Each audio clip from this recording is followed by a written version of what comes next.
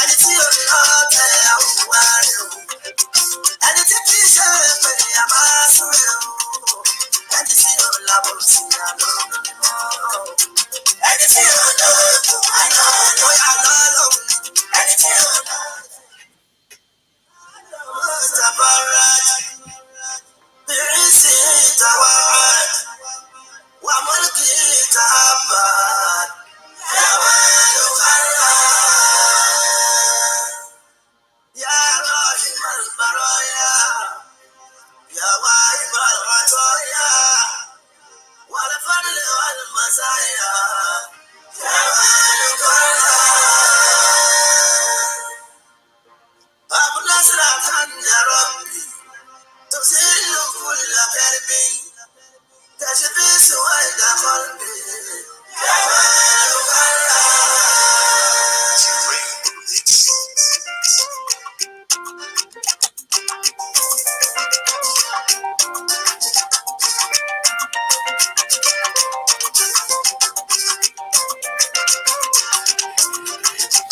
ẹni tí ò lóògùn wà lọ́lọ́run, ẹni tí ò lọ tẹ àbúrò rẹ̀, ẹni tí kì í ṣe pèrè àbá súwé o, ẹni tí ò láwọ̀ sí àlọ́run mọ́, ẹni tí ò lóògùn wà lọ́lọ́run, ẹni tí ò lọ tẹ àbúrò rẹ̀, ẹni tí kì í ṣe pèrè àbá súwé o, ẹni tí ò láwọ̀ sí àlọ́run mọ́. Alẹ́ni tí ò lóògùn wà lọ́lọ́run, ẹni tí ò lọ tẹ àwùwá rẹ̀ o, ẹni tí kì í ṣe pé a máa súnmọ́ o, ẹni tí ò lábọ̀ sí àlọ́ mímọ́, ẹni tí ò lóògùn wà lọ́lọ́run, ẹni tí ò lọ tẹ àwùwá rẹ̀ láyé bí o, ẹni tí kì í ṣe pé a máa súnmọ́ o, ẹni tí ò lábọ̀ sí àlọ́ mímọ́.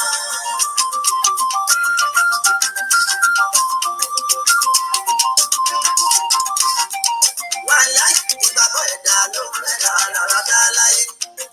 Òtítọ́ ọ̀rọ̀ wọn kòrò ṣùgbọ́n tá a bá wí o, a ò lè sọ ká kú lórí àníyàn tá a bá fi wí.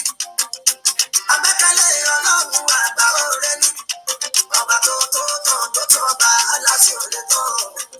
Ó tó mi ìdíje ìdíje lè rọjú ká láéláé.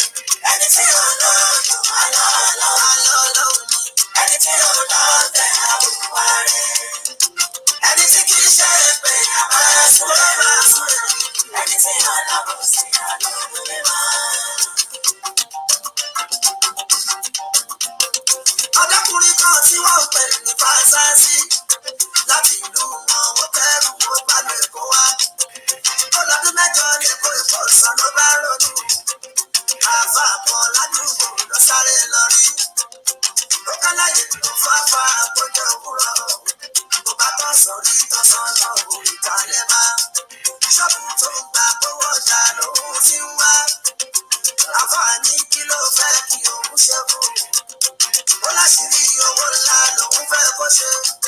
300,000 làfáàjì tó bá rí mú wá. Òtítọ́ ṣùgbọ́n títí ayé yóò sì máa rí náà. Ẹni tí yóò mọ̀ bí ẹgbẹ́ ti ń là ó. Irú wọn ló sáré àṣàpá dídé ó jẹ́ kó yé. Ẹni tí yóò lọ́dún alọ́ọ̀lọ́run ní. Ẹni tí yóò lọ́ọ̀tẹ̀ àwọn láàyè ìwà rẹ̀. Ẹni tí kì í ṣe pé a máa súnlẹ̀ o. Ẹni tí yóò lábọ̀ sí àlọ́run mímọ́. Ṣẹ́rí ìkọ́ni tó ṣùgbọ́n Fáṣásí ìrántí kó wọlé o. Ó kún fún àbá tó fẹ́ ṣe àṣírí owó fún. Láfà bá bèrè lọ́wọ́ rẹ̀ tó ti rówó.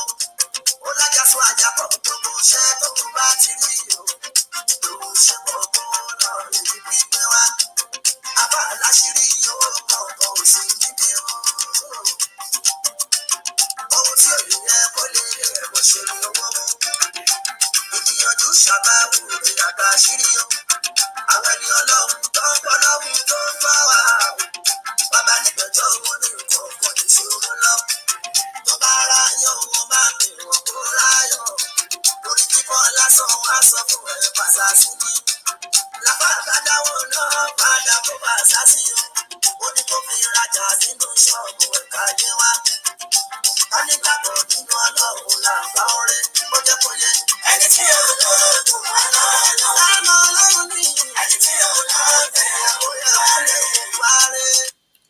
Ilali amami inshallah, ilali amami inshallah, àwa tá ń tẹ̀lé tí òjíṣẹ́ ńlá, iwájú làwa ò máa lọ, a ò máa ní ìrẹ̀yìn o.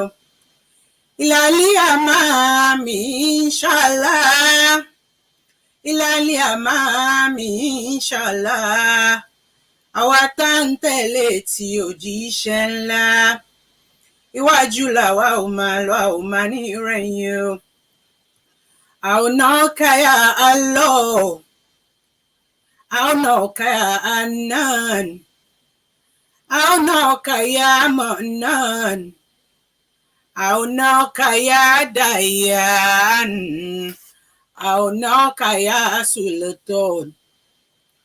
Subhanaka ya Allah, subhanaka ya Hanan, subhanaka ya Manan, subhanaka ya Dayan, subhanaka ya Sultan. Allahu ya Allah, Allahu ya Hanan, Allahu ya Manan, Allahu ya Dayan, Allahu ya Sultan.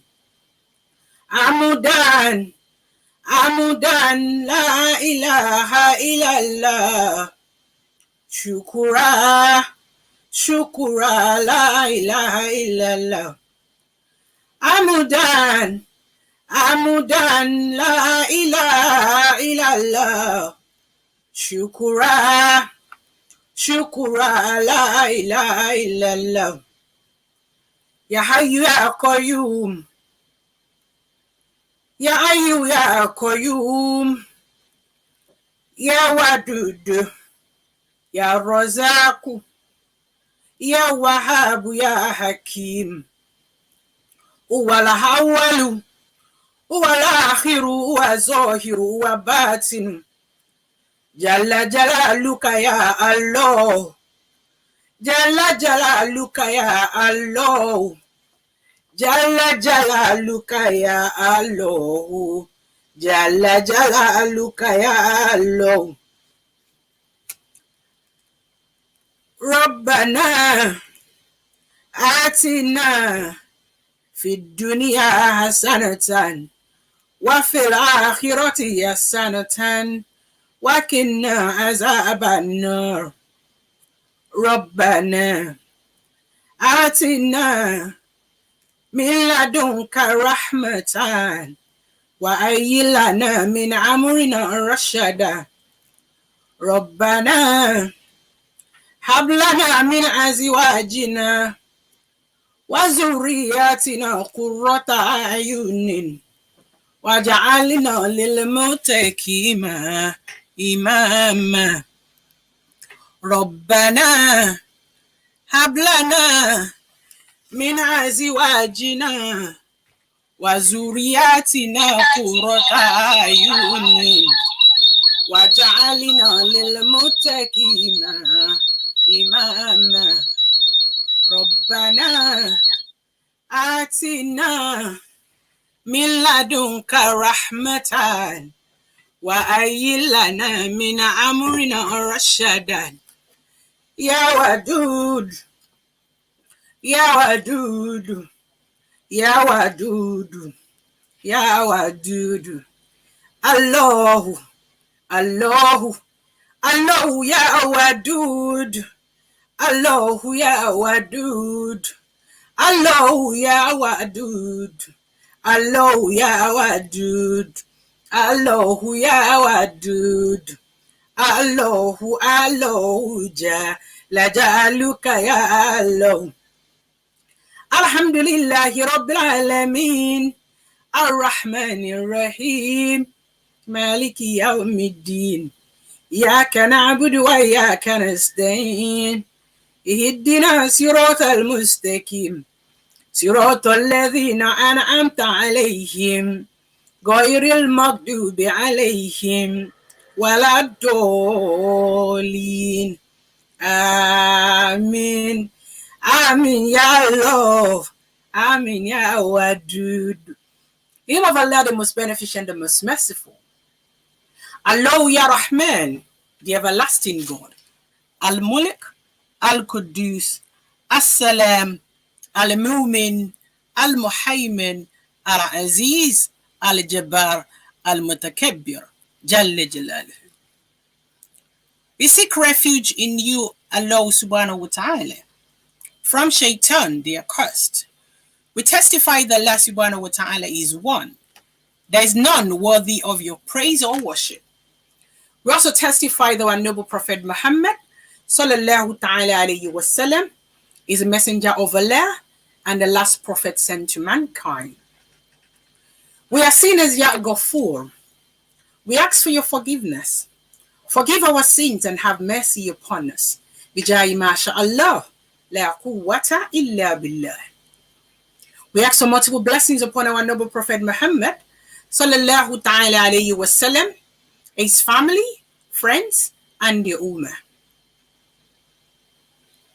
I would like to welcome you on today's program by saying Assalamu alaikum wa rahmatullahi ta'ala wa barakatuh.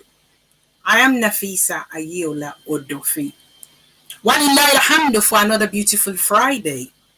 We thank Allah subhanahu wa ta'ala for this great opportunity. We are alive today. Today is all about love. We thank you, Ya Rabbal Alameen, for true love you've shown to us. In all ways, we are grateful. Walillahi alhamd. We will forever praise and worship you, Ya Rabbal Alameen. Walillahi alhamdu. We are being unlocked gradually. By Allah's grace, our children will be going back to school in the United Kingdom on the 8th of March. By Allah's grace, a lot of people have actually taken the vaccine in the United Kingdom against coronavirus. And by the grace of Allah subhanahu wa ta'ala, the death rate is decreasing. We are grateful to you, Ya Rabbal Alameen, for this great opportunity. Walillahi alhamd. Today, we'll be talking about love. We'll be talking about sexual relations. This is a family marriage clinic that we will be having on our program every month, thereabout, inshallah. We're looking forward to have this particular platform on every single month. Talking about family, trying to rebuild our family, trying to rebuild our relationships. This program is for 18 years plus, whether you are married or you are not married. If you are not married, it is an avenue for you to learn about things that are very important, that could hold and sustain your marriage or your relationship by Allah's grace when you are married. If you are married, regardless of your situation, regardless if you are having a rosy home or it's still ups and down, or things are actually not the way it's meant to be, Allah is still there. And today, Allah will always be with us. Today, you have an opportunity to actually look at some things you might have not paid attention to. Sexual relations. It is something that's a very important aspect of marriage. May Allah in His infinity mercy continue to guide us aright. This is a topic or a discussion we usually don't have in our Islamic gatherings. And we have millions of Islamic marriages, Islamic homes that lacks things like this.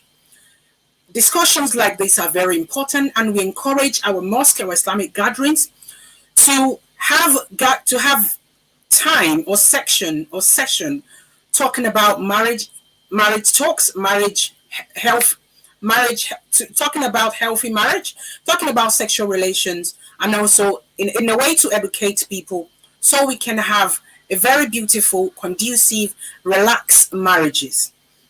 May Allah in His infinity mercy continue to guide us aright. Amen. Aki gbogbo titongo anile yalaji babalaji shaje wogba ashejele la ma se bijayi masha Allah la quwwata illa billah. Èmi àwọn àbúrò yín olólùfẹ́ yín Nafeesa Ayeola ya Odofi. Ni mo dé bí a ṣe máa ń dé ní gbogbo ọjọ́ Jímọ̀ lórí ètò yín Sunnah and Self-Esteem. tí a wà lórí rédíò Naija 101.1 FM, tí a wà lórí Instagram, a wà lórí YouTube, bẹ́ẹ̀ dẹ̀ ni a wà lórí Facebook. Tó bá jẹ́ pé àkọ́kọ́ rèé tí ẹ̀ ń darapọ̀ mọ́ wa, inú wa dùn láti gbà yín ní àlejò lénìí. Ètò yìí ó wà láti máa dára wa lẹ́kọ̀ọ́, láti máa gbára wa ní ìyànjú ni. Kí Ọlọ́run láàánú jùlọ kí ó jẹ́ kí ètò náà tún gbèrò jù báyìí lọ. Kí gbogbo àdáwọ́lé titiwa náà kó rẹ̀ máa yọrí sí rere. Àmín. Lénìí àwọn àlejò pàtàkì ni a ní tí wọ́n jẹ́ àwọn sísítà wa, Seyida wa, Latifa, Ayoola-Awolesi. Wọ́n máa bá wa sọ̀rọ̀ nípa sexual relations ní èní. Gbogbo àwọn tí a bá wà nínú ìgbéyàwó, bí a tí a bá ní ọkọ nílé àbí tí a bá ní aya nílé, a mọ̀ wípé dandan ni tí a bá ń sọ̀rọ̀ nípa ìbálòpọ̀ láàrin ọkùnrin àti obìnrin, ó jẹ́ nǹkan tí ó jẹ́ dandan. Àmọ́ ọ̀rọ̀ yìí ò wá jẹ́ nǹkan tí a kì í sábà máa ń sọ, a máa ń fẹ́ sá fún ní àwùjọ tí a bá wà ní àwùjọ mùsùlùmí nítorí ìtìjú nígbà míì, àbí torí pé a rò pé bí a ó jẹ́ ọ̀rọ̀ tí kò yẹ kí a máa sọ ní gbangba. Àmọ́ àìsọ ní gbangba ẹ̀ ó ti da ilé rú, ó ti da ọ̀nà rú. Bẹ́ẹ̀ ni àwọn ọmọ tó jẹ́ wípé wọ́n ṣẹ̀ṣẹ̀, àwọn màjèsín tí wọ́n ṣẹ̀ṣẹ̀ fẹ́ lọ sí, tí wọ́n fẹ́ gbéyàwó àbí tí wọ́n ṣẹ̀ṣẹ̀ fẹ́ gbé ọkọ, wọn ò rí example tí ó pọ̀ láti follow kí wọ́n lè mọ̀ pé bí a ṣe ń ṣe rèé. Nǹkan tí Ọlọ́run dìídì ni pé kí a máa ṣe, kí a máa gbádùn gẹ́gẹ́ bí lọ́kọláya ni. Tí a bá ti fẹ́ra wa tán, àwa tí a ti wà nínú ìgbéyàwó, tó bá jẹ́ wípé ó ń dùn láàrin àwa àti ọkọ wa bí àwa àti àwọn ìyàwó wa, àǹfààní rèé láti tún kọ́gbọ́n ní orí ètò lénìí. Gbogbo wa náà la máa ṣe ètò kí Ọlọ́run láàánú jùlọ kó fi àlùbáríkà sí. Àwa tó jẹ́ wípé àti ní ìyàwó àbí àti ní ọkọ, bóyá a fẹ́ ní ìyàwó a fẹ́ ní ọkọ ni, àbí àwa tó jẹ́ wípé a ní àwọn ọmọ tí wọ́n fẹ́ gbéyàwó ní àìpẹ́, ó lè má jẹ́ nísìn, ó lè jẹ́ ọdún kan, ọdún méjì, ọdún mẹ́ta, ọdún mẹ́rin. Ètò tá a máa ṣe lénìí, ọ̀rọ̀ tí a máa sọ lénìí, ó máa jẹ́ àǹfààní fún gbogbo wa pátápátá láti lè jẹ́ kí ilé wa, pàápàá ìbálòpọ̀ láàrin ọkùnrin àti obìnrin, kí a lè mú ní òkúnkúndùn nǹkan tí Ọlọ́run fi ọwọ́ sí, tí Ọlọ́run ṣe àmì sí, tí Ọlọ́run dẹ̀ fi àlùbáríkà sí, ni fún gbogbo ẹni tí ó bá ti fẹ́ ya ara wọn ní ọkọ ni àbí ní ìyàwó, tí a fẹ́ ara wa ní ìlànà Ọlọ́run, tí àlùbáríkà wa kó dẹ̀ máa pọ̀ sí. Lára bùkátà tí a nídìí ní ara gẹ́gẹ́ bí obìnrin, ara bùkátà tí a nídìí ní ara gẹ́gẹ́ bí ọkùnrin ni. Kí Ọlọ́run láàánú jùlọ kí ó kọ́ wa mọ̀ ọ́ ṣe, kó dẹ̀ tún tọ́ wa sọ́nà jù báyìí lọ. Gbogbo èyí tí ẹ bá bá wa lórí ètò, a kí gbogbo yín, ẹ bá wa share program yìí kí ó lè ní àǹfààní fún gbogbo aráyé pátápátá. Kí Ọlọ́run láàánú jùlọ kí ó má fi èmi àti yín sílẹ̀, kí ó gbà ní ìbádà fún wa pátápátá.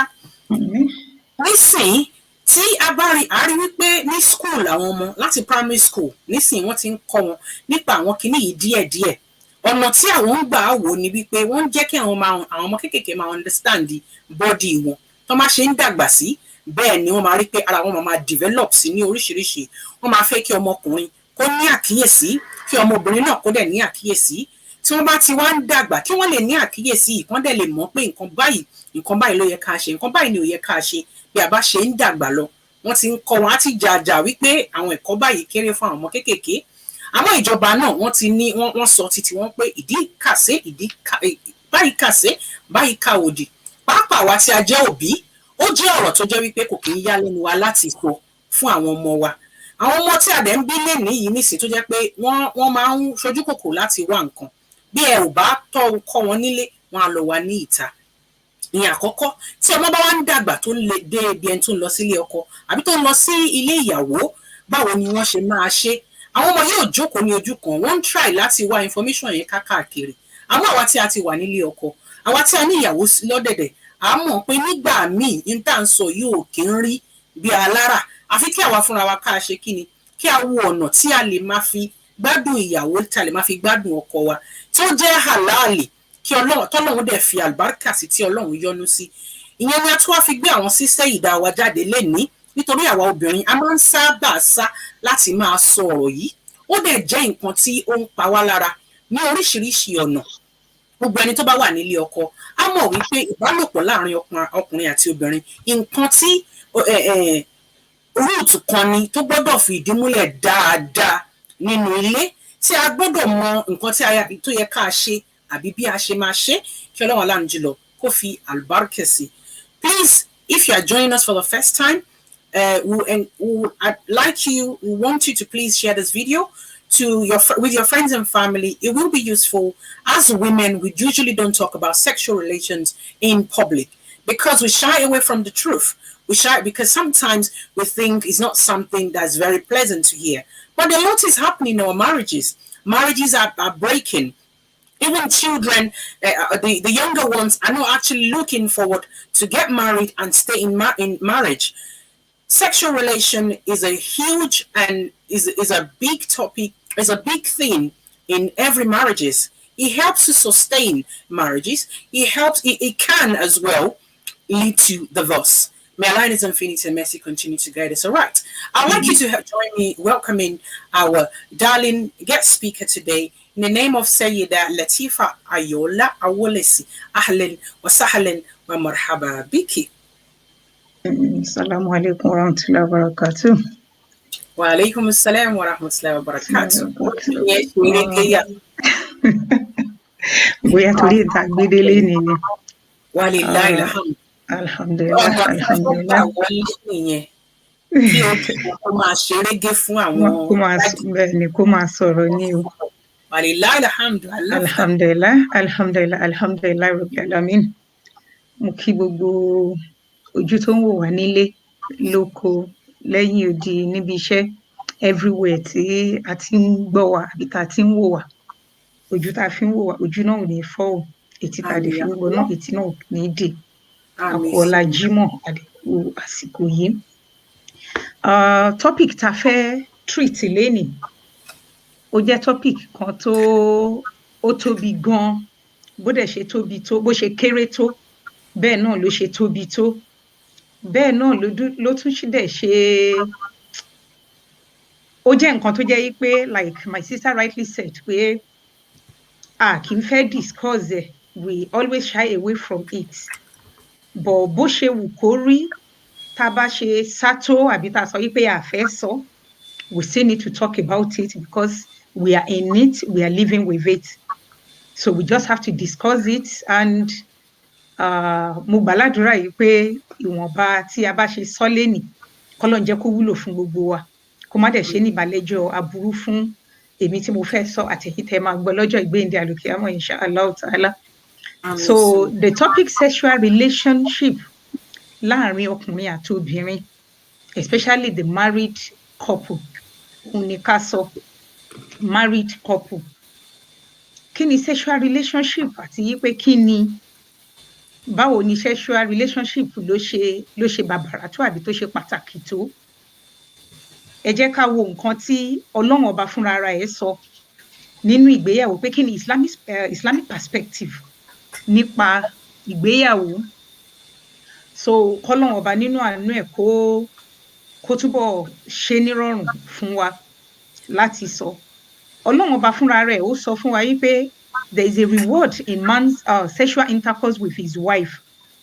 Ìyẹn wà nínú Sahih Muslim pé tí ọkùnrin bá ń lájẹṣepọ̀ pẹ̀lú ìyàwó ẹ̀, ó tún máa gba ládá lórí yí pé ó ń bá ìyàwó ẹ̀ lájọṣepọ̀.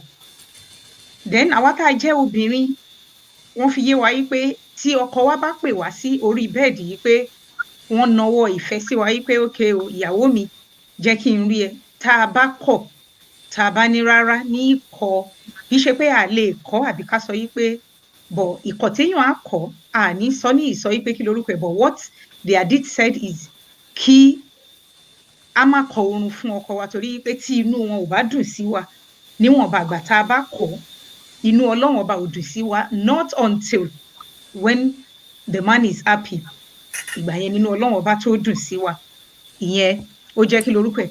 Ọlọ́run ọba a tún tẹ̀síwájú nínú ìwádìí yìí pé even ọ̀rọ̀ ìbáṣepọ̀ yìí as in sexual intercourse ó ṣó bàbàrà débi yìí pé obìnrin ò kàn lè dédé sọ yìí pé I want to do my Monday and Thursday fasting without taking permission from your husband. No, you still have to take permission from, because if you don't take permission and he said, oh yeah, you can't say no because I'm fasting.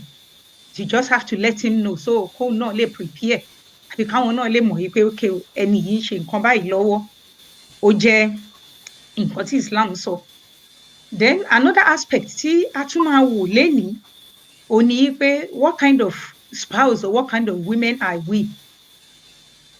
Lénìí basically ọ̀rọ̀ tí a máa sọ ó máa tend more towards àwa obìnrin, because àwa la máa ń tijú jù when it comes to ọ̀rọ̀ sexual intercourse kì í fẹ́ sọ kì í fẹ́ gbọ́ ẹni tó bímọ 3 4 5 gan à ń fẹ́ sọ ń ta even with her friends bí ìgbà tó jẹ́ pé nǹkan tó jẹ́ abomination ni bọ̀ báwo ni Rukoya ṣe wáyé báwo Laisha ṣe wáyé báwo ni Abdulmajid ṣe wáyé bákan náà ṣe wáyé but we don't want to talk about it but and we are involved in this but we don't want to talk about it so irú obìnrin wo àbí irú what kind of spouse are you what type of man are you what type of woman are you to your husband ṣé onídọ̀tí nìwọ ni tó jẹ́ pé tó bá ti jí láàárọ̀ 90 tó gbé kúrò lórí bed òun náà ló máa gbé lọ sí kitchen ó máa dáná òun náà ló máa tún gbé padà tó bá dalẹ́ láti lọ fi sùn àbí ẹni tó ń paramọ́ tó mọ̀ yìí pé tó ń bá jí láàárọ̀ kóun ṣe ìparamọ́ kó tún ara ṣe ṣóun là wà àbí ẹni tó jẹ́ yí pé kó kàn ṣáà máa róró káàkiri inú ilé kó máa múra pàṣàpàṣà kó máa ṣe gbogbo nǹkan tí tó jẹ́ yí pé inú ọkọ kò dùn sí and vice versa ọkùnrin míì náà wà tó jẹ́ yí pé boxer kan àbí níkà kan àbí jàlámíà kan tán bá wò láti Monday òun náà máa wò di Sunday the same thing pẹ̀lú obìnrin náà tán bá ti mú ìró àti bùbá kan àbí kaba kan mú sọ́rùn àbí náìtì òun náà máa wọ̀ all through all these things it goes a long way in bí èèyàn ṣe fẹ́ bó ṣe fẹ́ appeal síyàwó ẹ̀ àbí bó ṣe fẹ́ appeal sọ́kọ ẹ̀ àti bẹ́ẹ̀ nìyẹn ṣe máa rí ẹ yí pé kó tiẹ̀ wọṣọ nínú ilé kó rí ẹ kó wò báyìí pé wò wá máì tí lọ sí kí lórúkọ ẹ̀ jẹ́ ń sáré rí ẹ irú obìnrin wo ni wá irú ọkùnrin wo ni wá ǹjẹ́ à ń múra ní ìmúra tó jẹ́ pé ó ń entice àwọn ọkọ wa ṣáwọn ọkọ wa náà ṣó ń múra ní ìmúra tó jẹ́ pé ó wá inviting fáwọn ìyàwó nínú ilé tí ó kì í ṣe yí pé we just dress anyhow or we just do things anyhow ìyẹn bẹ́ẹ̀ kí wọ́n làwọn nǹkan what are the things that we need to do to have a good sexual relationship at home ká ṣe disclaimer lẹ́ǹkan sí ọ̀rọ̀ tá à ń sọ lẹ́nìí ó ní í ṣe pẹ̀lú because káwọn aláṣìgbò kan má lọ ṣì wá gbọ́ pé lórí Self-Esteem ọ̀rọ̀ pé wọ́n bára wọn sùn náà tún sọ àbí nǹkan kan the topic is actually meant for 18 plus and àwọn tán níyàwó àbí tán ti lọ́kọ ó ní nǹkan tá à ń gbára wa níyànjú lé lórí lẹ́nìí so kí wọ́n á ní nǹkan tá a lè ṣe gẹ́gẹ́ bí ọkùnrin àbí obìnrin especially fún àwa obìnrin láti wà more appealing sí ọkọ wa àbí láti jẹ́ kí inú ilé kó tò because ọ̀rọ̀ sexual intercourse yìí ó ti go on in fact ó ti dá a lot of homes rú home tí ò bá dẹ̀ break lórí kinní yìí ipe lórí à ń bára ẹni sùn àbára ẹni sùn ó ti cause nǹkan tó jẹ́ pé damage yẹn in fact a lè quantify bí damage yẹn ṣe pọ̀ tó nínú ilé alákọ̀ọ́kọ́ ni pé we need to know our spouse pé ṣé ìyàwó mi ṣé bó nǹkan tó fẹ́ leléyìí ṣọkọ mi ṣé bó ṣe fẹ́ leléyìí and tí a bá mọ irú èèyàn tá à ń bá gbé wọn ní abáyàngbé má mọ̀ wà èèyàn ọ̀tá èèyàn ni tó bá ń báyàn gbé especially àwa obìnrin there is some things tá a máa ń sábà wù níwà ọ àwọn ọkùnrin náà ó máa ń ṣẹlẹ̀ lọ́dọ̀ wọn bọ̀ ó máa ń fì sọ́dọ̀ àwọn obìnrin jù yí pé tí ọkùnrin bá ti ń complain lórí nǹkan yí pé tọ́wọ́n bá sọ directly fún wa yí pé ok lágbájá nǹkan àbí pé kí ló dé tó ṣe báyìí ẹ jẹ́ ká máa nífura láti bẹ̀yẹn yí pé nǹkan tí wọn ò fẹ́ náà ń dọ́gbọ́n kọ̀ díẹ̀díẹ̀ fún wa yẹn káwa náà dẹ̀ try láti adjust ká communicate pẹ̀lú ara wa ya kinní kan àbí orúkọ tá a bá ń pera wa sweetheart kinní kan kúrò ẹ̀mí lálẹ́ yẹn má bínú àbí nǹkan kan èèyàn máa sọ ní ìsọ tó jẹ́ yí pé kò ń ṣe nǹkan tó máa ẹ wò ó mo ti ṣẹ́ lọ látàárọ̀ ó ti rẹ̀ mí wàláì kò sẹ́ni tó rán wa ń ṣe o iṣẹ́ tí Ọlọ́run kọ́kọ́ rán wa ò ní tinú ilé yẹn ká tó lọ ṣe iṣẹ́ yìí tá a máa gba pounds lé lórí ìyẹn ó jẹ́ alákọ̀ọ́kọ́ yí pé ká mọra wa ká dẹ̀ communicate even tá a bá ní sexual intercourse ọ̀hún tán there is no big deal in asking your husband báwo ni mo ṣe perform kí lẹ ṣe rí nǹkan tí mo ṣe yìí sí àbí you know when you talk to your husband and your husband talk to you ó máa bring ẹnìyẹn tó bá dé yí pé nǹkan tẹ́nìyẹn sọ then àní correct ara wa ní correct tó jẹ́ yí pé ó máa jẹ́ kí the second person kó feel bad ọkọ ò ní jẹ́ kí ìyàwó ẹ̀ feel bad ìyàwó náà dẹ̀ ní jẹ́ kọ́kọ́ feel bad but tá a bá communicate láàrin ara wa tá a dẹ̀ understand ara wa bóyá ẹlòmíì wà ń sìn bóyá ẹ̀ẹ̀kan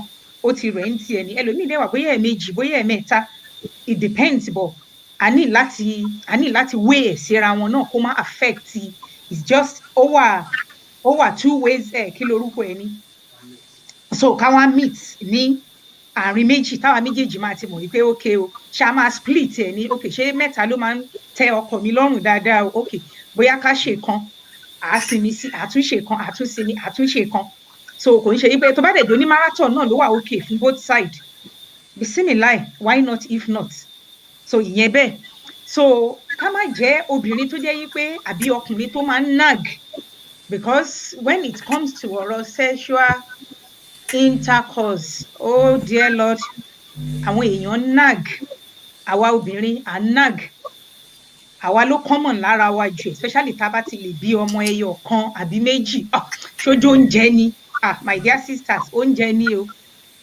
it is food tó bá rí bẹ́ẹ̀ tọkọ yín bá ti ní oúnjẹ ni lọ́dọ̀ tiwọn ẹ jẹ́ kó jẹ́ oúnjẹ lọ́dọ̀ tiyín náà kó jẹ́ oúnjẹ lọ́dọ̀ tèmi náà because gbogbo nǹkan tá à ń sọ yìí bó ṣe bá yín wí ló bá èmi tí mò ń sọ náà we are all learning so oúnjẹ ni in a way tó bá ti jẹ́ pé nǹkan tẹ́nìyẹn ṣe ká má jẹ́ ẹni tó máa ń nag ká má jẹ́ ẹni tó máa ń tó yẹ pé gbogbo ìgbà ẹjọ́ wẹ́wẹ́wẹ́ complain ni tó yẹ pé kẹ́nìyẹn tó sọ̀rọ̀ gan-an ó ti mọ ready made answer ti wà nílẹ̀ tó nǹkan máa ti wò yí pé okay nǹkan tó máa sọ òun lélẹ̀ I know my husband I know my wife she will always complain so ká jẹ́ èèyàn tó wà welcoming kó má jẹ́ yí pé gbogbo ìgbà òun náà la máa fi ṣe kanra ká wà welcoming sí ọkọ wa another ibi tó wá ṣe pàtàkì jù òun ni the next one tí mo fẹ́ sọ ẹ jẹ́ ká wà innovative kì í ṣe gbogbo ẹ̀ náà ni ká kàn sùn sílẹ̀ bọ́rọ̀ gidi yíha ihò bams ó ti parí olúkálukú ti kọ̀yìn síra wọn ó ti lọ́n lọ tiẹ̀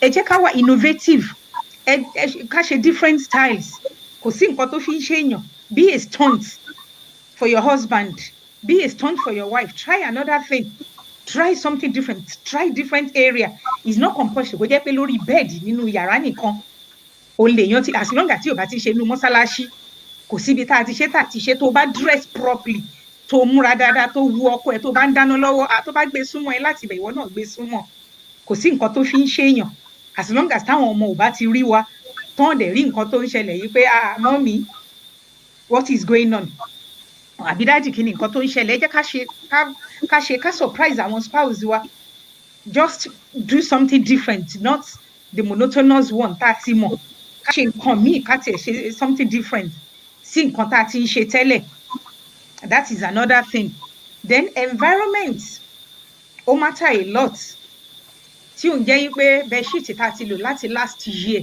òun náà ló sì máa wà lórí bed àbí nightie tí a mọ̀ yí pé ọkọ wa ti wọ̀ tán ti bọ́ sílẹ̀ òun náà máa tún mú bí tán ti ṣe sí tán ti mú there is a lot of things that comes with this sexual relationship especially fún àwa obìnrin there is no big deal tá a bá ń change bedsheet wa every week ó tiẹ̀ wá burú jù ká sọ yí pé every 2 weeks tá a bá change bedsheet tínú ilé look nice tí environment tó ṣe bọ̀ every week yẹn òun ló ti dáa jù because èèyàn gan máa sun àlàáfíà lórí bed ká spray inú ilé káwa gan ṣe kí ni ká invite àwọn ọkọ wa ní ìnáwó tó jẹ́ yí pé tó bá fẹ́ lọ sùn lálẹ́ tó brush àbí tó lo mouthwash tó bá mọ̀ kọ́kọ́ ẹ ò kí ń lò gan dáàdi kí lórúkọ sweet àtẹ̀yìn ra mouthwash mo ti bá yín bù sẹ́gbẹ́ kan àbí kí ló dé tá a lè ṣanra ká tó lọ sùn nígbà tá a ti já lọ látàárọ̀ tá a ti ṣe síbi ṣe sọ́hùn fine ó rẹ̀ wá but we still need to look after ourselves we still need to look good for our husband we still need to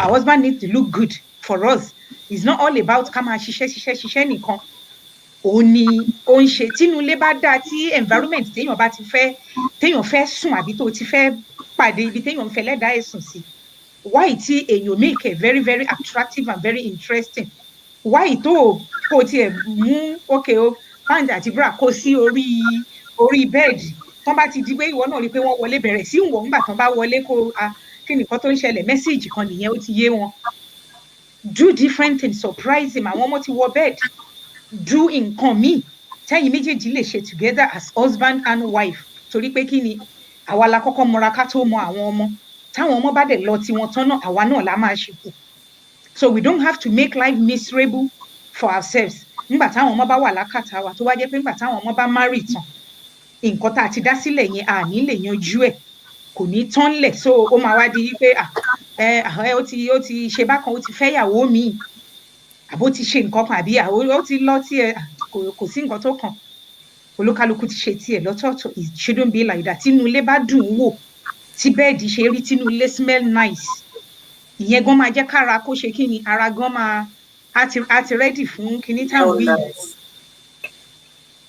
so ìyẹn bẹ́ẹ̀ so ẹ jẹ́ ká ṣe different thing ká ṣe different style ká túra ká ọkọ wa ni kì í ṣe ẹni tí alálàálẹ̀ wa òun làwọn ọkọ wa wọ́n ti san dáórì lórí wa àti wà nínú ilé pẹ̀lú wọn àti bímọ àwa tó dẹ̀ yẹ pé àwọn ojú ọlọ́run tẹ́tà àti ìbí náà ni why not tá àjára mọ́ kinní yìí kọ́lọ́run tètè bá wa fi ámì sí ẹni tó ń wojú ọlọ́run wọn ní kò ń rorò sùn àbí kò ń wọ trouser sùn mi mọ̀ bóyá mo right lórí yorùbá yẹn bọ́ ẹni tó ń wojú ọlọ́run ò wọ ṣòkòtò sùn or something ò ná sọ so tá a bá ti tún environment wa ṣe ẹ jẹ́ ká wà romantic pé láwọn ọkọ wa kọ́kọ́ àbí ìyàwó wa kàn tiẹ̀ lọ bí iṣẹ́ látàárọ̀ tán ti jáde látàárọ̀ kẹkàn wò pé let me just be naughty with him just send a nasty text message pé lẹ́ni yìí send naughty messages tó jẹ́ pé ibi iṣẹ́ tán wà yẹn gan tóun gan bá ti ń ṣe tán bó ṣọkọ ni bó ṣe ìyàwó náà ni tó bá ti ń ṣe tán ó mọ̀ yìí pé géèmù wà nílé match wà nílé tó ń bọ̀ wá play kì í ṣe gbogbo ìgbà òun náà ni pé kó jẹ́ pé verbally òun la máa sọ àwọn èèyàn míì wà wọ́n lè tijú pé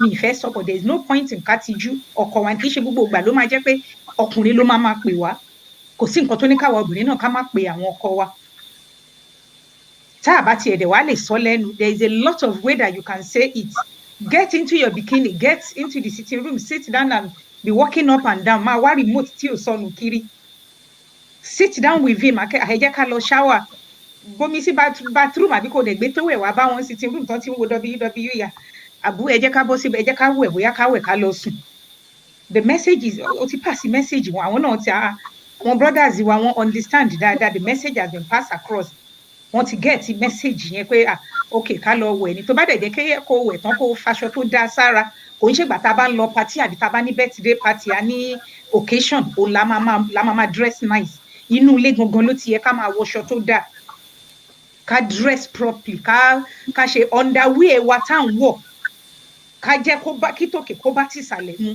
ká wá colour tó wà very attractive kò ń ṣe pátá tó ti já lẹ́yìn àbí tó ti gan máa lówó mi sí pàǹtì àbí máa lò sí bra lára ìyà wèrè ló máa ń sọ aláṣọ dì tẹ́tì tó máa pàǹtì àti bra tó máa ṣe ara wọn kò ń ṣe dandan ni tá a bá lè lọ bravissimo tá a lè lọ gbogbo ṣọ́ọ̀bù kí lorúkọ pẹ̀lú ògo ọlọ́run primark àbí kí wọ́n ti ń porúkọ àwọn náà wà ń bẹ̀ tá a ti lè mú nice one ara láṣọ kò ń ṣe iye tá a fi rà nǹkan ló má tà tá a bá lè lọ box tá a lè lọ different shop tó jólówó ńlá tó bá jẹ́ primark lágbára wá ká alihamdulilayi bá a bá ṣe lò òun ló má tà ẹ jẹ́ ká wọ nǹkan tó wà àbílẹ̀ sáwọn ọkọ wa tó jẹ́ pé táwọn gan bá rí wa wọn ò ní lè resist o ti send the message o ti send the text message síwájú àwọn náà ti send the text message sí ẹ o ti kà á ẹ jẹ́ ká ra gift fún wọn báyìí ìṣe dandan ni kó jẹ́ gbogbo ìgbà ló jẹ́ kọkùnrin ló gbọ́dọ̀ máa ra nǹkan fóbìnrin wáyé táwa náà lè treat ọkọ wa buy gift exchange gift one good turn deserves another tẹ bá rà lẹ́nìí kò sí nǹkan tó ní káwọn náà má rà lọ́la even if you been buying it one day ẹni yẹn náà máa get message yẹn pé ó dàbí pé message lárábìnrin yìí ń pass across àwọn náà máa change ẹlòmíì wà tó jẹ́ pé ara tó ti gbé jáde látàárọ̀ like I said òun náà ló máa tún gbé lọ sórí bed nígbà tó bá ń gbóòórùn nǹkan tí ó wù ẹ́ báwo lára gan ló ṣe fẹ́ le but when you take a bath o ti fi roll-on sára o ti inú ilé gan ti ń ṣe kí lorúkọ ẹ̀ gbogbo ẹ̀ á ta sánsán mọ́ra wọn so ara máa á ṣe so then ká má fi limitation sí ìgbà àti iye ọjọ́ because àwọn èèyàn kan wà from research tá a ṣe òun ni pé no ọjọ́ Tuesday ẹ mọ̀ wípé long day ni mo máa ń ṣe lọ́jọ́ Tuesday my dear sister tó bá ń ṣe long day lọ́jọ́ Tuesday iṣẹ́ òyìnbó kò ń ṣiṣẹ́ àṣekú o my dear brother iṣẹ́ òyìnbó kò ń ṣiṣẹ́ àṣekú o continuation níṣẹ́ wọn ẹ̀yin tẹ́ mọ̀ wípé téèyàn bá gbọ́ bùkátà ìta ó gbọ́dọ̀ wá gbọ́ bùkátà inú ilé náà ẹ ti wọ́n oúnjẹ tá a máa jẹ lọ èèyàn gbọ́dọ̀ tún ilé ṣe kó dẹ̀ tún ìta náà ṣe tá a bá lọ ṣiṣẹ́ níta ìyẹn ò mean pé ká wá spend gbogbo energy níta kó wá jẹ́ pé ńgbà tí ájì àbá ló yá àbí tí àbúbá ló yá ìgbà yẹn la máa give excuses it shouldn't be like that ká má fi time sí ká má fi ìgbà kan ni àbí period àbí ibì kan like I said anywhere tán bá ti pè wá ká máa jẹ́ wọn níhò ni o kọ́lọ́n dẹ̀ máa ṣàlékún àlàáfíà kó máa ṣe fáwa náà ìyẹn another kí lorúkọ ẹ̀ kí wọ́n á ní àǹfààní kí ni àwọn advantages tó wà nínú nǹkan tá à ń sọ yìí gan kí láǹfààní tó wà nínú sex kí làwọn àǹfààní tá a rí nínú alákọ̀ọ́kọ́ ni yí pé when you have a regular sex it makes you look 10 years younger than your age. It makes you look, in fact, 10 years younger than your age. Really? Another thing, sorry? Really? Okay, so another thing, another advantage tó tún wà nínú ìbálòpọ̀ ó ní pé is a natural cure for many forms of sickness, be it headache, be on control menstrual cycle. At least research shows yìí pé téèyàn bá ní 3 times in a week menstrual cycle tí ò bá regular if you have sex 3 days in a week ó máa control menstrual cycle which is a proven fact then ó máa ń lower blood pressure fún àwọn tó bá ní blood pressure àbí ẹni tó jẹ́ wípé bóyá nǹkan kan ti ṣẹlẹ̀ ó ti ń gbẹ̀mí sókè tá a bá ní sex regularly ó máa ń control ìyẹn náà ó dẹ̀ máa ń boost fertility fún àwọn obìnrin then ó máa ń control calorie it burns calorie according to research wọ́n ní téèyàn bá ní one sex for about 30 minutes èèyàn ti burn about 100 calories why doing that 100 calorie of kìíní lèèyàn ti burn ní time tó máa ṣe then ó máa ń prevent wrinkles of skin téèyàn bá ní regular sex ara ẹni yẹn ò ní máa hun jọ kò kàn ní máa ó máa jẹ́ kára ẹ̀ máa glow ni wọ́n á máa béèrè pé kí làṣírí ẹwà ẹni yẹn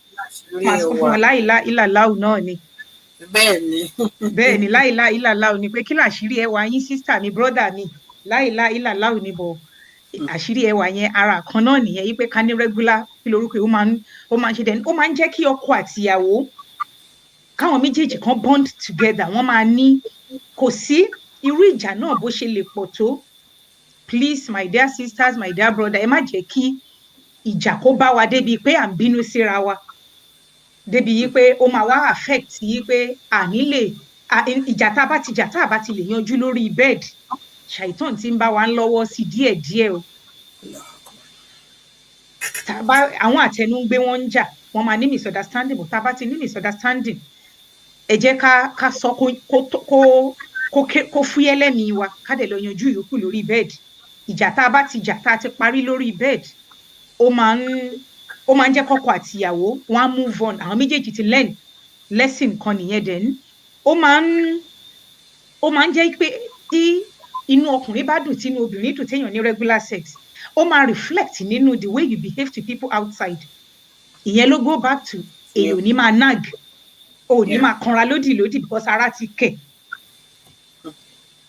so ẹni tó bá ní regular sex kò ní máa kanra tó bá débi iṣẹ́ kò ní máa lọ ṣe mistake kó lọ gbé fáìlì ihe sórí ibi kó gbé bí sórí ihe tí wàhálà máa tún ṣẹlẹ̀ láti ibi iṣẹ́ ń bẹ̀ bọ̀ ẹni tínú ẹ̀ bá dùn láti ọ̀dọ̀ gate man gan ló ti máa good morning inú gate man gan àwò pẹ́ nìyí ó wà happy ó fi happy bọ̀ ẹni tínú ẹ̀ ò bá dùn kó tó kúrò nílé tell me báwo ni ò ṣe ní débi iṣẹ́ kó lọ máa kanra bọ̀ ẹni tínú ẹ̀ bá dùn kó tó kúrò nílé come to think of it ẹ jẹ́ kí gbogbo wa ká search ara wa tá a bá ní sex pẹ̀lú ọkọ wa ní ṣe alẹ́ àná mọ́júmọ́ àárọ̀ yìí ọ̀ láàárọ̀ yìí èèyàn gan máa feel good síra ẹ̀ èèyàn máa jáde nínú ilé ẹni tó yẹ kó kí wàá kí ojú ẹ̀ á rìnà dáadáa wàá ṣe nǹkan tó yẹ kó ṣe ní normal ara yá gágá ara máa yá gágá because ara ti fúyẹ́ èèyàn ti ṣe exercise ara ó ti fúyẹ́ kí wọ́n á ní advice mi fún àwa lọ́kọláya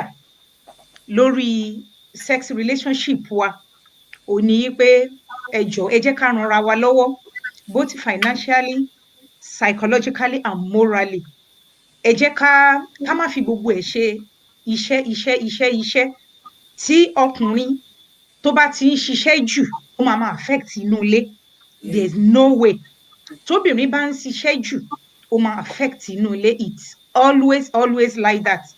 Tó bá ti di pé iṣẹ́ ti ń pọ̀ ju time tá a fi sílẹ̀ fún ilé wa lọ, ó máa ń affect so many things in our relationship. Ó máa affect nínú output wa sí àwọn ọmọ, ó máa affect output wa sí ọkọ wa àti sí ìyàwó wa. Ní ká má ṣiṣẹ́, don't get me wrong, gbogbo wa náà owó la lé wá sílùú yìí, kọ́ ló ń jẹ́ ká kéré oko délé. But tí ìyàwó bá ń ṣe, tọkọ náà ń ṣe, tá a bá ranra wa lọ́wọ́, tí ò ń ṣe pé ó di ẹnu ATM tiẹ̀ ojú sínú ibìkan, àbí ọkọ náà I need the 200 naira, no, I need the 200 pound, no, me need you 20 pound lọ, àbí me need you 40 pound lọ. Ìyẹn náà máa ń jẹ́ kí kan, but tá a bá ranra wa lọ́wọ́ lórí owó, lórí nǹkan tó ń bọ́dà wọn, tí ẹ̀mí ọkùnrin bá fúyẹ́, tẹ̀mí obìnrin náà fúyẹ́, tí ò sí pé bóyá the person is depressed or the person is, the person is carrying a lot of burden on their own. Ó máa, tẹ́nìyẹn tó bá sọ̀rọ̀ síta, tẹ́yìn méjèèjì dìjọ jókòó, tẹ́ ìdíjọ share problem yìí, ó máa jẹ́ nǹkan tó máa ṣàǹfààní fún both sides. Kò ní jẹ́ pé ọkọ ti lọ bí iṣẹ́, ó ti ṣiṣẹ́, ìyàwó ti ṣiṣẹ́, àwọn méjèèjì ò sí, olúkálukú kan bọ́ sórí bẹ́ẹ̀dì náà sùn lọ, kò sẹ́ni torí náà ọjọ́ kìíní, ọjọ́ kejì, ọjọ́ kẹta, ọ̀sẹ̀ kan, ọ̀sẹ̀ méjì, à ń kú lọ díẹ̀díẹ̀ nìyẹn o. Èèyàn ń kú lọ díẹ̀díẹ̀ nìyẹn, ara gan-an ó ń kú lọ díẹ̀díẹ̀ nìyẹn o. So that is one of the advice that I said then. Pé ká má tún máa overwork ara wa, bóyá bíi tí nǹkan bá ṣẹlẹ̀ ń sìn, ẹ jẹ́ ká máa tètè gbé ọkọ àti ìyàwó, àwọn àtẹnu làwa méjèèjì, àárí bí tá a fẹ́ tira wa sí. Tí ò bá jẹ́ pé bóyá nǹkan tó fẹ́ la ẹ̀mí lọ, tí èèyàn tá bá ń sọ̀rọ̀ jáde síta, tá à ń bára wa sọ̀rọ̀, tí ì ṣe pé bóyá àti overwork ara wa, kò sí bára ṣe fẹ́ le tá a bá ti ṣiṣẹ́ jù, no matter what. Then ká gbìyànjú, especially eléyìí go to àwa obìnrin, kì í fẹ́ move out of our comfort zone. Ibi tá a bá ti wà, a máa ń fẹ́ wà okay gan bẹ̀, pé kò sí ní tó kàn mí, mo ti bọ́kùnrin, mo ti bóbìnrin, àbí mo ti bímọ, kò sí ní tó kàn mí, kò ń ṣe oúnjẹ, kò bá tí ò bá béèrè ọdún kan, èmi gan mi ní béèrè. Ẹ má jẹ́ kó rí bẹ́ẹ̀. Tọ́n bá béèrè, ẹ jẹ́ káwa náà béèrè. Ẹ jẹ́ ká ṣe exercise, bó ṣe 10 minutes, bó ṣe 20 minutes, 30 minutes a day. Ẹ jẹ́ ká ṣe, tá a bá ṣe exercise, ara gan máa fúyẹ́. Kò ń ṣe afẹ́ ṣe kí ló. Ẹ má bínú, irú exercise wo 30 minutes every day.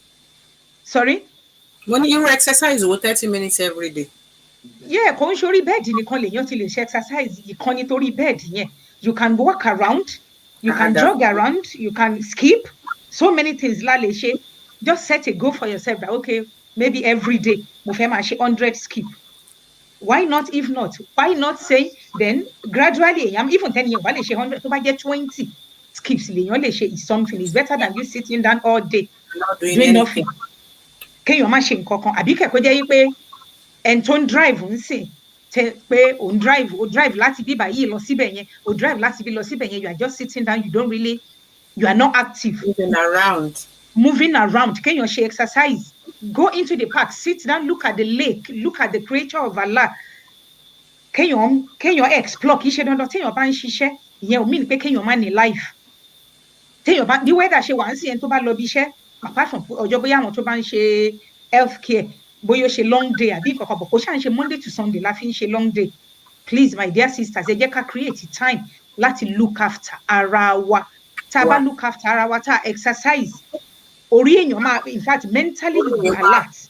Exactly. And you be very, very active.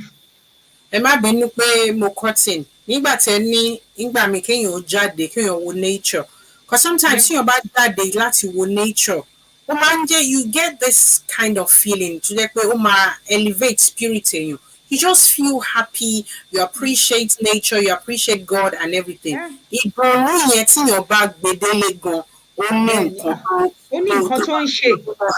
Tá bá dẹ̀ fẹ́ ṣe, ẹ má jẹ́ kó já wa pé bóyá tóbìnrin bá ń ṣe ń sìn, there's a lot of sisters tó jẹ́ wípé bóyá inú ilé náà tí wọ́n rán ṣe exercise tí wọ́n bọ̀, ẹ má jẹ́ ká limit ẹ̀ sórí pé inú ilé, you are just in confined environment. Ẹ jẹ́ ká jáde bọ́ síta, ká appreciate the work of Allah.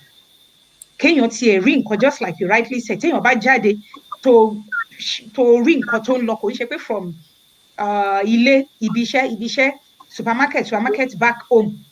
Kéèyàn jáde, kéèyàn tiẹ̀ ṣe, okay, today 30 minutes or 1 hour, mo kàn fẹ́, let me just go into the park and sit down and just walk around the park. Even kó jẹ́ pé rìn 10 minutes lèèyàn rìn, download the app on your phone, you will see the different thing. Kéèyàn má ṣe nǹkan kan. Ìyẹn náà máa jẹ́ kára kó fúyẹ́, ara dẹ̀ máa àti ṣe ká dẹ̀ encourage àwọn ọkùnrin wa náà pé dáàdi ẹ̀yin náà ẹ ti dé láti ibi iṣẹ́ bóyá ká tiẹ̀ dìjọ lọ, ẹ jẹ́ ká kàn walk, even kó jẹ́ building èèyàn nínú blocks of flats yín, ẹ walk around it. Kò sí nǹkan kan tó fi ń ṣe èèyàn, it is still something. Tó bá jẹ́ pé park kì í ṣe pé èèyàn ní park tó súnmọ́ yàn, kò sí nǹkan tó ní kéèyàn má wọ mọ́tò bóyá 15-20 minutes lọ sí ibi tí park bá wà.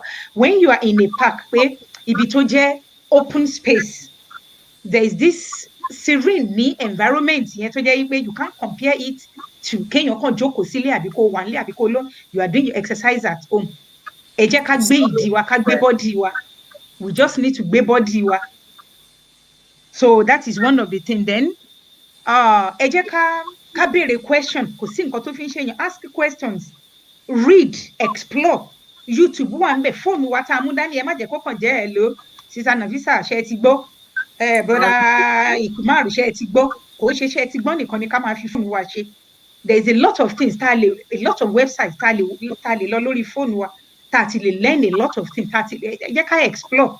We are paying a lot of money fún network provider wa, why don't make use of it? Kó má jẹ́ orí Facebook nìkan òun la máa ṣe, sitting down on Facebook or Instagram or orí YouTube láti máa ṣe kéèyàn kàn máa waste time lórí ẹ̀. There is much more to téèyàn lè learn nípa sex lórí if you don't want to talk to anybody, mi ìfẹ́ béèrè bóyá èèyàn ti jú àbí nǹkan kan, check, read it, tó bá kà share pẹ̀lú ọkọ ẹ. When you see something different àbí something new, share it with him.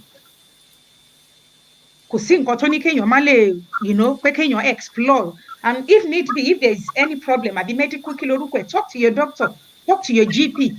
Both of you can go together and talk to your pé nǹkan báyìí at least ẹ̀yin méjèèjì ní kíní ìjọ affect anyway.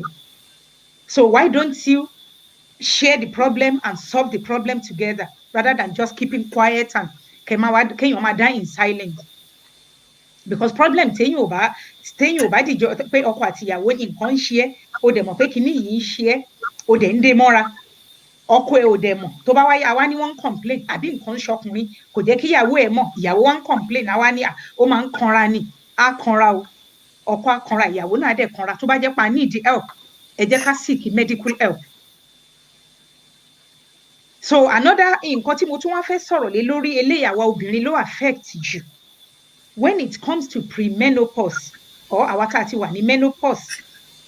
A máa ń tètè feel dry, ó dẹ̀ máa ń jẹ́ kí sex kó jẹ́ nǹkan tó jẹ́ pé ó máa ń irritate wa, tó máa ń irritate àwọn èèyàn. Lára àwọn question and answer little questions and answer tá a béèrè lọ́wọ́ àwọn tó tún jù wá lọ, àbáwọn tán jọ jẹ́gbé, àbáwọn tán kéré sí wa. Ayé ó ti di bó ṣe dì í sìn. At age of 35 ẹlòmíì ó ti bẹ̀rẹ̀ sí ó ti ń reach menopause tó jẹ́ pé gbogbo àwọn symptoms tó ń rí. Ká dúpẹ́ lọ́wọ́ ìlú tá à ń gbé yìí wípé there is a lot of, at least kò sí borough, ó kéré jù ní borough kọ̀ọ̀kan wọ́n máa ní health and sexual health center or clinic téèyàn lè walk into láti lọ béèrè advice, láti lọ bá wọn sọ̀rọ̀ pé mò ń feel báyìí, mò ń ṣe nǹkan báyìí. Tá a bá bọ́ sórí YouTube, a máa rí there is a lot of lórí dryness yẹn, òun ni a lot of people complain lórí ó ń dùn mí àbí mi feel comfortable, mi kò kàn tiẹ̀ wù mí ṣe àbí nǹkan kan. Tá a bá ti ṣe gbogbo àwọn nǹkan tá a ti kọ́kọ́ ṣàlàyé síwájú yìí, ara gan máa ti ready. Then tó bá wá jẹ́ pé irú premenopause yìí ọ̀ ẹni tó ti wà ní menopause òun ni, there is a lot of natural thing téèyàn lè ṣe téèyàn bá fẹ́ wò kéèké mi ìfẹ́ máa òògùn náà máa kó fún mi lọ hospital. Ordinary okra bá a ṣe rí tó ṣe rí yẹn, ó níṣẹ́ tó ń ṣe. Pé kéèyàn okra ní ilá tá à ń jẹ, ó níṣẹ́ tó ń ṣe. So ẹ jẹ́ ká lọ sórí YouTube, ẹ jẹ́ ká Google anything, check. So like one of my sisters said to me, ó pa mí lẹ́rìn nígbà tẹ́ni yẹn sọ, ó ní if it is too tight, lose it. If it is too loose, if it is too loose, tight it. Torí pé kí ni tó bá wà too loose, kò ní ṣe ẹ̀yàn, tó bá dẹ̀ tún wà too tight náà kò ní. So if it is too loose, tight it. If it's too tight, then why not? Kò sí ní tó fi ń ṣe èèyàn. Èèyàn máa, téèyàn ò bá fẹ́ lóògùn àbí téèyàn ò bá fẹ́ ṣe yí pé mo fẹ́ máa kógùn jẹ, ẹ jẹ́ ká lo natural or traditional way téèyàn lè fi treat a lot of things nǹkan tó ń ṣe wá because kì í ṣe gbogbo nǹkan tó jẹ́ natural yìí náà maybe due to health ẹlòmíì ló lè ba lára mu but I know a lot of people that have tried that okra water wọ́n dẹ̀ ló work pé ẹnu ló jẹ́ sí ìdí ló ti ìsàlẹ̀ ló ti ń ṣiṣẹ́. tó ẹ má ní mo kọ́ tó ẹ jẹ́ ẹ bá wa expatiate ṣé ìyẹn tún lè ó lè help láti fem ni àbí ó lè help láti tíyan bá ń jẹ àbí tíyan bá ń mú omi ẹ̀. bó ṣe work lélẹ́yìí okra ẹyọ kan ṣoṣo wọ́n ní kéèyàn gé sí pieces bóyá bíi kéèyàn gé tip orí àti díẹ̀ yẹn kúrò téèyàn bá gé kúrò kó wá chop kékékékékéké bá a ṣe máa ń dá ìzẹ̀ kó ń ṣe gígé oníwẹ́wẹ́wẹ́ yẹn kéèyàn kàn dá ìzẹ̀ ní circle bó ṣe wà yẹn bóyá bíi okra ẹyọ kan ṣoṣo èèyàn lè gé sí 6 kéèyàn dẹ̀ rọra jù bóyá inú cup kékeré kan kéèyàn kàn bu warm water sórí ẹ̀ kó dẹ̀ gbé sílẹ̀ 10-15 minutes kéèyàn dẹ̀ mu omi yẹn téèyàn bá wá fẹ́ tó bá yẹ pé èèyàn fẹ́ kó ṣiṣẹ́ mọ́ pé ó depend lórí bí nǹkan yẹn bá ṣe ń jó ẹnìyẹn lára tó bá jẹ́ pé ẹnìyẹn kàn fẹ́ lò pé occasionally let me just let him feel okay kí lorúkọ ẹ̀ èèyàn lè lò immediately but if you don't want to use it immediately èèyàn lè gbé sílẹ̀ fún 24 hours tẹ́ bá dà sínú omi ní 7 o'clock àárọ̀ nsìn tó bá fi máa di bóyá bíi 7 o'clock àárọ̀ ọ̀la or 7 o'clock ọjọ́ kejì either 12 hours the more tó bá ṣàṣepẹ́ sí the more ló máa ṣe wà effective.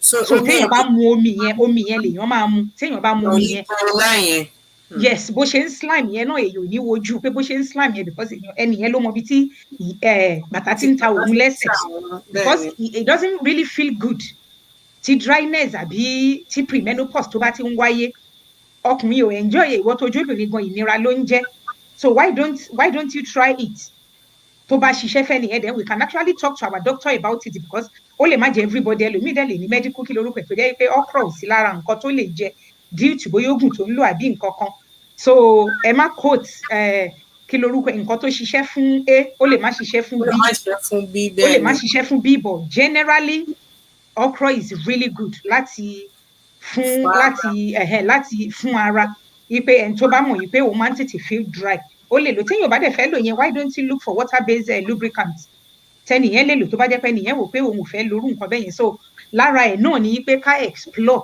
ká learn ká read there is another website that you can actually log into web.mb ìyẹn tiẹ̀ they treat a lot of topics register as a man register as a woman I did the same thing I will read about men and I will read about women every day they will send you an email láti sọ a lot of different topics normal treat they will treat diabetes they will treat ulcer treat sex treat what you do if you wake up too much if you want to sleep more think about any topics if you go on that web.mb you can actually read a lot of things on that when it comes to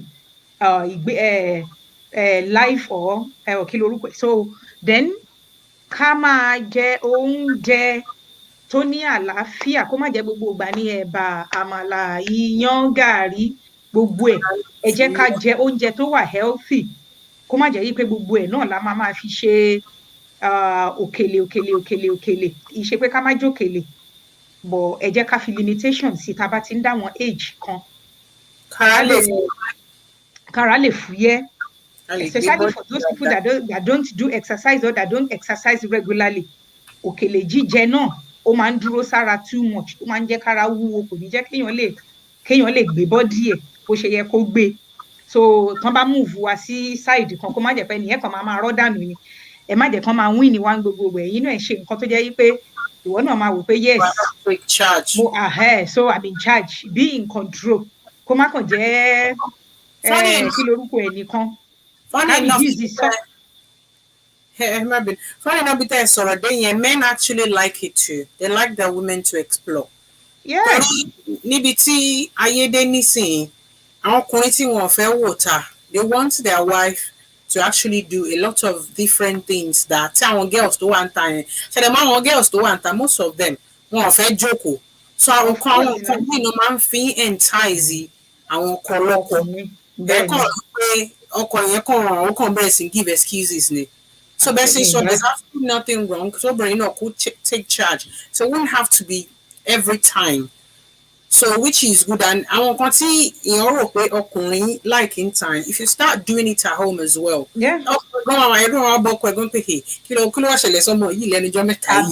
Of course, now that is part of I explore.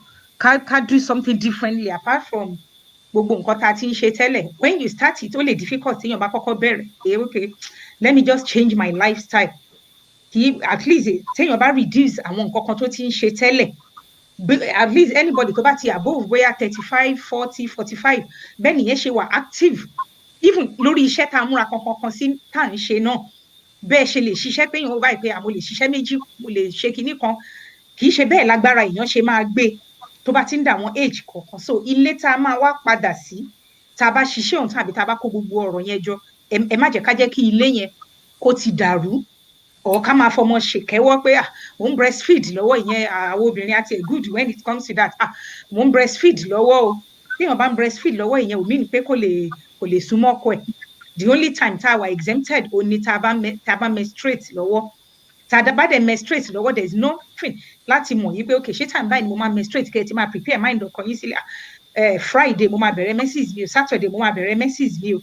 Tó bá jẹ́ everyday la fẹ́ ṣe the first Saturday yẹn kẹ́niyẹn ti mọ̀. So even with that, tọkùnrin bá fẹ́ wò tá bó bá fẹ́ ṣe anything gan, tó bá rántí gbogbo yí pé effort tẹ́ni yìí náà make, tóbìnrin náà bá fẹ́ misbehave àbí tí nǹkan kan bá ṣẹlẹ̀ tí ò bá fẹ́ let go, tó bá wo gbogbo effort táwọn méjèèjì put into the marriage, ẹnìyẹn máa think twice pé okay, let me just let go rather than kéèyàn ó di nǹkan, kéèyàn dì mú kankan. Ilé ayé yìí ó kéré, in fact ó kéré gan, ẹ̀mí ò dẹ̀ ní part 2. Like one of my friends always ayé kan ló wà àbí ẹ̀mí ò ní part 2. So kéèyàn gbìyànjú, ká gbìyànjú gbogbo agbára wa láti ṣe nǹkan táwa náà bá lè ṣe láti jẹ́ pé ilé wa ká dì mú. Ọkùnrin á ṣègbìyànjú tiẹ̀, obìnrin á ṣègbìyànjú tiẹ̀. Tán bá correct wa lórí nǹkan, ẹ jẹ́ ká gbọ́. Ẹ̀yin dádì wa tán bá correct táwa náà bá ní mi láìkí kinní kan, nǹkan tá a rí yẹn tí ò bá ṣe, mo ti rí èèyàn kan tó ti sọ́rí yí pé ọkọ òun tí ò báyìí tí ì lo boxer kan kó tán, then kó sọ́nù kó dẹ̀ rà míì. Kì í ṣe ìwọ ló ṣáà ń ṣe laundry, then mú kó júnù kó dẹ̀ rà míì. Àbí nǹkan tó èèyàn bá rí léèyàn máa tẹra mọ́ kó fẹ́ máa wò. Tí ò bá rí mọ́ á ṣàwọ̀ nǹkan míì. So káwa náà ká ṣègbìyànjú. Kò ń ṣe dandan ni ká máa wọ gbogbo gẹrẹyẹ tá a bá wà nínú ilé. Kò sí nǹkan tó ní ká máa wọ nǹkan tó wà revealing tá a bá wà nínú ilé pẹ̀lú àwọn ọkọ wa, tí yẹn gan máa jẹ́ kára wọn ṣe ìyàwó mi ló dùn tó yìí. So kó má jẹ́ yí pé nígbà tá a bá bora ń ta, a máa tún bora nínú ilé. Yẹ fáwa tá à ń borí, fáwa sisters. Ẹni tó bá dẹ̀ jẹ́ pé kò ń borí àbí kò ń bora tó bá lọ ọ̀tá náà, kò sí nǹkan tó ní kó má kó sí bomb shot kó má rè díẹ̀ kiri inú ilé ẹ̀ ló wà. So tán bá rí ẹ, tán bá ló yá, àná ń di kúkà kó dẹ̀ wọlé lọ. Tó bá dẹ̀ jẹ́ nínú kitchen náà ló ti yá. So alhamdulilayi. So ó jẹ́ nǹkan tá a ṣe. So Ọlọ́run ọba kó jọ. Then another thing tí mi rántí sọ, ó ní pé ká reduce bá a ṣe ń jẹ sugar, bá a ṣe ń jẹ iyọ̀ àti epo àbí òróró. We need to reduce our intake on that as well. Oil in general. So ká wà more fruit and veg. Ká dẹ̀ ní ká má jẹ ẹ̀bà àbí ká má jẹ kí lorúkọ ẹni tó bá máa ní kí Àbú Aisha má jẹ ẹ̀bà tọ̀, bóyá mo ti fẹ́ kó lọ s'Óṣogbo padà nìyẹn o. Má jẹ ẹ̀bà ẹ̀ bọ̀. Tó bá tó time tó yẹ kéèyàn try something, wọ́n ní ká rọra jẹ kónkóló. Bóyá ọbẹ̀ tá a fẹ́ fi jẹ àbẹ́fọ́ ni àbí nǹkan kan nìyẹn ni kó pọ̀. Kò ń ṣe ká jẹ ẹ̀bà bóòlù ńlá kan ká wá fọbẹ̀ kínkínní ká máa fi manage ẹ̀. Ọlọ́run ò fìyà jẹ wá, káwa náà má fìyà jẹra wa o. Sex ó wà very very essential. Ó ń da lérú, ó ń dọ̀nà rú. Àwọn èèyàn dẹ̀ wọ́n ń dákẹ́yìn silent. Ẹ má jẹ́ ká dájú, ẹ jẹ́ ká sọ̀rọ̀ sókè. Tán bá ṣe tí ò bá tẹ́ ẹ lọ́rùn, sọ̀rọ̀ sókè. Tó o bá lè sọ pé kó o wojú ẹni yẹn, send them text message pé a ní discussion, sọ half sínú text message. Ẹ bá dé, ìyẹn máa easy láti sọ yòókù tí gbogbo èèyàn ò bá jẹ́ ẹni tó lè ṣe yí pé kí lórúkọ ẹ̀ bọ̀. Èmi máa ń sọ nǹkan tó bá, even no matter what, I've seen a sister tó ní bóyá torí age difference tó wà láàrin àwọn àtọkọ wọn, kò sí bẹ́ẹ̀ nìyẹn ṣe jù ẹ́ lọ tó àbí bó ṣe kéré sí ẹ. Nǹkan tó bá mú ẹ̀yin méjèèjì tẹ́ ẹ ti lè dìjọ wọlé lẹ́ǹkan, wọ́n ti fàgbà wọn wọ́lẹ̀ o. Ọkọ wọn no, wọ́n ti fàgbà wọn wọ́lẹ̀. Ọkọ wọn yẹn tó tán bá ṣe tí ò bá tẹ́ ẹ lọ́rùn, sọ fún wọn yí pé kò ì tí ì tó, wọ́n á ṣe sí. Tó bá dẹ̀ jẹ́ pàgbára wọn ò tí ì gbé, ẹ̀ẹ́dìjọ reach compromise pé okay, bóyá báyìí la ṣe fẹ́ máa dìjọ ṣébò. Tá a bá ń sọ yí pé torí kan jù mí lọ, no, that is nǹkan tó really, you and I know that. Ní pé nǹkan tó ń dá wàhálà sílẹ̀ ńgbà míì ní pé ẹlòmíì á máa wo age kí lorúkọ irú ọmọ yẹn ó ṣe máa bá mi sọ̀rọ̀ ìwọ náà má lọ bá rú ọmọ yẹn. ẹ má bèrè ṣó dá ká lo ó ká gbé èèyàn padà ká gbé èèyàn kúrò tó bá ti wà nínú ìyá. tó bá ti dọ̀rọ̀ sex a máa gbé ẹsẹ̀gbẹ́ kan ni a máa ríra wa sí. ó la máa lò tó bá ti jẹ tó bá dé ẹra sà ẹ pẹ̀lẹ́ sà ṣé kí n fún yín ní àkílẹ̀ fẹ́ a máa ṣe àpọ́nlé yẹn bọ̀ tó bá ti di pé a ti wà ní àwa àti wọn ẹ jẹ́ ká túra ká ṣe bó ṣe wù wá. So that is when nǹkan tó kó dáórì tán sàn yẹn náà ìyẹn làwọn gan máa fi mọ̀ ọkọ téèyàn náà bá túraká tó wà welcoming tó ṣe ẹni yẹn gan máa mọ̀ yí pé òun gan máa hype game ẹ̀ ìwọ tó jóbìnrin tọkọ ẹ̀ náà dẹ̀ jẹ́ tó wà very active ìwọ gan máa change game ẹ̀ because nígbà tó bá ń tijú tó ń kú díẹ̀díẹ̀ tó dẹ̀ mọ̀ yí pé this thing is affecting you tó wá ń ṣe torí pọ́n jù mí lọ age my foot age yẹn a máa kọ́kọ́ fi yẹn sábẹ́ carpet tá a bá dín pẹ̀lú nǹkan tó wà nílẹ̀ yìí tán a máa wá gbé age máa yẹn pé ẹ̀rọra dádì agbọ́kọ lórí àbí kí ni orúkọ ẹ̀ náà dé kíní kan ló ń pọkọ ní bàbá náà ni kò sí nǹkan tó ní ká dádì wa ni wọ́n àwọn ni small daddy wa but at least tó bá ti di ọ̀rọ̀ sex yìí o dádì báwo nígbà tí o ṣe pẹ́ nu la ti pọ àwọn ọmọ tá a ti bí sílẹ̀ yẹn so nígbà táwọn ọmọ bá dẹ̀ ti ń dàgbà ká máa enjoy ara wa ló ṣẹ́kù tá a bá ń sá fún pé bóyá ká lóyún ẹ jẹ́ ká lọ sí sexual health kan bá wa wọ́gbọ́n dá sí kì í ṣe ká kàn máa bẹ́ẹ̀ ni. ó ní ìyàwó ti bèrè question mo fẹ́ kí aláṣọpọ̀ bíi 3 minutes ká lè ní àǹfààní because àwọn èèyàn sì bèrè question nípa ibi tẹ́ ẹ gbẹ́nu lé yẹn. ẹ náà round up sálẹ̀ ní interactive ká lè enjoy interactive section wa. Okay. So lórí ìyẹn ẹ má jẹ́ ká fi ọjọ́ orí àbí ojú ń tì mí àbí kinní kan èèyàn ní láti tijú èèyàn máa sọ tó bá ṣe rí ni tó bá sọ bálabàla lẹ́nìí tó bá dẹ̀ ń kejì tó bá sọ bálabàla the marriage of 16 17 20 22 years or àwọn tán ti jù bẹ́ẹ̀ lọ bóyá àwọn àgbàlagbà míì tán ti jù bẹ́ẹ̀ lọ in marriage tán ń ṣe àmúmọ́ra tí ò bá tẹ́ ọkọ lọ́rùn á wò ta tí ò bá tẹ́yàwó lọ́rùn tí temptation bá wá òun náà máa wò ta so why ta máa ridicule ara wa ní nǹkan tá a lè actually correct ní àárín ara wa ṣé kò dáa ká fàṣírí ara wa ká bára wa sọ̀rọ̀ yẹn nínú ilé ká para wa sílé ju ká lọ máa para wa síta ọ̀tá at least téèyàn bá lọ sí hospital tó lọ seek advice doctor ò ní rí ẹ̀ ń sì kó sọ fún ẹ pé wọ́n wá lánàá tó bá sọ pé wọ́n wá lánàá owó iṣẹ́ ìlú ṣe mò ń san tax ni you know so ìwọ̀nba yìí ń tà sọ yìí kọ́lọ̀ ń jẹ́ kó wúlò fún gbogbo wa lọ́jọ́ nílé ayé bí àti lọ́jọ́ gbéǹde àlùkìyámọ̀ kọ́lọ̀ má dá lé wa rú kó má dá ọ̀nà gbogbo wa rú kó dẹ̀ ṣe ìgbésí ayé wa kó ṣe nírọ̀rùn fún wa. Wa alaikum assalam wa rahmatullahi wa barakatuh. In fact mo kí yín ní ọ̀pọ̀lọpọ̀ Ọlọ́run bá mi kẹ́yìn nítorí eléyìí tí ẹ sọ lénìí tó bá jẹ́ wípé ọ̀pọ̀lọpọ̀ àwọn ìyàwó àwọn àáfàá wa bá ń ṣe irú ẹ̀ wàláhì á tún létò nítorí tí iṣu bá bẹ̀rẹ̀ nínú ilé bóyá ta wá rí tí obìnrin yẹn bá rí àǹfààní àbí ọkùnrin tó bá rí àǹfààní láti rojọ́ dé ọ̀dọ̀ àáfàá ṣé mo kọ́ wa tá a jẹ́ obìnrin a ní lè sọ bọ́rọ̀ ṣe jẹ́ gangan àmọ́ tí ẹ̀yin tẹ́ ẹ jẹ́ àwọn ìyàwó àáfàá wa tí ẹ bá ń dìde kí ẹ ṣe iṣẹ́ tó yẹ kẹ́ ẹ ṣe ní àárín ìjọ mo máa ń tẹnumọ́ nítorí pé a kì í sábà rí àwọn ìyàwó àwọn àáfàá wa kí wọ́n wà active nínú ìjọ bẹ́ẹ̀ àsàlátù obìnrin ló pọ̀ sí jù ó wá ṣe jẹ́ wípé àwọn ọkùnrin la máa ń sábà rí gbogbo ohun tẹ́ ẹ sọ kalẹ̀ yìí ń sìn bó ti jẹ́ pé láyé Ànábì Muhammad sallallahu alaihi wasallam wọ́n ní Ànábì máa ń gba àwọn obìnrin wọ́n máa ń ṣerú lecture yìí àmọ́ kò lè dàbí nígbà tí ìyàwó Nana Aisha bá sọ ó máa yàtọ̀ ohun tí èmi lè sọ fún yín gẹ́gẹ́ bí obìnrin èmi ò ní lè sọ fún ẹni tó jẹ́ ọkùnrin in fact it's totally wrong eléyìí tá àlùmí bá ní pé àwọn èèyàn kan ń gba ìyàwó àwọn àfáà kan ń ṣe kinní kan níbi àwọn ibì kan wà tó ti wọ́ wà gbogbo àwa tó jẹ́ wípé àwọn kinní yìí nǹkan tó wà important ni àwọn tí wọ́n jẹ́ ẹlẹ́sìn kejì wọ́n ní they have different session of marriage clinic yìí which is very important yàtọ̀ sí àwa tí a ti wà nílé ọkọ ó ṣe pàtàkì gan àwọn tí wọ́n fẹ́ marry to educate them so they will understand nǹkan tí wọ́n ń lọ bá because tábà ọ̀tọ̀ ni ọ̀rọ̀ ìfẹ́ ò hold the marriage ṣé bí i 20 and 30% ìfẹ́ àmọ́ irú sexual relation yìí nísìn ó lè jí nǹkan dìde lára ọkùnrin ó lè in fact ọkùnrin míì gan gbogbo gbèsè ayé ẹ̀gàn ó lè gbé fóbìnrin tó bá enjoy ara ẹ̀ tán bọ́lá ń ṣe dá ọkùnrin nìyẹn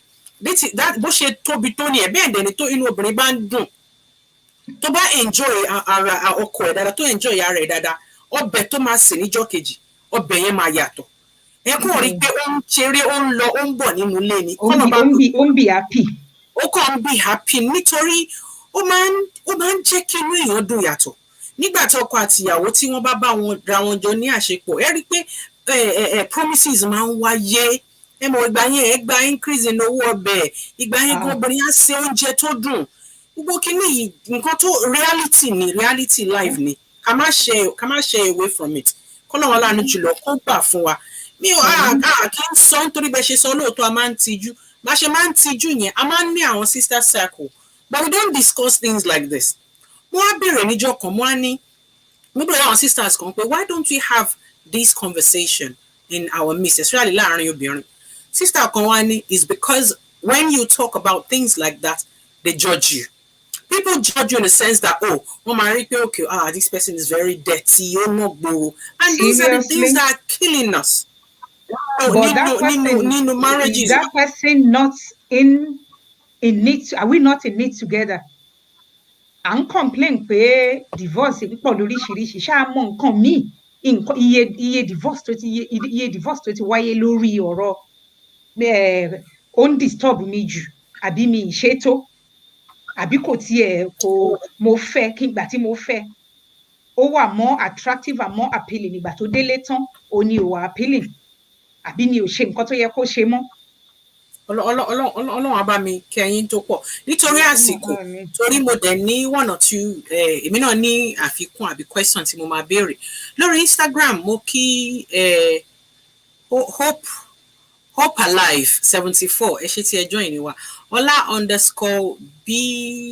Ọlá_B Ṣadé ẹ má bẹ̀rẹ̀ because Aslan ti fóònù yẹn ni so mi ò lè rí orí Instagram dáadáa ẹ ṣé tí ẹ darapọ̀ mọ́ wa lórí Instagram ẹ̀yin tí ẹ darapọ̀ mọ́ wa lórí YouTube àdúpẹ́ Ọlọ́run bá wa dúpẹ́ fún yín gbogbo ẹ̀yin tí ẹ wà lórí Facebook tó wà níwájú mi tí mo lè kà jáde dáadáa àdúpẹ́ lọ́wọ́ yín tí ẹ join wa lénìí eléyìí tí à ń sọ lénìí ara ìbádà tó yẹ ká máa ṣe tọ́lọ́run fọwọ́ Ọlọ́run ní pé ká máa enjoy ara wa láàrin ọkọ láya tí a ti fẹ́ wa tá a tún gba reward ní ọ̀nà tó tọ́ kí Ọlọ́run aláàánú jùlọ kí ó gbà ní ìbádà fún wa mo fi àsìkò yìí kí gbogbo ìjọ Jamali Milwom ẹ ṣé tí ẹ darapọ̀ mọ́ wa ní orí ètò lénìí sister mi my dear sister Abímbọ́lá Olórí K thank you tẹ́ fi join wa lénìí Ọlọ́run bá mi dúpẹ́ fún yín àwọn Aisha ń kọ́ àánìpàdé ayọ̀ ní àìpẹ́ láì jìnnà inshallah bíkọ́dọ̀rọ̀sílá memory tẹ́ rẹ́rìn rẹpẹtẹ bẹ́ẹ̀ ni mashallah Ọlọ́run ọba ó tóbi Ọlọ́run ní káàdì Ọlọ́run dá obìnrin àti ọkùnrin láti máa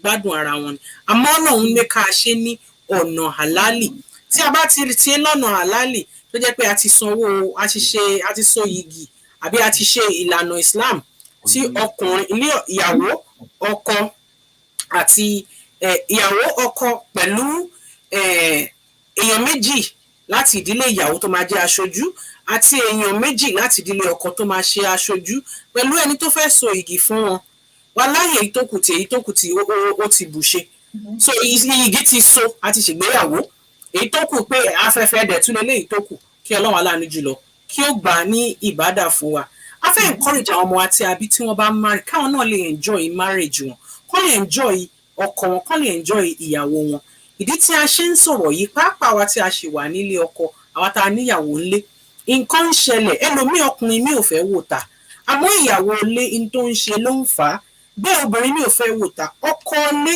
nǹkan tó ń ṣe ló ń fà á ọkùnrin mi prefer láti máa deposit síta tó bá délé ó máa wá rojọ́ ó máa ṣe oríṣiríṣi níbi tí àyè mọ́ síná a tún fi àyè lẹ̀ fún mọ́ síná sí bí àwọn Seyida wa ṣe sọ pé nǹkan is very very health benefit ẹ̀ ó pọ̀ gan ní ara ní gbogbo ọ̀nà ni kọ́lọ́run aláàánú jùlọ kí ó má fi wá sílẹ̀ sister Ọmọ́tókẹ́ Mariam Ṣódẹ̀rùsàká thank you for joining us ma Ọlọ́run ò ní fi wá sílẹ̀ sister Abímbọ́lá Olórí K wọ́n ní can you talk about family planning and contraceptive in Islam bẹ́ẹ̀ ni wọ́n ti ń gbẹ́nu lẹ́nu mo ṣe stop wọ́n bẹ́ẹ̀ wọ́n máa fún wa ní advice torí pé mo ti gbọ́ wá sí kan rí pé wọ́n ní tá a obìnrin bá ṣe family planning pé ṣe ẹ̀ ni wọ́n ní ẹ̀ṣẹ̀ ńlá bí mo ṣe gbọ́ àwọn àfáà ńlá bẹ̀ ló ṣe topic tán fi ṣe topic monitor ká máa wẹ ọmọjọ ló wá kú báyìí pàápàá nílùú òyìnbó yìí tó jẹ́ pípa àti ojú ẹni tó bá ń wẹ̀ wọ́n jọ kó retí àti máa tọ́ wọn kí ọlọ́run aláàánú jùlọ kí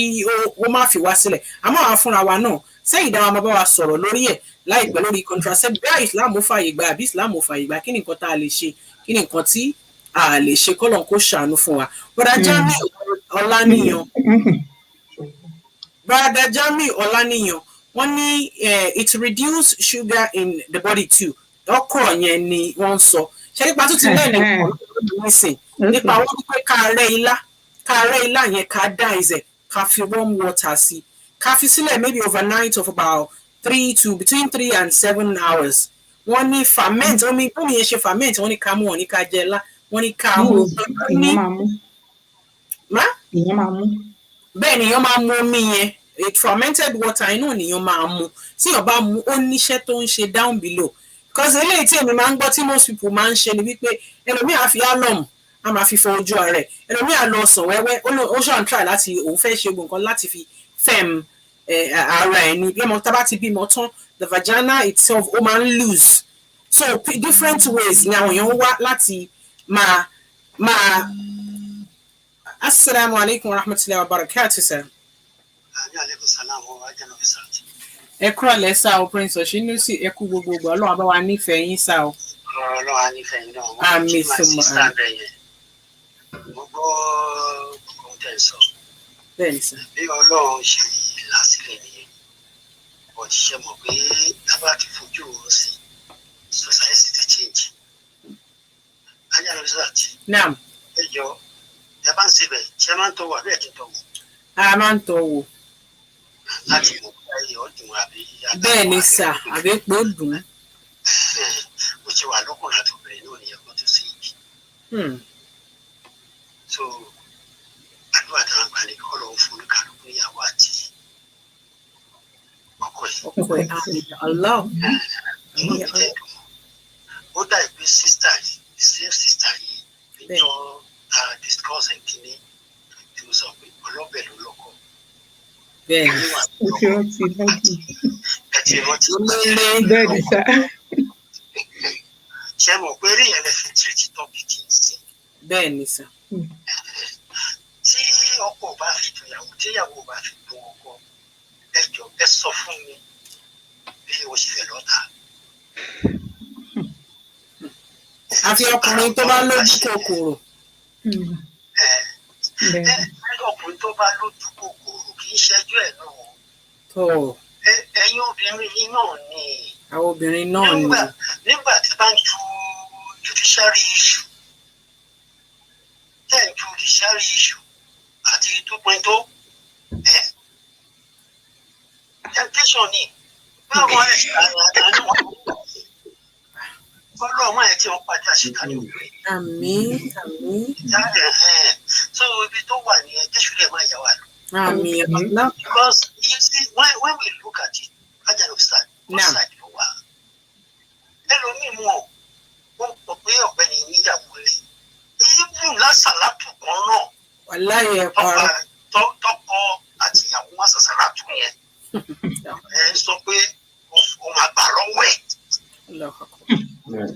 Wọ́n dẹ̀ máa gbà lọ́wọ́ ẹ̀ náà.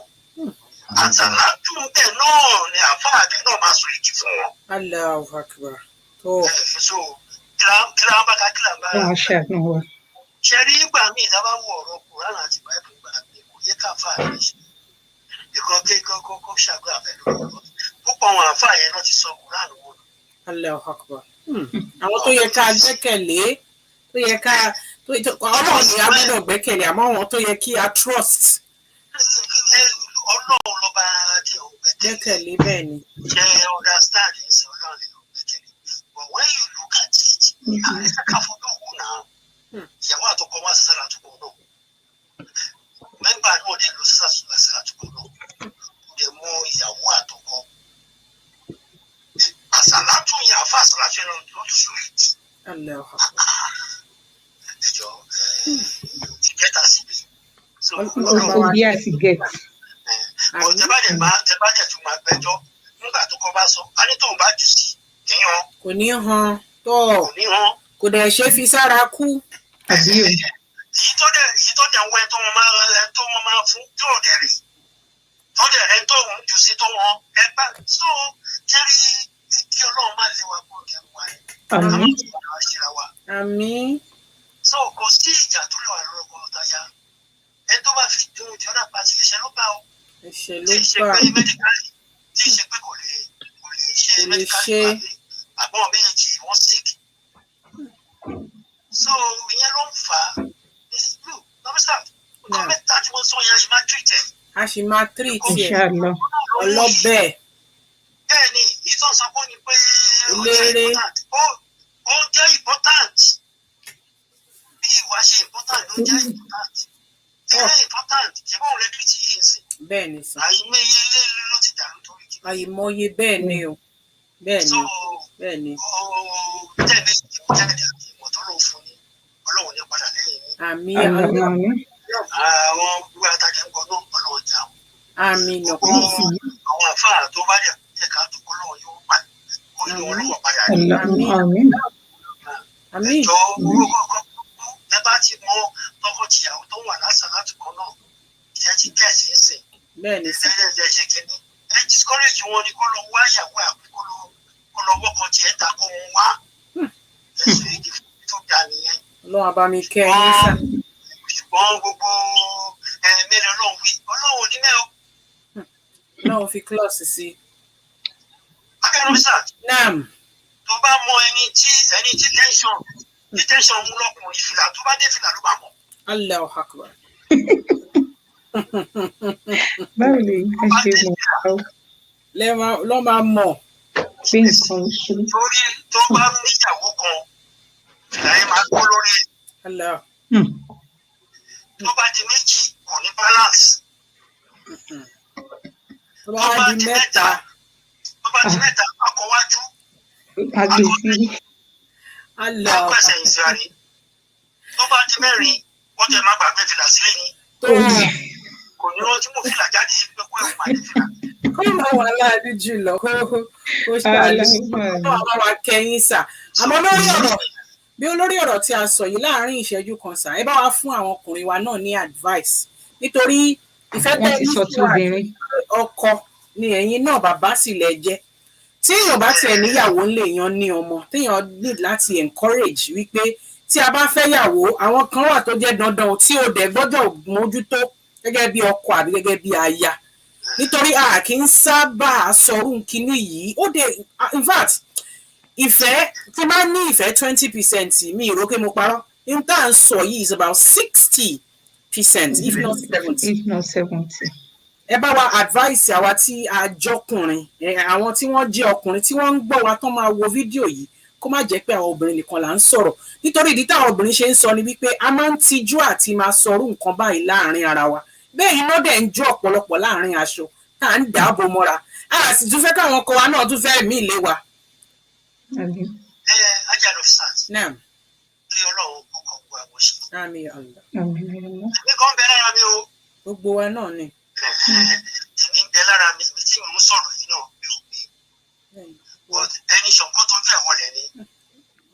Àwọn kò sùn. Tó ṣe bí òwe sá. Èmi tí mo ń sọ̀rọ̀ tèmi yé mi. Àwọn tó bá dẹ̀ ń gbóhùn mi ọmọ nǹkan tí mo sọ. Ṣé rí nílé ayé yìí kí Ọlọ́run má jẹ́ kí Sátánì kó yá wa lọ. Àmín Allah. Kọ́lọ̀ má yẹ ká pàdé obìnrin tó ìjẹ́ mi ṣùgbọ́n obìnrin kan ló ń pè wọ́n àbí. Ẹni ṣe ìtọ́jú obìnrin, mùsíbà obìnrin. Kọ́lọ̀ má yẹ ká rìn pàdé. Àmín Allah. Ṣé rí ìwé tí wọ́n sọ ní pé ọlọ́run ẹ̀jẹ̀ yìí ìyá wa lọ. Àmín. Ẹlòmíì ọkùnrin mi á ní wá jẹ́ kí n tó wò. Kò sí ohun tó jẹ́ tó wò tí ò bá ní jẹ́ kí ọmọ àfi wò. Tí yóò ní bàjẹ́ sá. So ṣé rí ibi ìtọ́wò yẹn ibi bó ṣe di wàhálà. Abáàsì fẹ́ fún obìnrin. Ṣé rí obìnrin wo tó bá ti tẹ̀ lọ́kùnrin tó ti fàyà lọ àyà? Tó bá ti lóyún bí ọmọ ẹ̀. Allahu Akbar. Obìnrin ló lọ mọ. Ọ̀rọ̀ pé òun dúró òun wá Mr. Right òun wá Mr. Left. Ibẹ̀ lóbìnrin míì ti wọ monopause. Tó bá rí ọkùnrin tó bá rọ́kọ tán kò lè bímọ mọ́. Ẹjọ́ sọ́kọ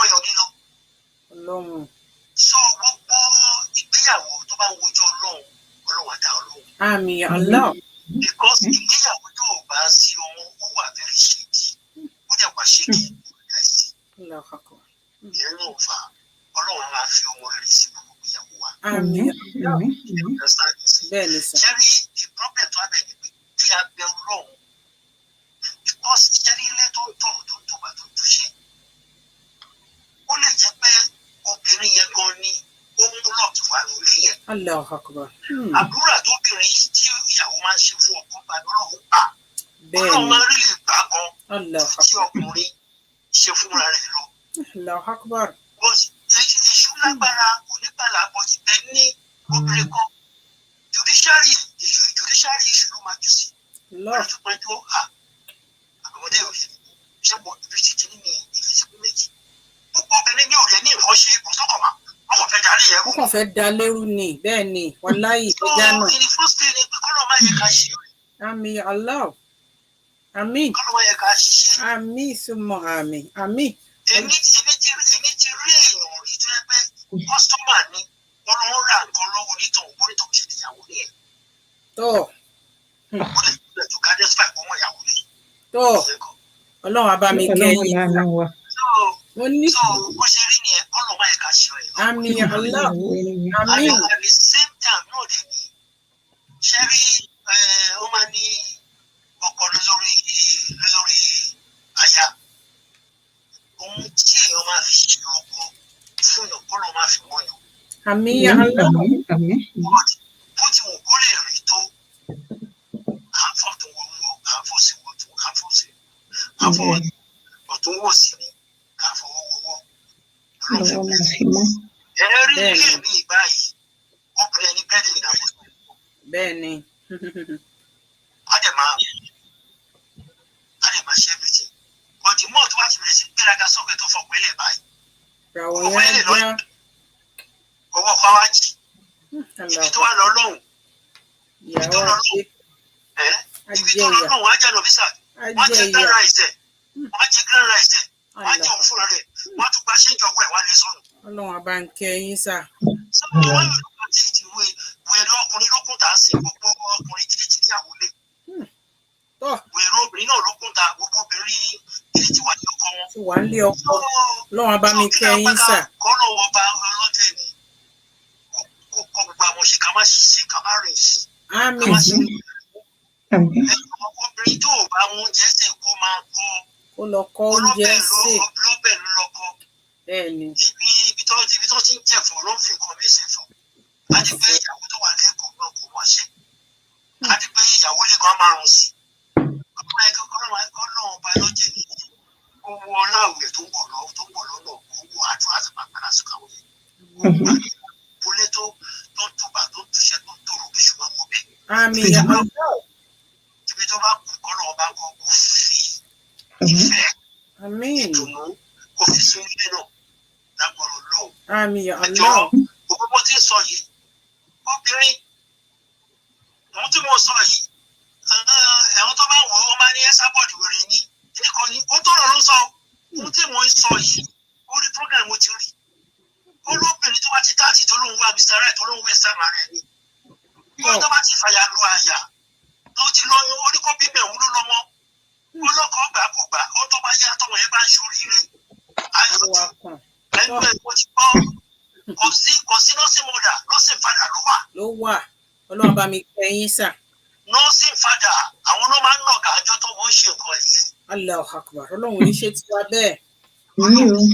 Àmín ya Allah. Ọlọ́run á bá mi kẹ́ yín sà. So bó ṣe rí ìyá jẹ́ Nafeesa. Àmín Ọlọ́run á bá mi kẹ́ yín. Ẹ jọ̀ọ́ kẹ́ ẹ tó lọ sà torí nígbà míì mo fẹ́ kẹ́ ẹ fún aládùváìsì lórí eléyìí láàrin ṣókí. Ó máa ń tó gbà kan náà fọkùnrin tó jẹ́ pé ohun tá à ń sọ yìí ò ní lè gbérí mọ́. Àbí ọkùnrin fúnra rẹ̀ ò ní lè ṣe egungun yẹn ò sí bí àtòrí àgbà ti ń dé àbí nǹkan kan. Tí ọkùnrin bá find any situation yìí, so kí ni nǹkan tí ẹ máa advice irú ọkùnrin yẹn because even tóbìnrin bá ń font tó bá ń font obìnrin ò lè máa font gbogbo ìgbà. Àwọn marriage míì dẹ̀ wà tó jẹ́ pé láàárín ọkọ àti ìyàwó ọkọ yẹn gan mọ̀ wípé òun ní issue. Ó lè jẹ́ pé premature ejaculation ló máa ń ṣe or kó jẹ́ wípé kò lè ní erection, or kó jẹ́ kó tiẹ̀ wá jẹ́ pé ó ní nǹkan kan tí tó ń ṣe lára. Advice wo lẹ máa fún irú àwọn ọkùnrin bẹ́ẹ̀ torí tó ń ṣẹlẹ̀ ni. Angel of Sati. Naam.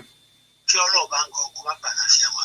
Àmín ya Allah. Kí Ọlọ́run bá ń kọ́ kó má gbà láfíà wa. Àmín ọkùn fún mi. Kí Ọlọ́run kó má gbà láfíà wa. Àmín ya Rabbi. Angel of Sati. Naam. Kì í ṣe pé tó ń ra wọn ló fi ra wọn. Kátírì àti ọmọ ń wò kí o tó fẹ́ àwọn kí o tó wò kí o tó fẹ́ ètò àbọ̀kọ̀. Angel of Sati. Naam. Ẹjọ́ kí ni mí ní ìgbéyàwó? Ìgbéyàwó. Olóṣòdì ìgbéyàwó. Àyẹ̀wò. Ìjọkùnrin lè ṣe ọkọ fún mi dálẹ́. Tí ọ̀pọ̀lọpọ̀ obìnrin ò kì í sábà wò. Kì í ṣe pé ó múra olórúkọ olówó lọ́wọ́. Ṣé àwọn secondary ni? The most important is pé ìjọ lè ṣọkọ fún mi dálẹ́. Ìṣèjì náà fóbìnrin ìjọ obìnrin yìí lè ṣe ìyàwó fún mi dálẹ́. So ìgbà tí kọ́ọ̀tì ẹlẹ́tì máa wo both sides. Now you make your decision before going to the marriage.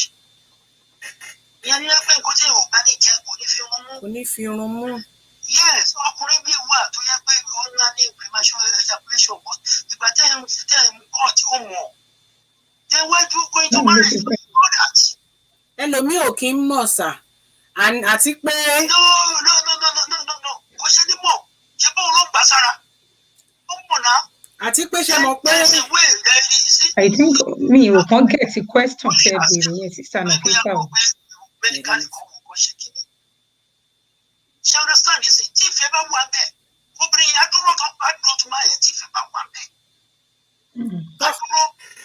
Ọlọ́run á bá mi kẹ́ yín sà. Àmọ́ ẹ mọ̀ pé. Ẹ rántí sà. Bẹ́ẹ̀ni, ẹ rántí sà wípé. Mi gbọ́dọ̀ bọ̀ obìnrin tó bá yọ àlẹ́ ta, ó fẹ́ gbọ́dọ̀ ọkọ ẹ̀ ni ó dẹ̀ fẹ́ gbọ́dọ̀ ọkọ ẹ̀. Because tí ọkùnrin tó ń yọ àlè yẹn tí ẹ bá fẹ́ràn ẹ̀ á fi nǹkan sáré ẹ̀ tó máa fi pa ọkọ tiẹ̀ ó lè máa fẹ́ wò. So ká sọ bí tí ọ̀rọ̀ wà ẹni jẹ́ sọ fún yín ọkùnrin ló jẹ́ lọ́sùn jù. Bẹ́ẹ̀ni. Ọkùnrin ló jẹ́ lọ́sùn jù.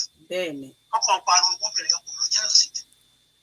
Ọkùnrin ò fẹ́ gbọ́ pé ẹnìkan ti tọ́ sí ìyàwó òun rí. Ìbànújẹ́ ló máa jẹ́ fún un. Ọlọ́run á bá mi kẹ́ yín sà. Bó tiẹ̀ jẹ́ pé Islam ò faramọ́ wípé ká tọ́ wò kó tó di wípé. Àbí nígbà tí ò ń ṣe gàrí. Islam ò bọ́ tí tẹ́ ẹ̀ ń sọ ó yé mi àmọ́ a gbọ́dọ̀ fi ti Islam ṣe. Ajá ló fi sáà tí ẹ wo ṣe rí ìgbà wọn ti kọ Kùránì kan ní kọ bẹ́ẹ̀. Àáfàá gan tọ wò kó tó sọ yìí kì í gbọ́dọ̀ mi tọ́jú náà bá. Ajá ló fi sáà ní sùúrù ọ̀fẹ́ sí ráìsì sí ọ̀ nítorí bóyá òróró tó fi sí ti tó àbí ìyọ̀nà ti sí ti tó. Eléyìí ò ṣe rẹ̀ sí sà nítorí pé. Oúnjẹ náà ní ajá ló fi sáà ní sùúrù. Tí ò bá tọ wò báwo ni àwọn iṣẹ́ bọ̀ pé ọkọ̀ ò lè ṣe. Màá dá yín lọ mo fẹ́ ṣé mo lè sọ̀rọ̀ nísìnyí sà nítorí a gbọ́dọ̀ tẹ̀lé àṣẹ Ọlọ́run Islamic program là ń ṣe yìí Ọlọ́run dẹ̀ ní a gbọ́dọ̀ dánrù nǹkan bẹ́ẹ̀ yẹn wò kó tó di wípé a fẹ́ra wa sílé ìbálòpọ̀ tó jẹ́ halal láàrin ọkọ àtìyàwó tí wọ́n ti fẹ́ra wọn sílé bẹ́ẹ̀ ni bẹ́ẹ̀ dẹ̀ ṣe sọ yìí lóòótọ́ àwọn ẹlòmíì tí wọ́n ń pera wọn láàfáà lóòótọ́ tí èmi gan náà rí nǹkan mo rí nítorí pé kéèyàn rí nǹkan dájú kó rí òdodo báyìí kó dì mú ó yàtọ̀ sí kéèyàn máa suspect pé ó possible káwọn pípù yìí máa bára wọn lájọṣepọ̀ tí wọ́n dẹ̀ tí ì fẹ́ra wọn sílé tí wọ́n bá dẹ̀ di rírú nǹkan bẹ́ẹ̀ gẹ́gẹ́ bí mùsùlùmí èèyàn gbọ́dọ̀ pè wọ́n sí àkíyèsí ara ibi tí àwọn àáfàá wa ń gbà mí tí wọ́n ti máa ń ṣe mistake ni wípé many of àwọn èèyàn kì í lè bá wọn sọ òtítọ́ ọ̀rọ̀ nítorí pé wọ́n jẹ́ àáfàá wa èmi ò dẹ̀ rò pé ìfẹ́ nìyẹn téèyàn bá nífẹ̀ẹ́ èèyàn ọmọ ìyá èèyàn gan èèyàn á bá sọ̀rọ̀ níbi tí ó ti yẹ kó sọ̀rọ̀ torí ẹlòmíì máa ń ṣe nǹkan míì tó wrong tí ò ní mọ̀ but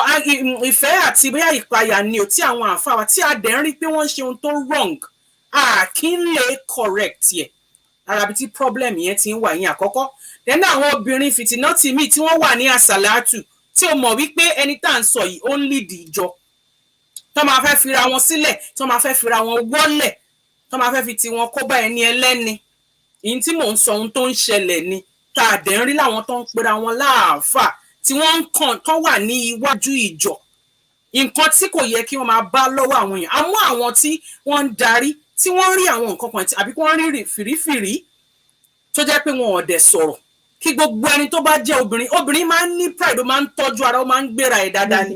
You respect yourself. You respect yourself, you comport yourself very well tí o bá wà ní ìta.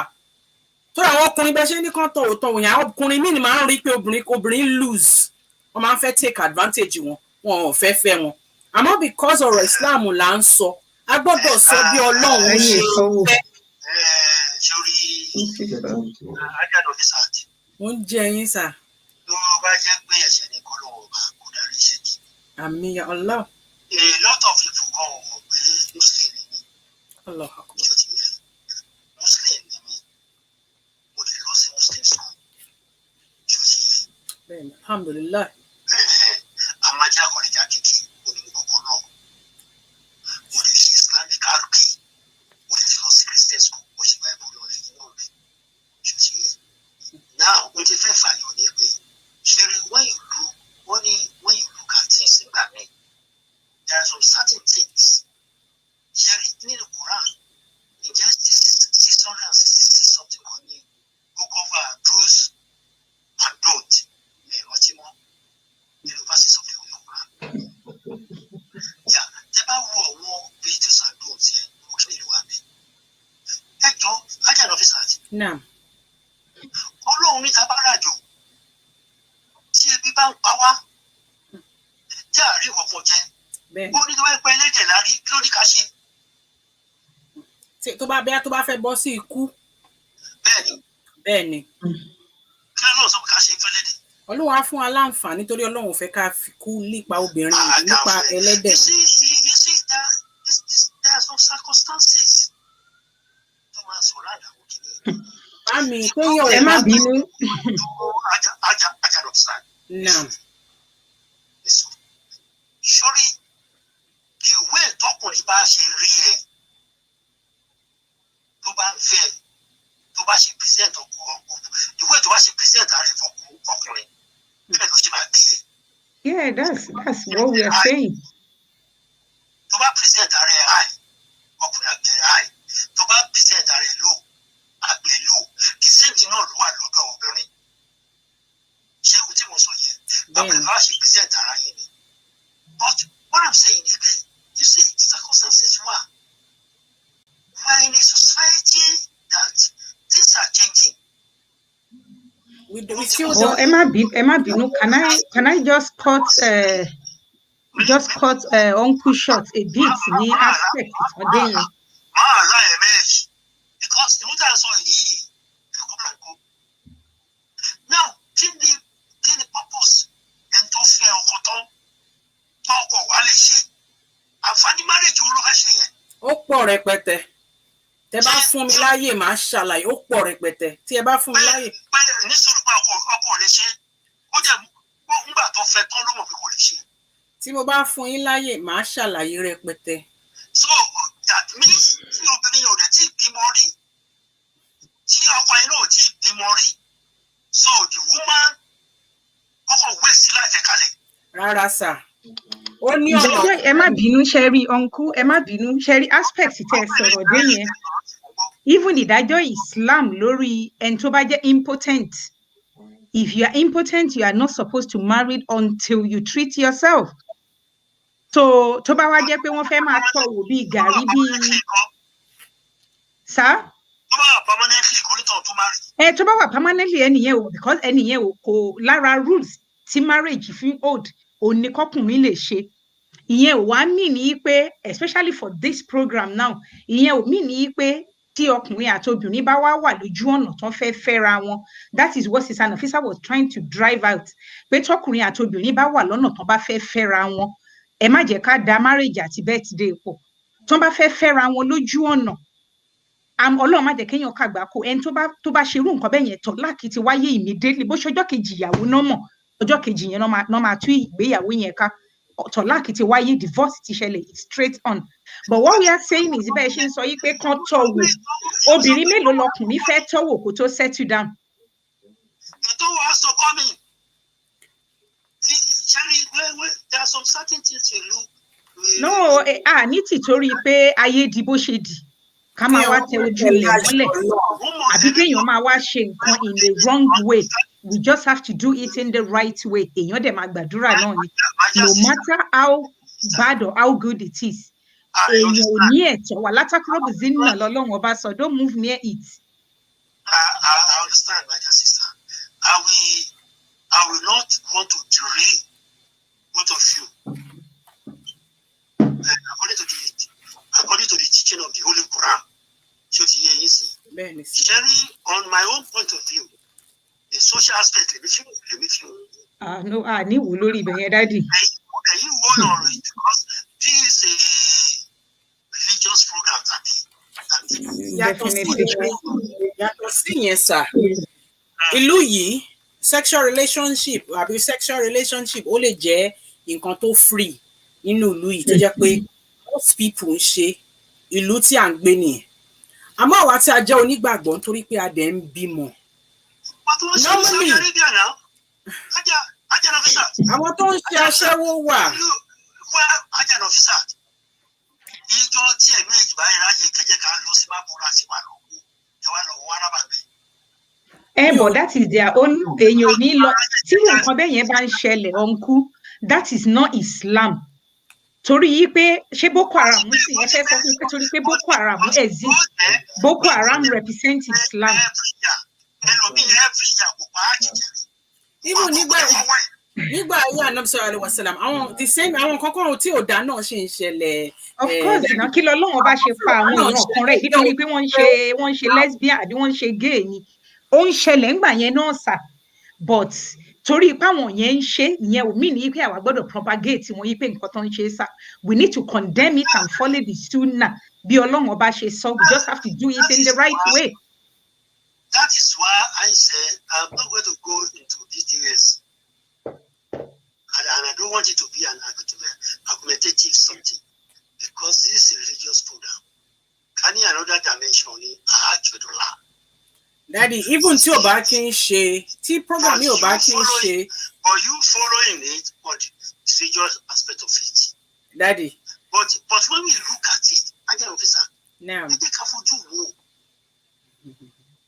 Ọkùnrin tí ò lè ṣe, obìnrin tó rẹwà, tí ò dẹ̀ bímọ rí, kó wá wá àwọn marriage yẹn. Jẹ̀wá ni kó definitely marriage yẹn máa túkà. Kò sí bó ṣe fẹ́ fara darú nǹkan bẹ́ẹ̀ yẹn. Ẹni sùúrù kó náà wá ṣe kó kí ọkùnrin ti bí yẹn ó ti wá lọ bí ọmọ kan àbí méjì kó wá di pé medically bóyá diabetes àbí ọlọ́run tó fi àpẹẹrẹ you understand this ṣé ẹni tí ò ṣe pé mo rí yẹn máa ní kó jókòó sí marriage yẹn ni marriage yẹn máa dissolve tí bí ìtọ́wò bá ti wà á ti bọ̀ pé ọ̀gbẹ́ni yóò lè ṣe o ọmọ bí ara mi ní jẹ́ ìbára mi jẹ́ ti bá jẹ́ bẹ́sẹ̀ mi síwájú. Ṣé mọ̀ pé dáàdì ìgbéyàwó. Mo sọ pé mí ní ìgbéyàwó. Yorùbá wo ilẹ̀ fi gbé yẹn. Tí a bá fẹ́ wo Yorùbá ni wá Nigerians náà Yorùbá ni wá tí a bá fẹ́ fi àṣà sí tí obìnrin bá lọlé ọkọ ẹ gbọ́dọ̀ bá nílé àṣà àwọn bàbá àbí àṣà Yorùbá náà ṣáà nìyẹn and there is Islamic perspective lórí ìyẹn gan pé bọ́n ṣe ń sọ yìí pé ọkùnrin gbọ́dọ̀ bá obìnrin lé there is one article tó jáde tí I read about it bóyá bí a week ago I can share it with you Sister Nafeesa kẹ́ share pẹ̀lú àwọn audience even lórí aṣọ white tó ń sọ kó ń check pé bóyá obìnrin wà nílé àbóbìnrin ò sí lé due to strenuous nǹkan tí àwọn both sides ti go through especially fóbìnrin they are not using pé wọ́n rí blood láti judge pé bóyá virgin àbẹ́nìyẹn ò tí ì mọ ọkùnrin mọ́nsìn but the truth has just to be said ó ní yí pé kò yẹ kí ọkùnrin àtobìnrin kan wọlé tira wọn kan tó jẹ́ ẹlẹ́tọ̀ọ́ ara wọn, not until táwọn méjèèjì bá fẹ́ra wọn, no matter what comes out of that marriage, that is bí Ọlọ́run bá ṣe kọ́ fún wọn. Bẹ́ẹ̀ ṣe sọ́nsìn sà pé ẹnìyẹn ò lè ṣe, tó bá jẹ́ pé ẹnìyẹn tòótọ́ impotent ni, ẹnìyẹn jẹ̀bi lórí ọ̀rọ̀ nìkáì tó fi go into nìkáì, because kẹ́nìyẹn tó ṣèyàwó ó mọ̀ nínú ara ẹ̀ pé òun ò lè ṣe. Why do you have to go into marriage? Okay, Ayeola, No. see your point is, ó yẹ kí ọkùnrin yẹ kí obìnrin yẹn mọ̀. Bẹ́ẹ̀ni. Ó tó ṣe àwọn. Bẹ́ẹ̀ni. Àbíkan tó sọ wà nílẹ̀. Bẹ́ẹ̀ni. Ò tó bá kòkó háìdè fún gan. Ẹ̀ṣẹ̀ ni. Obìnrin yẹn dẹ̀ lè torí Ẹ̀ṣẹ̀ ẹ̀. náà ni. Bẹ́ẹ̀ni. We need to disclose every, okay, ẹni tó ti bímọ rí ń sìn, tó bá lọ parọ́ pé ò tí ì bímọ rí, tẹ́nìyẹn bá mọ̀ tó bá lóun fẹ́ kọ ẹnìyẹn nítorí ẹ̀, he has the right. A máa ní Ọlọ́run dárí ẹ̀ṣẹ̀ wa jì wá ní. Kò kí ń ṣe Irú ẹ̀ṣẹ̀ yẹn kọ́, dádì. Á lọ kíkí mọ̀. Daddy, ask that for life. Exact, Jerry. Ó rà rẹ̀ pé aspect tẹ fi ń wò yẹn sà, kò tiẹ̀, in fact, kò tiẹ̀ jọ rárá láyé Esther wí. Daddy, Kò jọ o, honestly. Your 1 second, Daddy. Mo mọ̀ pé ẹ nífẹ̀ẹ́ mi, èmi náà dẹ̀ nífẹ̀ẹ́ yín. Àmọ́ a ti ń dàgbà, èèyàn ti ń bímọ. Téèyàn bá ní ọmọ, tí ọmọ yẹn bá ń pé 16, níjọ́ tí ẹ bá gbọ́ pé ẹ lọ́mọ obìnrin at 16, ọkùnrin ti ń bá a sùn, ó ní bó ṣe máa rí lára yín. Àdúrà tẹ̀dẹ̀ ń gbà fún ọmọ tí ẹ bá bí gẹ́gẹ́ lọ́kùnrin àbí lóbìnrin ni wípé kó ṣe tán kó kẹ́ ẹ fẹ́. Kò sí ọkùnrin tó máa fẹ́ kí òun bímọ tó bá fẹ́ fi ọmọ yẹn fún ọkọ, kí obìnrin ọmọ yẹn kó má wà báyìí bó ṣe lọ kó wà. Kò sí ọkùnrin náà láyé yìí. Ṣé rí ọ̀rọ̀ tá à ń sọ, ṣé wọ́n kórè afẹ́fẹ́ ń tà ń sọ yìí? Ẹni tí ó máa jẹ́ Muslim á gbọ́, ẹni tí ò ń jẹ́ Muslim á gbọ́. There is a lot of non-Muslim lórí Àwọn program. máa ń mislead àwọn èèyàn. Ká tiẹ̀ mú Islam kúrò. Ìyín tó dáa jù láyé yìí ni kí obìnrin. Báwo ni ó ṣe máa fi rẹ̀ sílẹ̀ fọ́kùnrin tí ò tí ì fẹ́? Èèyàn máa ń ṣe mistake, ẹ má get me wrong o. And ọ̀pọ̀lọpọ̀ ni wọ́n ti make a lot of mistakes ní ìgbà tó kọjá ní sẹ́yìn. But we should never encourage anybody to do that. Ṣé mo pé àánú Ọlọ́run sà? Daddy 1 second sà, nítorí ẹlòmíì fẹ́ pé wọ́n ti ń pe personal line. Nítorí Ọlọ́run ló ń di ìgbéyàwó mú. Ayeola, Nah. program yìí, there should be continuity. Ẹ má worry, a ṣe continuity yẹn ṣá, because àwọn èèyàn ti ń pè mí gan, mo kàn ń slide there. There should be continuity because, Jerry, there's a lot of mistakes long happen before or after. But things like this, come and enlighten. Bẹ́ẹ̀ ni tí a ṣe gbé wá rèé.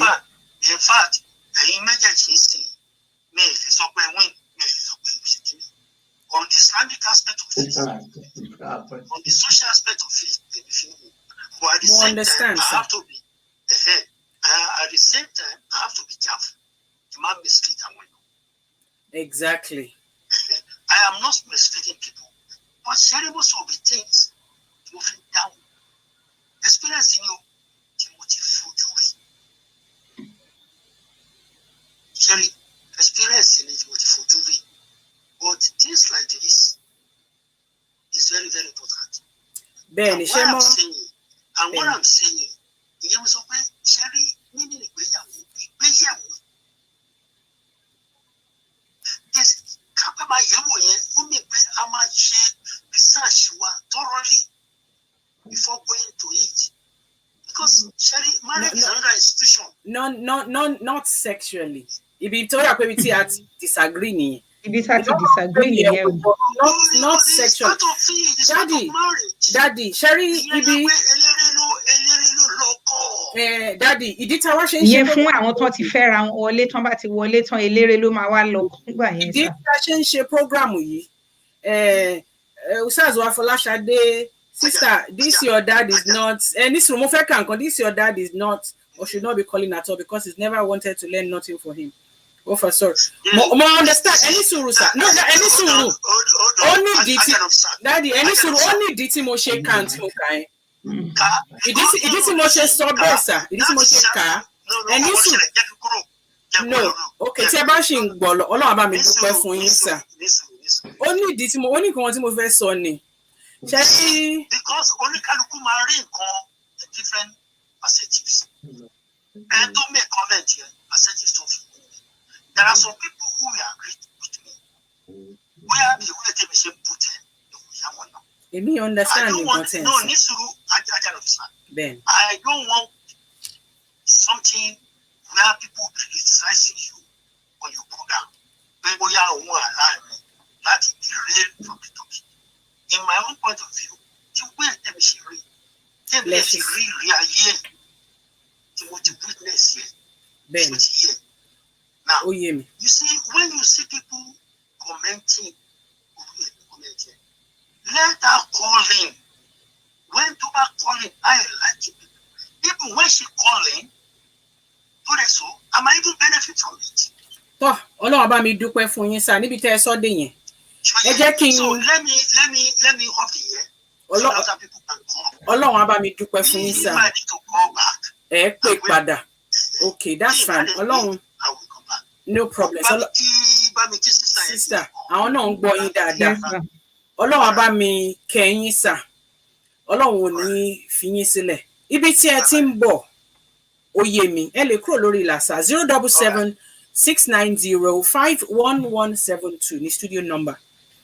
Mo understand níbi tí àwọn alhaji wa ti ń bọ̀.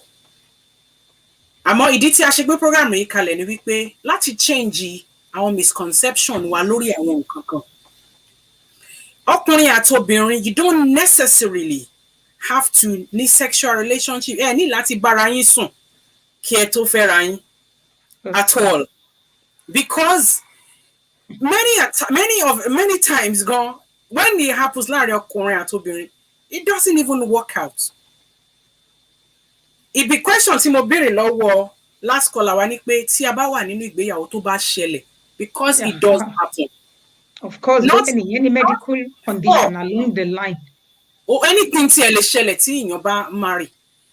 And kò kí n ṣe ń pé ìdí tí mo ṣe ń farabalẹ̀ bá wọn sọ̀rọ̀ bẹ́ẹ̀ ṣe ní pé ká cut wọn off.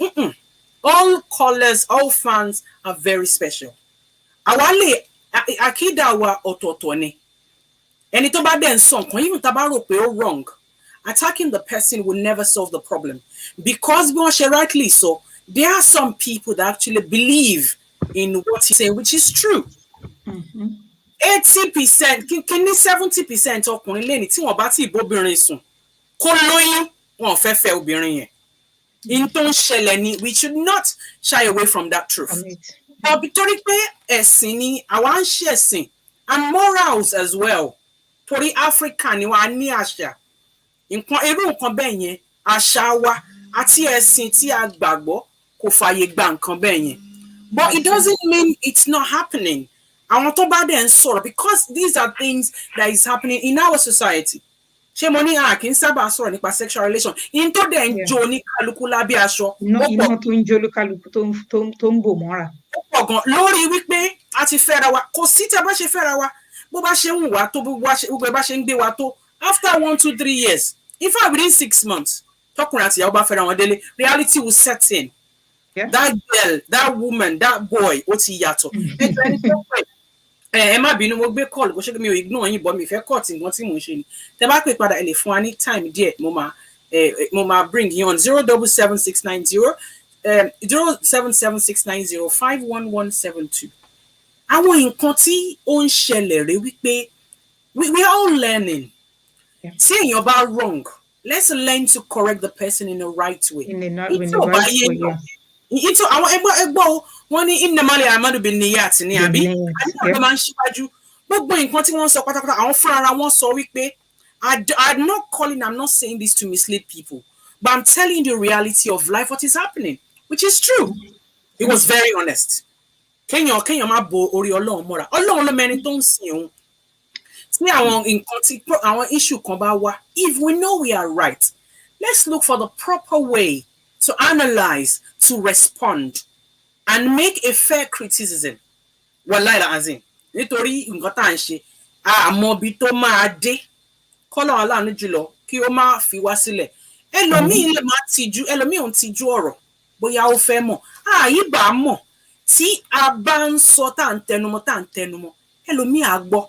Ẹ wo bí tí mo lọ lẹ́ẹ̀kan mo ní, dádì kò sí ẹ tí ẹ bá ní ọmọ obìnrin, ẹ máa fẹ́ níṣu lọ́kà ẹni tẹ́ bá rí tó ń tẹ̀ lọ́kùnrin wàláì kò sí ọkùnrin náà tínú ẹ lè dùn wípé ó ní ọmọ obìnrin especially tó ń rí ọkùnrin kan tó ń bá sùn tí ó ti fẹ́ kò sí bàbá náà láyé yìí ọ̀nà tí ó máa fi mọ́ ọkùnrin yẹn ni pé ní o gbọ́dọ̀ fẹ́ lé ní mi ì tí ì rí bàbá náà láyé yìí mi ò tí ì rí another topic tún nìyẹn o nítorí àwọn ọmọbìnrin tá à ní lórí sexual relationship yìí náà àwọn ọmọbìnrin wa tá à ní kéékèèké ó ní àwọn nǹkan tó yẹ ká máa ṣe gẹ́gẹ́ bí bàbá ó ní àwọn nǹkan tó yẹ ká máa ṣe gẹ́gẹ́ bí ìyá tó jẹ́ pé tí àwọn yìí bá ti ń di puberty stage tí wọ́n bá ń rí àwọn gestures yẹn ládùn àwọn ọkùnrin míì wọn ò ní kàákún nítorí pé nǹkan tán ti ń nífẹ̀ẹ́ tán ti ń rí tó ti yé wọn dáadáa ní látilẹ̀ that is a different topic itself láti help àti encourage àwọn ọmọ tí à ń bí a lot is happening àwọn ọmọ olóyè tẹ́ bá wo psyche wọn dáadáa they believe that anytime from 16 it's okay for you to have sex it is okay and when they encourage wọn ní school tẹ́lẹ̀ kò sí nǹkan tí wọ́n kì í fún wọn ní school they give them contraceptives nísìnyí gan máa ṣẹ́yún fún ọmọ without the consent of the parents. Right, yeah. So àwa aníṣẹ́ tó pọ̀ yàtọ̀ sí àwa tá a jágbàlagbà àwọn ọmọ wa tí wọ́n ń bọ̀ lẹ́yìn there's a lot we need to educate and empower them especially the girls nítorí kò sí ọkùnrin náà láyé yìí tí ò fẹ́ queen kò sí ọkùnrin náà láyé tí ò fẹ́ jẹ́ pé ìyàwó mi èmi nìkan ni mo lè gorí ìyàwó mi èmi nìkan ni mo lè rí ìhòòhò ẹ̀ so we still have a long way to go so nítorí society ta London la wà àwọn abroad ẹ rí wípé ìlú òyìnbó nǹkan pọ̀ lórí àwọn èèyàn free wọ́n ti mú ṣe wá ń gbọ́ pé Nàìjíríà gan tún worse àwọn oríṣiríṣi obìnrin là á rí pé tọkọ máa ní pé kó lọ mú DNA wá kó ṣe gbá kó ṣàwo lórí ọ̀rọ̀ DNA a máa treat ẹ̀ lórí program yìí àmọ́ kò kí ń ṣe ọ̀nà tí àwa túbá ó ní ọ̀nà míì tí a máa fi gbégbà pẹ̀lú ògo Ọlọ́run torí ohun tó ń jà ràn nísìnyí àfi k'Ọlọ́run ṣàánú wa àmọ́ ibi tá a ti ń tọ́ wò ká tó jẹ́ gbogbo nǹkan láti yẹ̀wò àbí gàrí àti kúlíkúlí dáadáa obìnrin kó ní pride kó má fẹ́ ọkùnrin nítorí wípé mo ti ń lélẹ̀ nítorí ó lówó lọ́wọ́ nítorí ó níṣẹ́ wípé ẹ̀ ń pìtẹ̀ because owó kìíní yẹn tí a bá dé marriage reality will set in and hit us big time àmọ́ àti wọnú ẹ̀. And apart from that sísá Nafeesa gbogbo àwọn wọn ń tọ́ wò wọ́n ń jẹ́ wò kan tó fẹ́ ẹni tán jẹ́ wò yẹn ẹni tí ẹni yẹn Ọlọ́run má jẹ́ kéèyàn ṣìrìn inú ilé ayé yìí náà la wà láti ríyàn tọkọ ẹ̀ ẹni tó fẹ́ bóyá ẹ̀gbọ́n ló ti tọ́ wò àbí tábúrò ti tọ́ wò ojú wo náà fẹ́ fi rora wọn ṣé kò tí ì lé lẹ́gbẹ̀yìn kí ló dé tí ò wá pride rẹ̀ kó compose rẹ̀ dìgbà tó ti ready kó ṣe nǹkan tó yẹ kó ṣe rather than kán ti kọ́kọ́ tọ́wò tẹ́nìkan family ọkọ tó máa wá eventually fẹ́ tán wá ti rí pọ́n ti tọ́wò ojú wo náà máa fi wora wọn. Allah just help us. Àmì Allah àwọn tó wà important ní láti máa sọ ní kọ́lọ́n kó gbà fún wa 07769051172 a ní àǹfààní láti gba ìpè kan àbí méjì nítorí lálẹ́ àáka story wa bí Prince dẹ̀ ṣe sọ lẹ́ǹkan ní wípé kí a máa discuss àwọn topics yìí ní ẹ̀ǹkan pẹ̀lú ògbọ́lọ́ kọ́nà ń ṣe nírọ̀rùn fún a máa ṣe marriage clinic yìí once a month dáwà ìjọsìn nílé ìtàn ṣe yìí náà torí àfẹ́ kí lè dàrú ní gbogbo ìgbà náà kọ́lá last 2 weeks a ṣe àwọn topic tó wà very topical sometimes a tún wálé àwa tá a jẹ́ mùsùlùmí nǹkan pọ̀ tí a nílò láti kọ́ láti ara wa nǹkan pọ̀ tí a nílò láti kọ́ lọ́wọ́ ara wa lánìí láti kọ́ra wa assalamu alaikum warahmatullahi wabarakatuh. ẹjọ́ ẹni tó bá pè 077 á gbé o but ẹ sọ̀rọ̀ látọ̀dọ̀ yín 07769051172 ní studio number Ọlọ́run àgbà ní ìbàdà fún wa mo ní ìbéèrè kan tí mo sì máa béèrè mo béèrè lẹ́ǹkan tí dádì wọn sọ wípé tí a bá ti wà nínú ìgbéyàwó in tó ń ṣẹlẹ̀ reality ni a di wípé ọkọ ò lágbára bíi ti tẹ́lẹ̀ mọ́ ọkọ ò lè ṣe ọkọ náà ó ti rẹ ọkọ ìyàwó ò sì lè máa jẹ́ olórí ní gbogbo ìgbà tí ọkọ wa bá wà ní restriction yìí àwa tí a jọkùnrin tí a bá lè pè sí studio tí a bá dẹ̀ lè pè sí studio advice wípé kí ni irú ọkùnrin bẹ́ẹ̀ lè ṣe ohun tó wọ́pọ̀ tèmi máa ń sábà gbọ́ ni pé kán máa lo àlòmọ̀ most of alomo tán dẹ̀ ń lò yìí ọtí náà fi ń ṣe.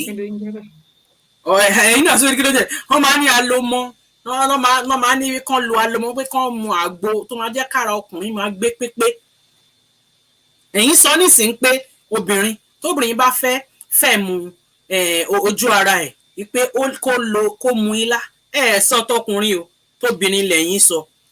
Ó la ṣe ní kọ́ èmi I think I did mention that yìí pé irú nǹkan bẹ́ẹ̀ yẹn nǹkan téèyàn ò bá mọ̀ lèèyàn ò mọ̀ nǹkan téèyàn bá mọ̀ àbí nǹkan téèyàn tó bá mọ̀ yìí pé ó dá ẹ lójú àbí tó ti try àwọn nǹkan kan wà tó jẹ́ pé irú ẹni tán ló wà impotent yẹn kò ń ṣe pé kò sí bó ṣe fẹ́ rí pé wọn ò ní rí nǹkan tán lè fi treat irú nǹkan bẹ́ẹ̀ yẹn bóyá naturally tẹnìyẹn ò bá fẹ́ lò tẹnìyẹn ò bá dẹ̀ fẹ́ ṣe kí wọ́n lè lọ sí hospital wọ́n máa wọ́n lè nǹkan tán lè tọ́jú tó bá wà jẹ́ pé nǹkan tán lè tọ́jú then ẹnìyẹn ò ní láti put life another person on hold torí selfish interest títí ẹ̀ so torí ẹ̀ la ṣe sọ̀rọ̀ ń pa pé èèyàn lè lọ sí hospital láti lọ ṣe bọ̀ torí yí pé àwa obìnrin ìyẹn ti dryness yẹn tí mo sọ̀rọ̀ ń pa ẹ̀ kò ń ṣe yí pé big deal ni but a máa ń make it a máa ń sá fún àti ní sex torí irú nǹkan bẹ́ẹ̀ yẹn that was why I mentioned that but generally I just said kéèyàn seek medical advice kò sí nǹkan tó tabasha sick nílùú iná we go to hospital ti lọ rí doctor. tọ́ ọlọ́run á bá mi kẹ́yìn nítorí ọkùnrin àwọn ọkùnrin máa ń sábà hide nǹkan kan ṣàṣà ní ọkùnrin tí ìwé ẹ̀ máa dé bá tó bá lọ bá ìyàwó mi nǹkan báyìí máa ṣẹlẹ̀ bóyá 5% ọkùnrin ló máa because bí èmi tún ṣe rí ọkùnrin wọn máa ń fẹ́ pride yẹn wípé ìyàwó mi ò gbọdọ̀ gbọ́rù nǹkan báyìí and she's the first person you should actually confide in.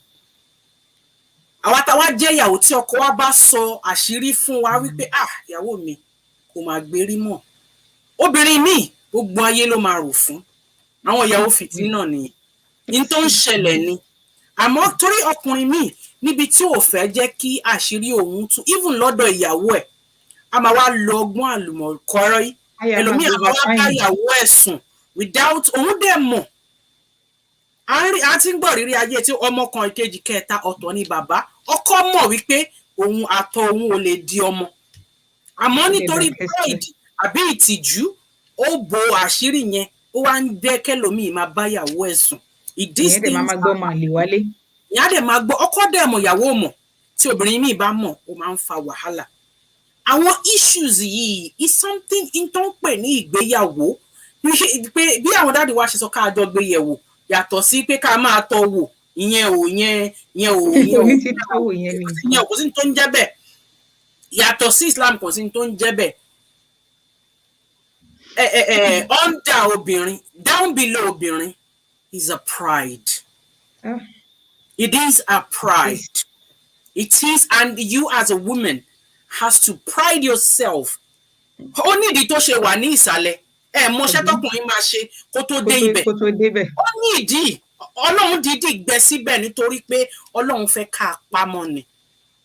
Tí a bá pamọ́ pàápàá ẹni tó bá jẹ́ ìyàwó ilé torí ara àwọn ìyàwó ilé mi tó jẹ́ pé wọ́n sì ń ṣe nǹkan tí ò tó nǹkan tí ò right wọ́n sì ń ṣe so ó nídìí tó ṣe wà nínú ibi ihò ní ó nídìí tó ṣe wà ń bẹ̀ kọ́lọ̀ wọn láàánú jọ kó ṣàánú wa à ń enlighten ara wa à ń educate ara wa wípé what is right and what is wrong is wrong. Lára ills of the society ni ìyẹn ni mo ṣe ń sọ lẹ́ǹkan pé àwọn ọmọ ìlú yìí òbí mi lè vouch fún ọmọ ẹ pé yes ọmọ mi ò kò lè ṣe nǹkan báyìí láéláé but you never know your child. Pretend. Let your child go on an excursion. Kẹwàá monitor àwọn ọmọ yẹn tí wọn ò mọ̀ pé wà around. You will know your child is a different child when he or she is away from you. It's a honest truth. You will know your child is a different person away from you. Ẹlòmíì lè dákú. Mo wo program kan tó jẹ́ pé àwọn ọmọ yẹn wọn ò mọ̀ pé wọ́n ṣe video àwọn parents wọn. They were different children. Entirely. Àfi Ọlọ́run nìkan ló lè bá wa tó àwọn ọmọ tá a wà àtàwọn ọmọ wa ń lù yìí. Gbogbo nǹkan tí àwa gan ò mọ̀ tí wọn ò fún wa gan. Ìyá mélòó gan ló mọ̀ tó ń jẹ́ morning after pill. But wọ́n ti ń mọ̀ láti primary school gan. Làwọn ọmọ míì ti ń mọ̀ kó tó dé secondary school. àwọn ọmọ mi wà dẹwà tó jẹ́ pé ojú wọn já sí nǹkan ìsọkùnrin, àwọn ọkùnrin mìíràn tó jẹ́ pé ojú wọn já sí obìnrin, ó dẹ̀ tí wọ́n dẹ̀ tí wá jẹ́ kó easy fún wọn. So àmọ́ àwa tá a wá ta gbàgbọ́ tó dẹ̀ jẹ́ pé even tá a bá jẹ́ counselor, tá a bá jẹ́ marriage counselor gan, a need láti máa advice àwọn èèyàn wípé òkè ẹ jẹ́ ká ṣe nǹkan báyìí, pàápàá tó bá ti ń jẹ́ Islamic way, we have to. Nǹkan àṣẹ Ọlọ́run ni tí a lè yí padà. Kí Ọlọ́run aláàánú jùlọ kó bá mi dúpẹ́ fún yín àti gbogbo ẹni tẹ́ ẹ bá wa share fídíò yìí kí àwọn èèyàn tún lè kọ́gbọ́n látara ẹ̀. Ọlọ́run ò ní fi wá sílẹ̀. Alhaja wa Fausat Akintoye, thank you ma. Wa alaikum salam wa rahmatullahi wa barakatuh. Sister mi Ọmọ́tókẹ́ Ṣódẹ̀rù Sàká, ẹ ṣé ẹ kújọ́ mẹ́ta mà, gbogbo lè ń kọ́ o. Malam Yusuf Adépọ̀jù Akadip Erasa, inú wa dùn pé ẹ join wa lórí ètò lénìí, ẹ ṣé mo dúpẹ́. Ọlọ́run bá wa dúpẹ́ fún yín. Gbogbo ètò ọ̀rọ̀ tí ẹ bá wa sọ láti ọ̀sẹ̀ tó kọjá àti ètò tó tẹ̀lé, gbogbo ẹ̀ pátápátá ó wúlò, ó rìn. Walilahi alhamdu. Ọlọ́run á jẹ́ kí a kọ́gbọ́n látara ẹ̀. Kí Ọlọ́run aláǹdì lọ kó san yín lẹ́san olórí, kó dẹ̀ san àwa náà ní ẹ̀san olórí pátápátá. Wala kun fayakun. Amin. Wọ́n ní kudos to the speaker, Hajia Latifa Ayeola. May Allah bless you and reward you magnanimously. Amin. Hajia Nafeesa, jazakumullahu khairan. Amin wa iyyakum sir. Sister Sidiko Odufuwa, only jazakumullahu khairan, my sister, for treating this topic. Amin wa iyyakum. Brother Tajuddin Aweda Aigoro. Thanks for the explanation. Hajia. Mo tún wá rí ìmí, mo ń ka bí n bá ṣe lè rí kà sí, kọ́lọ́n kó gbà ní ìbádà fún wa. Wọ́n ní ó ti jump lọ sókè ni mo ń try láti kà lórí tó ó ti sá lọ tó ibi tí mo ń kà dé ó ti sá lọ. So mo ń fẹ́ because mo rí àwọn very important messages kan ní tó yẹ kí actually sọ, mo sì padà débẹ̀. Sister wa Abímbọ́lá Olóríkè àmì àti ìgbàgbé nípa contraceptive wa ṣì máa sọ̀rọ̀ lórí ẹ̀. Alhaja wa Àjọkẹ́ Banki, thank you for joining us. Sister Sidiko Odufuwa, there should be women forum in our salatu where sensitive topics like this can be discussed. Ó wà very important. A máa ní women forum, but kí la máa ń fi women forum wá ṣe? Ṣé a máa ń péjọ láti dáwó fún àwọn tó fẹ́ ṣe nǹkan gbogbo ìgbà ni? Or we treat what actually tó ń jó wa lábẹ́ aṣọ? Ṣé àáfin treat àwọn ọmọ tá à ń bí tó ń dàgbà bí a ṣe lè kọ́ wọn lẹ́kọ̀ọ́, bá ṣe lè kọ́ wọn lẹ́sìn, bí a ṣe lè kọ́ wọn tó bá ti ń di pé wọ́n ń dàgbà, wọ́n ti fẹ́ máa mọ ọkùnrin àbí wọ́n ti fẹ́ máa mọ obìnrin, àbí ọ̀tọ̀ ni nǹkan tí à ń ṣe? Kò sí àsàlátù tẹ́madé tí ò sí women forum. Àmọ́ ohun tí wọ́n kọ́ ń bẹ̀ tó ń ṣe ń bẹ̀ gangan ló yẹ ká wò, nítorí àwọn nǹkan tó wà very important and sensitive ló yẹ ká máa kọ́. Àwọn obìnrin tá bá dẹ̀ jókòó papọ̀ náà ni a máa ń rí ẹjọ́ kan ṣáá ni táàrin wa ò ní tò, tí a máa ṣe nǹkan ṣáá ni tó jẹ́ pé àwa náà là ń kún lásàlátù, àwa náà là ń dà sàlátù rú, kí a má jẹ́ kí èṣù gba àbí kí èṣù kó sí wa láàrin, ká mọ ohun tá à ń lọ ń ṣe lásàlátù yẹn gangan ó wà very important. Secondary ni going to àsàlátù láti lọ ní fun is secondary, but ìdí tí a ṣe kúrò nílé wa gangan ni wípé a fẹ́ lọ ṣe ìjọsìn. So we should utilize the time and say and do things that are meaningful. Kọ́lọ́ aláǹjùlọ kó má fi wá sílẹ̀. Malam Yusuf Adépọ̀jù, wọ́n ní it's been over 20 years I know Hajia Latifa Ayeola. She has been a motivational speaker for our sisters. Jazakumullahu khairan to Sunnah and Self-Esteem for bringing her here. Amin wa iyyakum sir. Helen J. Abari, thank you for joining us. Montra Lati. So Sister Sidiko Odufuwa, Hajia Nafeesa, honestly, you are a counselor in your own right. Brother Akin Banki, thank you for this useful information. Hajia, walilahi alhamdu. Sister mi Ọmọ́tókẹ́ Mariam Ṣódẹ̀rù Sàká, obìnrin lọ̀tá obìnrin, bẹ́ẹ̀ ni women against women. Àwọn bàbá ṣe ọba Ọlọ́run kó ṣàánú fún wa. Brother Mukadam M. Hamza, jazakumullahu khairan, amin wa iyyakum. Seyida wa Abdulsalam Nafeesa Ìfẹ́olúwa, thank you for joining us today. Ṣàlàáfíà ni o. Ìpàdé wa láyọ̀ lóyin ni inshallah. Sister Abímbọ́lá Olóríkè, aláṣejù ọkùnrin Ọlọ́run á ṣàánú kí ló dé alhaja wa brother Mukadam M Hamza mo tún kà lọ. So brother Jami Olaniyan, the most important thing is to know the teachings of Islam with sincerity and iman. Funny enough, most people know what is right and what is wrong. And what is wrong? Yeah. Monitoring. And sometimes we are weak. Into máa ń fà tí ó ṣe máa ń ṣẹlẹ̀ òun nìyẹn. A dẹ̀ tún ní àwọn èèyàn kan tó jẹ́ pé ẹlẹ́tàn ni wọ́n máa tànyàn. So àwa rí kí obìnrin àbọ́kùnrin kan fall into wrong victims. This does happen as well. Be just fab, mashallah, sister ẹ kújọ́ mẹ́ta o. Sata Ofika, ṣàlàáfíà ni àwọn ọmọ mi ń kọ́ Ọlọ́run ní fi wá sílẹ̀. Brother Jami Olaniyan, it is Allah that decide that. Bẹ́ẹ̀ ni Ọlọ́run ló máa ń decide mi mountains, but Ọlọ́run ló máa ń decide. Ọlọ́run nìkan ló tẹ̀lé jẹ́ kí nǹkan kó ṣe dáadáa. Brother Jami Olaniyan, fear Allah with your advice. This is part of what cause problem. This is part of what causes all this problem we are talking about. Bẹ́ẹ̀ni kọ́lọ̀ kó ṣàánú fún wa. Sister Abimbola Olorike, differentiate teaching and advice in Islam. Which one should we listen to or follow? Ìdí tí a ṣe ń try láti correct kọ́là wa lẹ́ǹkan nìyẹn wípé teaching àti advice orí ẹgbọ́n kan tí ẹlòmíì sọ ń differentiate teachings and advice in Islam. Which one should we listen to or follow? We have to follow what the Quran says, and we have to follow the Sunnah of Prophet Muhammad sallallahu alaihi wasallam. Sister Ola Folami Latifa, wa alaikum assalam wa rahmatullahi wa barakatuh. Brother Jami Olaniyan, sister, the caller is blah blah blah. The caller is talking this caller is not talking based on Islamic understanding. We have to make our decision based. We have to make our decision based on Sunnah and the commandment of Allah. Beni.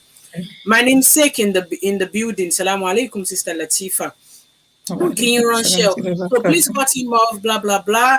Ọlọ́run aláǹjẹ́ ní fi wá sílẹ̀. Ó wà okay, Sister Fọlárin Latifa, Ọlọ́run ní fi wá sílẹ̀. Sister Fatima Abimbola, ìgbéyàwó ọjà ọkùnrin. Ìgbéyàwó ọjà ọkùnrin. Only prayer can save one. Bẹ́ẹ̀ni, you are very correct. Kọ́lọ́n kó ṣàánú wa. Juma Mubarak, sister me, Olabisi Shadari, thank you for joining us. Raymond Ishe, can you cut off the collar, please? You can't. Mashallah. Kò ní dáká máa tún cut the collar off now. And to take time. We just need to be correct.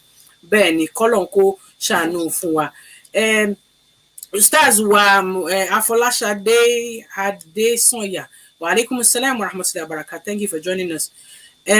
So, Sister Abimbola Olorike, why can't the man be faithful too, not to sleep with any woman before marriage? Why does it have to be women that should be the faithful one before marriage? I don't get it. I want to see Oma Walara and Konti and Seyida Mabawa so ni ìrọ̀lẹ́ yìí. Sister, your dad is not. I should leave my daddy out of this. So. He's never wanted to learn and nothing for him to offer. Sorry. Well, that as in only your do. See, I know what Ibrahim. Alayhi salatu wasalam. She wasi fún àwọn èèyàn ẹ̀. Kí a tó rí mélòó ni wọn náà ló pàpà gba Islam kò ní suwa. That's why we are educating. We have to continue to educate. We have to continue to empower. Téèyàn bá bí ọmọ, tí ọmọ yẹn bá ń go against téèyàn ń sọ. We have to continue to counsel. We show love and pray. Bẹ́ẹ̀ni. Because people like that, when nígbà tọ́lọ́run bá gba àkóso wọn tán tí wọ́n bá change. In fact, wọ́n máa ń fẹ́ ṣe ìgbìyànjú gun àwa tí a gbẹ́sìn lé lórí lọ. Wàláhì òótọ́ orin mo sọ níbi bẹ̀yẹn. Ẹ jẹ́ ká try láti máa correct ara ká wá patient pẹ̀lú ra wa. Ká má máa insult ara wa. Tó bá we can correct. And that's why we are on this program. So we all have to learn, but arguing on issues like this is not relevant.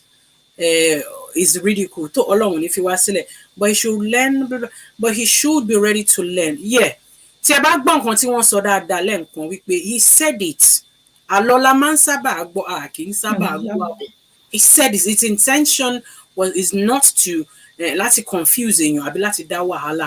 Is pointing out the obvious things that happen in our society, whether we like it or not. ìyẹn oríṣiríṣi ń ṣe nǹkan ṣẹlẹ̀ ní Nàìjíríà bó ṣe jẹ́ wípé church pọ̀ lọ rẹpẹtẹ mosque pọ̀ lọ rẹpẹtẹ. We know adẹ̀ ní àṣà, we know what is right and what is wrong, but things are still happening. Kí Ọlọ́run aláǹjú lọ kí ó má fi wá sílẹ̀. My daughter can't even argue that it is, she knows her personality is very important. Bẹ́ẹ̀ni, exactly. Sister Abimbola Lorike, that's the honest truth of what is happening in the world. Bẹ́ẹ̀ni, today, may Allah guide us and our children to the right path. Amen. Charity begins at home. Teach your children to give you peace of mind. Bẹ́ẹ̀ni. Àmọ́ kọ́nà ọmọ wa fi àwọn ọmọ yẹn ṣàdánwò torí ẹlòmíì wà tó jẹ́ pé ó kọ́ ọmọ ní gbogbo nǹkan tí gbọ́dọ̀ kọ́ ọmọ. Òun náà la ṣe gbọ́dọ̀ fàdúrà gbé. Dẹ̀ni. Àmọ́ tí Ọlọ́run bá gbé ìṣe ẹ̀dẹ́, kí Ọlọ́run má fi àwọn ọmọ wa, kọ́lọ́run má fi ṣàdánwò fún wa. Àwọn ọkọ wa, kọ́lọ́run má fi ṣàdánwò fún wọn. Ẹ jọ̀ọ́ ẹ fún mi ní ìṣẹ́jú kan tó wà lórí ìlà kí sáré parí eléyìí. Sister Folami Latifat, me, I don't like Asalatu because what they are preaching there is not what they are practicing. Sister Helen J. Abari, you are welcome. Thanks for inspiring and thanks for the inspiring and educational lecture. May Almighty Allah continue to bless and enrich the host. Hosts. Amen. Brother Wasiwala Iton Shokoya, Jazakumullahu khairan to the anchor and the guest speaker. The subject is quite topical and addresses issues seldomly discussed in public. Assalamu alaikum wa rahmatullahi wa barakatuh. Now, the reason comment to cancel. You see, the problem with we Nigerians, we don't respect one another. We should respect individuals' ideology and principle. An opinion, we all are not perfect. We're learning from one another. And that person to have made such comment is an insult because you can't just make unnecessary comment. Because a minimum program in Nigeria. But civility in anything we do. You understand? There are some certain things. I made a point. Look, I am looking at it on the social aspect of life. And you are looking at it according to the Sunnah. She gets insane. So that's why I said, let me talk so that over the problem will mislead you. For such person to have made such comment, no, who get cut to? Emma Binusa. No, you see, and again, such comments, you will go for a remember Casita. Only this is use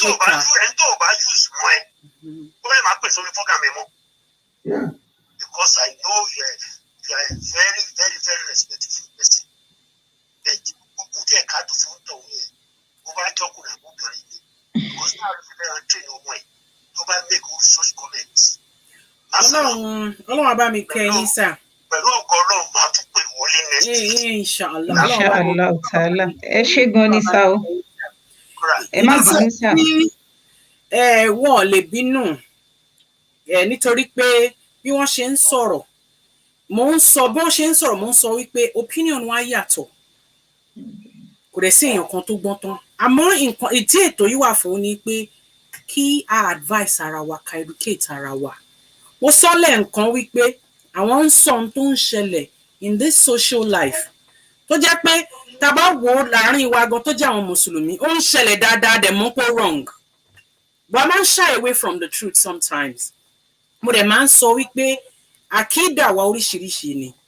Àmọ́ ká tún máa wá gbé àkídà wa la máa fi ní láti insult ara wa, ní láti bára wa jà. No.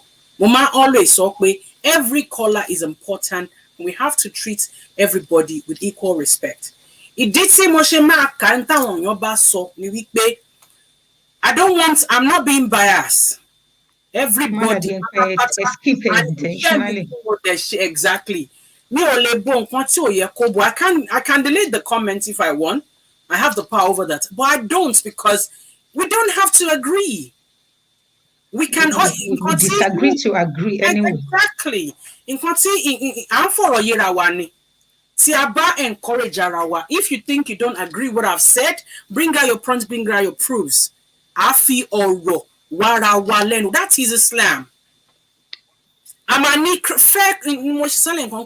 We have to have fair criticism. It's very important. We shy away from the truth. Iná tó ń jó bọ́ lábẹ́ aṣọ. Ṣó yẹ kó máa ká àfáà dé, in tó ń pẹ̀rẹ̀ láfáà nírú nǹkan bẹ́ẹ̀ yẹn. And it is happening. Eric, we are shying away from the truth. So these are the things that are happening. We see it happening. So we have to address it. Address it in the right way, correct the right and the wrong. That is why we to learn from each other. We cannot force anybody. Even alone here, I force in your Latin religion. I force in your we can only like Rafideen. We correct with love and respect. That's very important. Correcting with love and respect.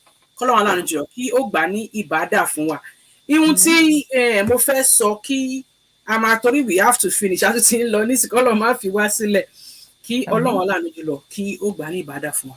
Tí a bá fẹ́ra ẹni. Tí àdánwò bá dé.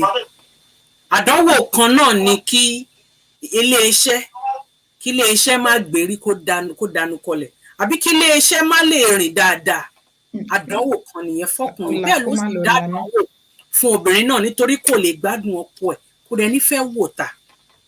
Èèyàn kan ti bi mí rí pé kí n bè lọ́wọ́ èèyàn kan wípé ẹ mọ̀ gbogbo ohun tá à ń sọ yìí ọ̀rọ̀ lọ́kọ-láyà la ṣe ń sọ ẹni tó wà ní ọkọ. A ní àwọn tó jẹ́ pé wọ́n ti divorce. A ní àwọn tó jẹ́ pé widow ni wọ́n. A ní àwọn tó jẹ́ pé single mother tiẹ̀ làwọn tí kinní ìyá sì máa wù wọ́n ṣe. Ẹ mọ̀ pé a sọ̀rọ̀ lọ sí gbogbo bẹ̀ yẹn. Ó ní àwọn mo list gbogbo kinní yìí kalẹ̀. But nítorí àsìkò, we can't go into that now because of time. I must share another episode. There's a lot we need to talk about. Single mom pọ̀ rẹpẹtẹ tó bá bímọ ẹyọ kan, ara máa fẹ́, your body will need it because lára human wants ni. Lọ́kùnrin, obìnrin tó máa ń shy away from it. Obìnrin gan ló máa ń fẹ́ gbádùn ẹ̀jọ̀ ọkùnrin gan lọ. Ọkùnrin tí wọ́n girigirigiri bí wọ́n ṣe máa ń ejaculate náà ni wọ́n ṣe ń ṣe girigiri yẹn náà ló ṣe ná. But obìnrin tí obìnrin bá ní good tó bá ní good oríṣi wọn máa ní love making wà sex wà tí obìnrin bá ní very good love making it will linger in her head for weeks. Ààrẹ màmá ọkọ màmá ẹkùnrin kò ń darẹ́rìn ni obìnrin ó máa ń ṣe so many things lára obìnrin ó máa comport brain ẹ̀gbọ́n máa ṣiṣẹ́ yàtọ̀. But we shy away from discussing something that actually give us a lot of comfort. We shy away from things like that. So we will have to continue another day. Àwọn widow, àwọn single mothers, àwọn single father. Bó ṣe apply sí single father ò gbọ́dọ̀ máa ṣe ṣìnà, single mother ò gbọ́dọ̀ máa ṣe ṣìnà. Àwọn widows ńkọ́, àwọn divorcee ńkọ́. So àwọn area yìí èèyàn ṣá làwọn náà. Èèyàn ni wọ́n, so we need to actually address these things. Tí fìtínà bá tí Ọlọ́run bá wá gbé iṣẹ́ ẹ̀dẹ́ wípé kíní iléeṣẹ́ ò gbérí mọ́ kí la wá ṣe a lè torí ẹ̀ máa lọ wá ká máa bẹ̀rẹ̀ sí í ṣe ṣìnà káàkiri a lè ó ní ọgbọ́n tí a tún máa dá sí solution kan tún wà tí ọkọ wa gan bá lè perform actively torí agbọ́njọ́ kan bẹ́ẹ̀ ṣe sọ lẹ́ni tí èèyàn bá ní 3 times a day 3 times a week yẹn gan èèyàn mélòó ni ó wà ló lè gbé sórí pé 3 times a week ó máa ń rẹ̀yàn fà even though it's good for us.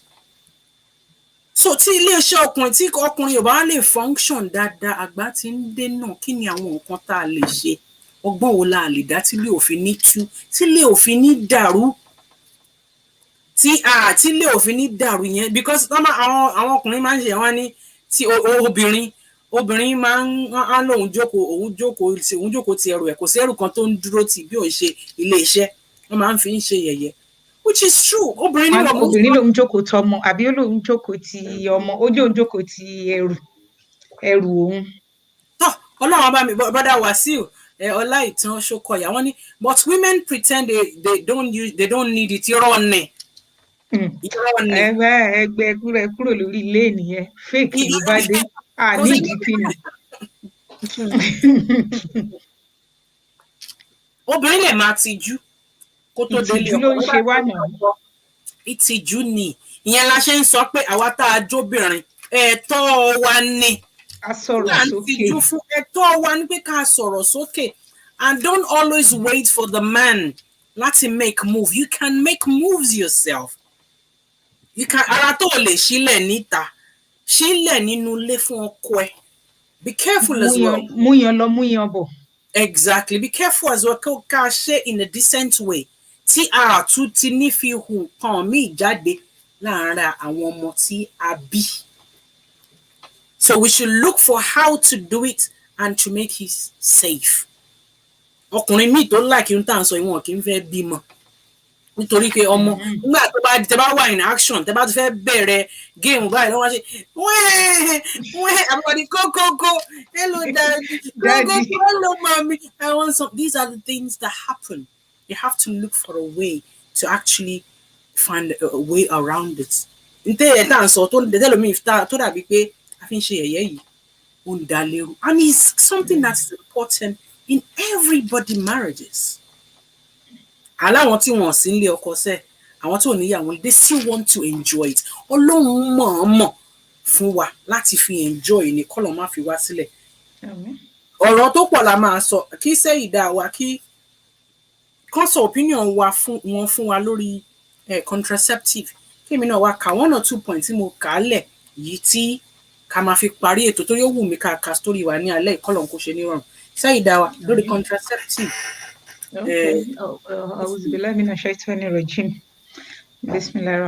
Lórí contraceptives, topic kan ó nìyẹn on its own, honestly, but mi ní sọ yí pé mo kà níbì kan àbí mo gbọ́ níbì kan, so ọ̀rọ̀ tí n bá answer question yìí sìn, that is my opinion.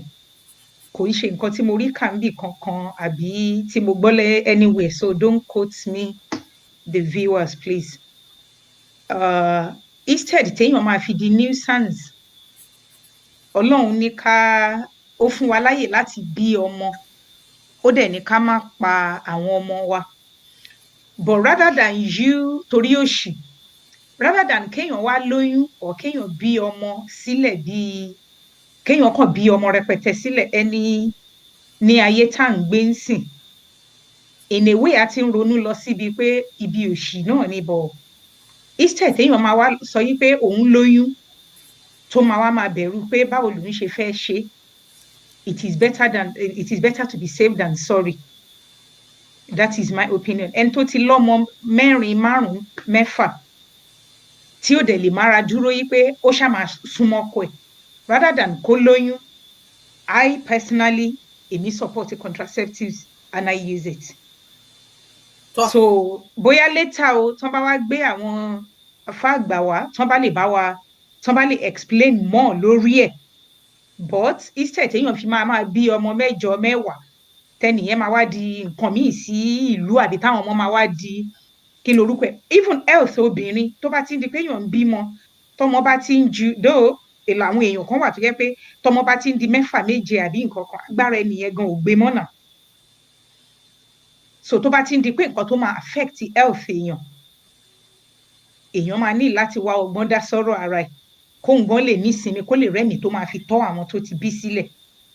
Rather than kó bí èyí tó máa bí tó máa wá lọ jẹ́ pé Ọlọ́run tẹ́ni ẹlẹ́ni máa wá bá ṣe yá àwọn ọmọ ẹ̀. Ọlọ́run bá mi kẹ́ yín mà. Ọlọ́run bá mi kẹ́ yín mà. Àwọn àáfàá tèmi fúnra mi ti gbọ́ tí wọ́n sọ. Àwọn ní Bíbélì máa ní Ọlọ́run ní ká máa bí sí ká máa rẹ̀ sí. Orí ìdúró yẹn náà nǹkan tí àwọn àáfàá mi dúró lé lórí nìyẹn pé ìkẹ́ni ọmọ ntọ́mọdé máa jẹ, ó ti gbé wá láti ọ̀run wípé Ọlọ́run náà fẹ́ ká máa bí. Nítorí tí a bá lo contraceptive, à ń dí àṣẹ Ọlọ́run lọ́wọ́ lára àwọn àfáà tó ń sọ. Wọ́n bẹ́ẹ̀ ṣe sọ, a máa gbé àwọn ìmáàmù àbí àwọn àfáà àgbà wa tí wọ́n máa bá wa sọ̀rọ̀ lórí ẹ̀. Ó máa dá tí a bá gbọ́ tọkùnrin ká gbọ́ side tóbìnrin náà. Torí kó má jẹ́ pé because the same thing, ẹ má bínú, the same thing ló go pẹ̀lú ọ̀rọ̀ abortion, contraceptives àti abortion. Abortion, because very very sensitive thing. Yeah. No, ni abortion wà lára. At least from Islamic perspective again. Ọlọ́run yóò bá mi kẹ́yìn ìyẹn náà ara contraceptive náà kọ́lọ́n kó gbà fún wa kọ́lọ́n má fi wá sílẹ̀ Ọlọ́run bá mi kẹ́yìn mà. Kó tó di wípé a ka story wa inú bí ìṣẹ́jú bí méjì lára nǹkan tí èmi kọ́ lẹ̀ ni wípé kí n tó sọ tèmi báwo ni èèyàn ṣe lè boost libido ẹ ti sọ díẹ̀ nù ẹ̀ àmọ́ ṣó ní tá a tún lè mu tá a lè jẹ láti boost libido wàá pa obìnrin ló máa ń sábà fẹ́ sà bẹ́ẹ̀ ṣe sọ ọkùnrin pérépéré lára wọn máa ń jí títí wọ́n máa fi di 90-100 years àmọ́ obìnrin báwo la tún ṣe lè boost libido yàtọ̀ sí pé ká lọ fún exercise kà kí ni another way bóyá tí ẹ bá mọ̀ ṣe ó ní nǹkan tí èèyàn lè mu. The one I know and I'm sure of is avocado is one of them. Half avocado a day. It increases libido. Bóyá torí pé mi like tablet mi ò like oògùn lílò so I read a lot of things on natural health and natural remedies rather than kí n máa jẹ tablet àbí kéèyàn máa kóògùn jẹ yẹn so mo máa ń ìbílẹ̀ ní ọmọ Òṣogbo tọkàn ìyàwó jẹ̀bi so mo mọ̀ pé avocado ń ṣiṣẹ́ then I've read about coconut either coconut and watermelon kéèyàn blend it together coconut àti watermelon I think I've read mẹ́ta yẹn o ni mo mọ̀ so if any of our viewers know anything because mo ti read comments kan náà téèyàn kan náà sọ nǹkan kan pa rain water pé instead tó máa fi alcohol kí àgbo kan tẹ́ mention lẹ́ẹ̀kan the person said something about rain water pé ìyẹn wà natural or something. Nítorí gbogbo mẹ́sẹ̀gì kan ni máa rí until tá a bá parí so ìwọ̀nba tí mo bá rí eléyìí tẹ́ bá rò kó tún wà important náà ẹ bá wa kà jáde Ọlọ́run á gbà ní ìbádà èyí tèmi gbọ́ I don't know how true it is wọ́n ní pòròpórò mi mọ tán máa ń pe pòròpórò bàbà yes it's true. mi mọ tán pè ní Yorùbá báwo nìyẹn ṣe máa lo pòròpórò yẹn. Ó dàbí pé soak mo ti rántí mo ti gbọ́ pòròpórò yẹn ó dáa fún iron náà ẹni tó bá wà anemic. And that is very good for that. Èèyàn máa soak or kéèyàn sè mọ́ oúnjẹ báwọn Ghanaian bó ṣe máa fi ń ṣe wáńjẹ. Bóyá ẹ̀wà àbí wáńjẹ àbí nǹkan kan bọ̀ téèyàn bá mu omi yẹn raw ó better but the only thing pẹ̀lú pòròpórò ni pé ẹni tó bá wà diabetic or tó bá ní high blood pressure ẹni yẹn láti trend slowly lórí pòròpórò yẹn because ó ní whatever tí mi rántí kìíní yẹn tó jẹ́ pé ó máa ń jẹ́ kí blood pressure tún jump up so téèyàn bá máa lo ẹni yẹn ní láti check properly or probably the person should just use it moderately. Ọlọ́run bá mi kẹ́yìn kí náà ń pe pòròpórò ní Yorùbá àbí ní òyìnbó. Èmi ò kíní kan flour ẹ má bínú mo lè I probably type it in lábẹ́ comment later mo ní nínú fóònù mi bọ̀ tí n bá kúrò lórí fóònù mi sì ó máa kúrò something hibiscus kíní kan lórúkọ ní Ọlọ́run bá mi kẹ́yìn tábà ti rí àáfi sórí kíní because èmi náà ti gbọ́ pòròpórò yẹn but I don't know how true. Ó ń ṣiṣẹ́ fún iron ẹni tó bá wà anemic náà ó máa ń ṣiṣẹ́ but téèyàn bá ní high blood pressure ó ní láti wà careful. Ọlọ́run bá mi dúpẹ́ fún yín ẹ ṣé mo dúpẹ́. Alhaji Sister Helen Abari, Alhamdulillah for today's lecture, very interactive. May Allah direct us to the right path of those that earned his favor. Hajia Fausa H. Abari, thank you so much, ma. Baba mi dúpẹ́ fún yín. Brother Wasi Olaitan Shokoya, for me, the so-called agbo concussion does not work for me. Tó, Ọlọ́run aláàánú jùlọ, ṣe ní ìrọ̀rùn. N tó bá ń work fẹ́yìn tẹ̀dẹ̀ rí pé ó ń ṣiṣẹ́ tó dẹ̀ jẹ́ nǹkan tó wà okay ẹ ṣe ẹ pẹ̀lú àwọn ọkùnrin ẹgbẹ́ yín kóbìnrin náà mọ̀ obìnrin tó bá ní tọkọ ẹ̀ bá ní irú issue bẹ́ẹ̀ yẹn kó lè help ọkọ ẹ̀ kó lò fún ọkọ ẹ̀ kó advice ọkọ ẹ̀ pé why don't you use it it works. It's a two-way thing. We have to enjoy this together and help ourselves. Kí Ọlọ́run aláàánú jùlọ. Please share what works for you, but Olaitan. Ọlọ́run á gbà ní ìbádà fún wa. And we should not be shying away from things like this. It would help save someone's marriage. It would help save somebody's lives. Kọ́lọ́run aláàánú jùlọ kí ó má fi wá sílẹ̀ kọ́lọ́run kó gbà ní ìbádà fún wa. Wọ́n ní pé èrò tá a sọ lénìí wípé láti máa sexual relationship wa láàrin ọkọ àti ìyàwó àbí àwa tí a bá fẹ́ fẹ́ ìyàwó tó bá fẹ́ fẹ́ ọkọ kí a mọ ohun tá a fẹ́ lọ torí bọ̀ kí a dẹ̀ wá ọ̀nà láti máa jẹ́ kí ó wà enjoyable láàrin ọkọ àti ìyàwó. We have to learn. Ẹlòmíì tó jẹ́ pé kò ṣe rí gan tó bá wọnú ilé a máa wò pé báwo ni mo ṣe fẹ́ ṣe báwo ni mo fẹ́ ṣe. That's why we have to learn, we have to teach other. Kò ń ṣe nǹkan ìdọ̀tí. The way you say it no matter. People do a lot of program on issues like this, but they say it in a very dirty way. People do it a lot. What they're saying so dirty yẹn ni ọ̀pọ̀lọpọ̀ èèyàn máa ń like láti listen sí. Wọ́n ní more view pa. Àwọn máa ń ní billions of nǹkan tí but tó máa ń ní pé kẹ́ wá sọ níta, we have to say tó bá fẹ́ teach any school gan and don't teach the way they say it. It's not something you treat in a dirty way. But bí táyé délé ni bí ẹ bá fine tune kẹ́ ẹ oríṣiríṣi kẹ́ ẹ fi kàrámọ̀ nǹkan sí táwọn èèyàn fẹ́ gbọ́ ni àfikọ́ lọ́hún ṣàánú wa kó má fi wá sílẹ̀. Ẹ jẹ́ bá wa share program yẹn Ọlọ́run àgbà ní ìbádà kò ní pe wá ń pa á dẹ̀ fi gbogbo ilé tó ti ń dùn kò ní korò gbogbo ilé tó dẹ̀ ń korò Ọlọ́run á fi ìdùnnú síbẹ̀ Ọlọ́run á jẹ́ kí ọkọ àti aya kí wọ́n lora wọn pẹ́ gbogbo ẹni tó bá ń wá ọkọ tó bá ń wá aya ìyàwó alálùbáríkà ọmọ ìdùnnú Ọlọ́run á fi fún gbogbo wa pátápátá. Wọ́n ní stress pé ká má kíní tá à ń sọ yìí stress ká má stress ara wa jù nítorí stress máa ń fà kéèyàn náà lose interest cardis and another way láti reduce libido. bẹ́ẹ̀ ni ó tún máa ká reduce the stress. Àwa tí a jẹ́ ọkùnrin nǹkan tí a bá ń like lára obìnrin míì rádà tí a máa fi máa léhun tí ò sọnù káàkiri tá a máa fi máa ṣe ṣìnà máa dẹ́ṣẹ̀. Wọ́n ní tó bá jẹ́ pé nǹkan ló bá rí lára obìnrin tó wà ń ta rà fún ìyàwó ẹ̀ teach kọ́ ìyàwó ẹ̀ bó ṣe lè ṣe kò sí nǹkan tó wrong náà even tí ìyàwó ẹ̀ ò bá ní experience there's nothing wrong if you teach her different moves you try to put things in her head but it's just for the betterment of the two of you so the two of you can bond ní kọ́lọ́n kó ṣe ní ìrọ̀rùn. And very importantly know yourself and know your man and know your woman. Know what your woman likes, how she likes it. Know what your man likes and how he likes it. And let's encourage láti máa share gift láàrin ara wa ó tún máa ń jẹ́ kí a tún love ara. What is wrong in setting up a place ó jẹ́ pé you make your bedroom very romantic. A lot of people máa ń ṣe tá a jẹ́ mùsùlùmí tá a máa ń ṣe ní Valentine's Day nìkan when it's something we should be doing every single day. So we should look for a way to turn our bedroom over every now and again. Do things that will make you homely for the two. What happens to candles? Very nice set candles, flowers everywhere in your bedroom. We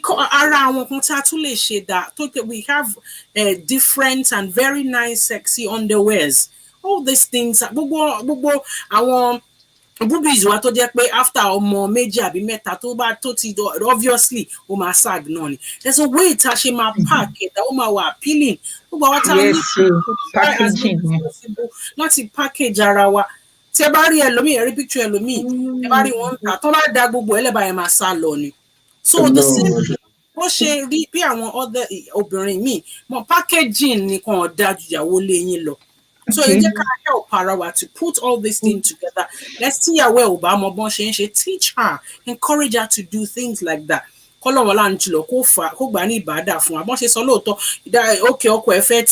take the tea, do it in the there are so many ways. Okay, kukumba ni how they see because to jẹ́ pé ibi tó bá ti fẹ́ mú kukumba yẹn gan àbí kò fi oyin. So there are so many ways to be romantic. We should just try different things. Know your man, know how he likes it. Know your woman, know how she likes it, and know yourself. Kọ́lọ́ aláǹjùlọ kí ó má kó gbà ní ìbádà fún wa. Wọ́n dẹ̀ encourage wa pé ká máa wẹ̀ papọ̀, bathing together. Kò sí nǹkan tó rọrùn halal ni. Let's bath together. Let's show love to one another and sleeping together. Ìyẹn yàtọ̀. Kẹ́ má ní separate room. Àwọn ọkùnrin ìsìn wọn tiẹ̀ like separate room yẹn. Pàápàá tí ìjàmbá wa dé wọ́n ti mú pillow wọ́n ti lọ living room àbí wọ́n ti lọ guest room gbé pillow ẹ tẹ̀lé tí ò bá dúró sí tẹ̀lé ibikíbi tó bá ń lọ ẹ tẹ́ bá ní separate room no yàrá ọkọ mi lélẹ̀ kò sí tó ń jẹ́ bẹ́ẹ̀ sleep you can have 2-3 rooms to yourself but always make sure and encourage sleeping together. Ó máa ń jẹ́ kí room belongs to women. Exactly kọ́lọ̀ wọn lánàá jùlọ kí ó má fi wá sílẹ̀ kọ́lọ̀ kó gba ìbádà wọn bá tá a sọ lénìí kọ́lọ̀ kó gba ní ìbádà fún wa kó má fi wá sílẹ̀ and food wọ́n ní ká foríṣiríṣi ní ká fi tó àwọn ọkọ wa lẹ́nu wò and I would say that men should at the same time make delicacies for their woman. So it's very romantic having a man in the kitchen. It's very romantic.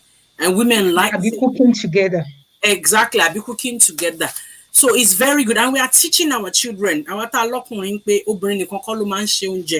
are teaching Yeah. our girls that okay, you should encourage your husband to cook as well. Tó bá wá ṣe oúnjẹ náà tọkùnrin bá ṣe oúnjẹ tí iyọ̀ bá jà tí màgí àbí tata bá jà ẹ má jẹ́ àfi ọkùnrin yẹn ṣe yẹ̀yẹ́ ká má fi bú wọn because if we do kò ní encourage wọn láti ṣe ní ọjọ́ míì kí Ọlọ́run ńlá jùlọ kó gba ilé ìtàwọn bá tí a sọ yìí Ramadan ń bọ̀ àwẹ̀ tí Ọlọ́run ní ká gbà ò ní ká deny ọkọ wa àti ara wa ní sexual pleasure ẹ jẹ́ kí Ọlọ́run ní àsìkò tá a máa ṣe tá a bá ṣínú tán tá a bá ti jẹ before sàárì lẹ́yìn tá a bá ṣínú títí di kàtà even tá a bá ti jẹ sàárì gan tá a bá ti jẹ sàárì gan àyè ṣìgbà so far tí wọn ò tí ì pè ń ta even àwọn àfáà sọ fún wa wípé tá a bá gbàgbé tá a sùn títí ó tí fi àsùbá fi wọlé pé ká lọ wẹ̀ ní pé kò bà àwẹ̀ wa jẹ́ so we don't have excuses àwẹ̀ tó ń bọ̀ kọ́lọ́run aláàánú jùlọ kó ṣọ́wájú gbà yẹn lọ kí Ọlọ́run ọba aláàánú jùlọ kó jẹ́ kí a rí Ramadan kí ó dẹ̀ fi àlùbáríkà sí nǹkan tí a bá ṣe ẹ jọ̀ọ́ ẹ gbà mí láyè láti kásáré ka story wa kíákíá kí àwa tó parí ètò story. I miss reading my story once upon a time. Time. MashaAllah. Today we shall continue with our story book from the 101 Quran Stories and Dua by the author Sani Yasnain Khan. We've been reading about stories about Prophet Yusuf alayhi salam. Today's story is the title of today's story is At the King's Court in Egypt. May Allah in His infinity mercy accept this from all of us. Please call your children. They can listen to this story. I love stories. I will always love story. As a child, as a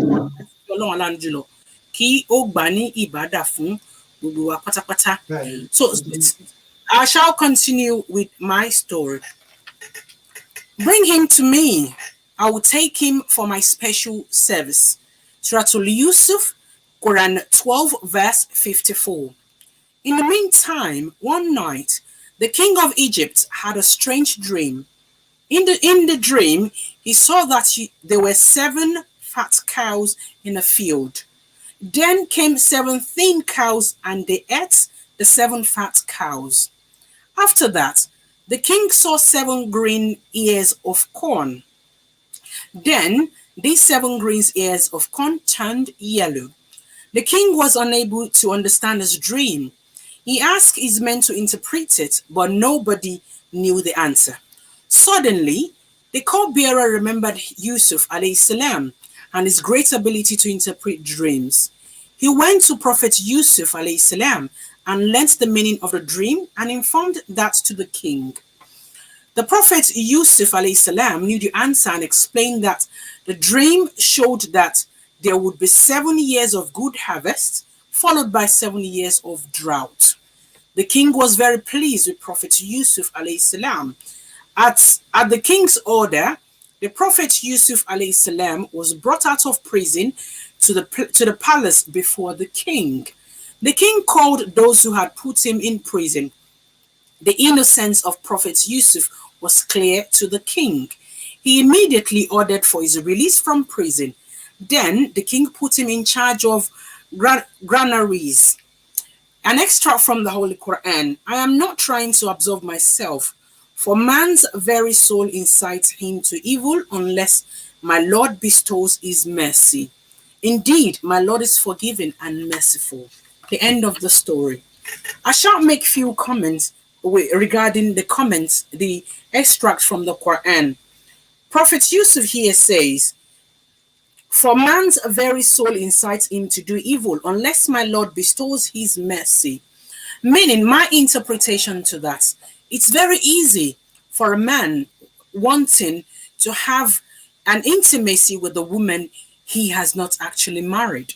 It is a sin, a great sin before Allah subhanahu wa ta'ala. It's something that we should not do.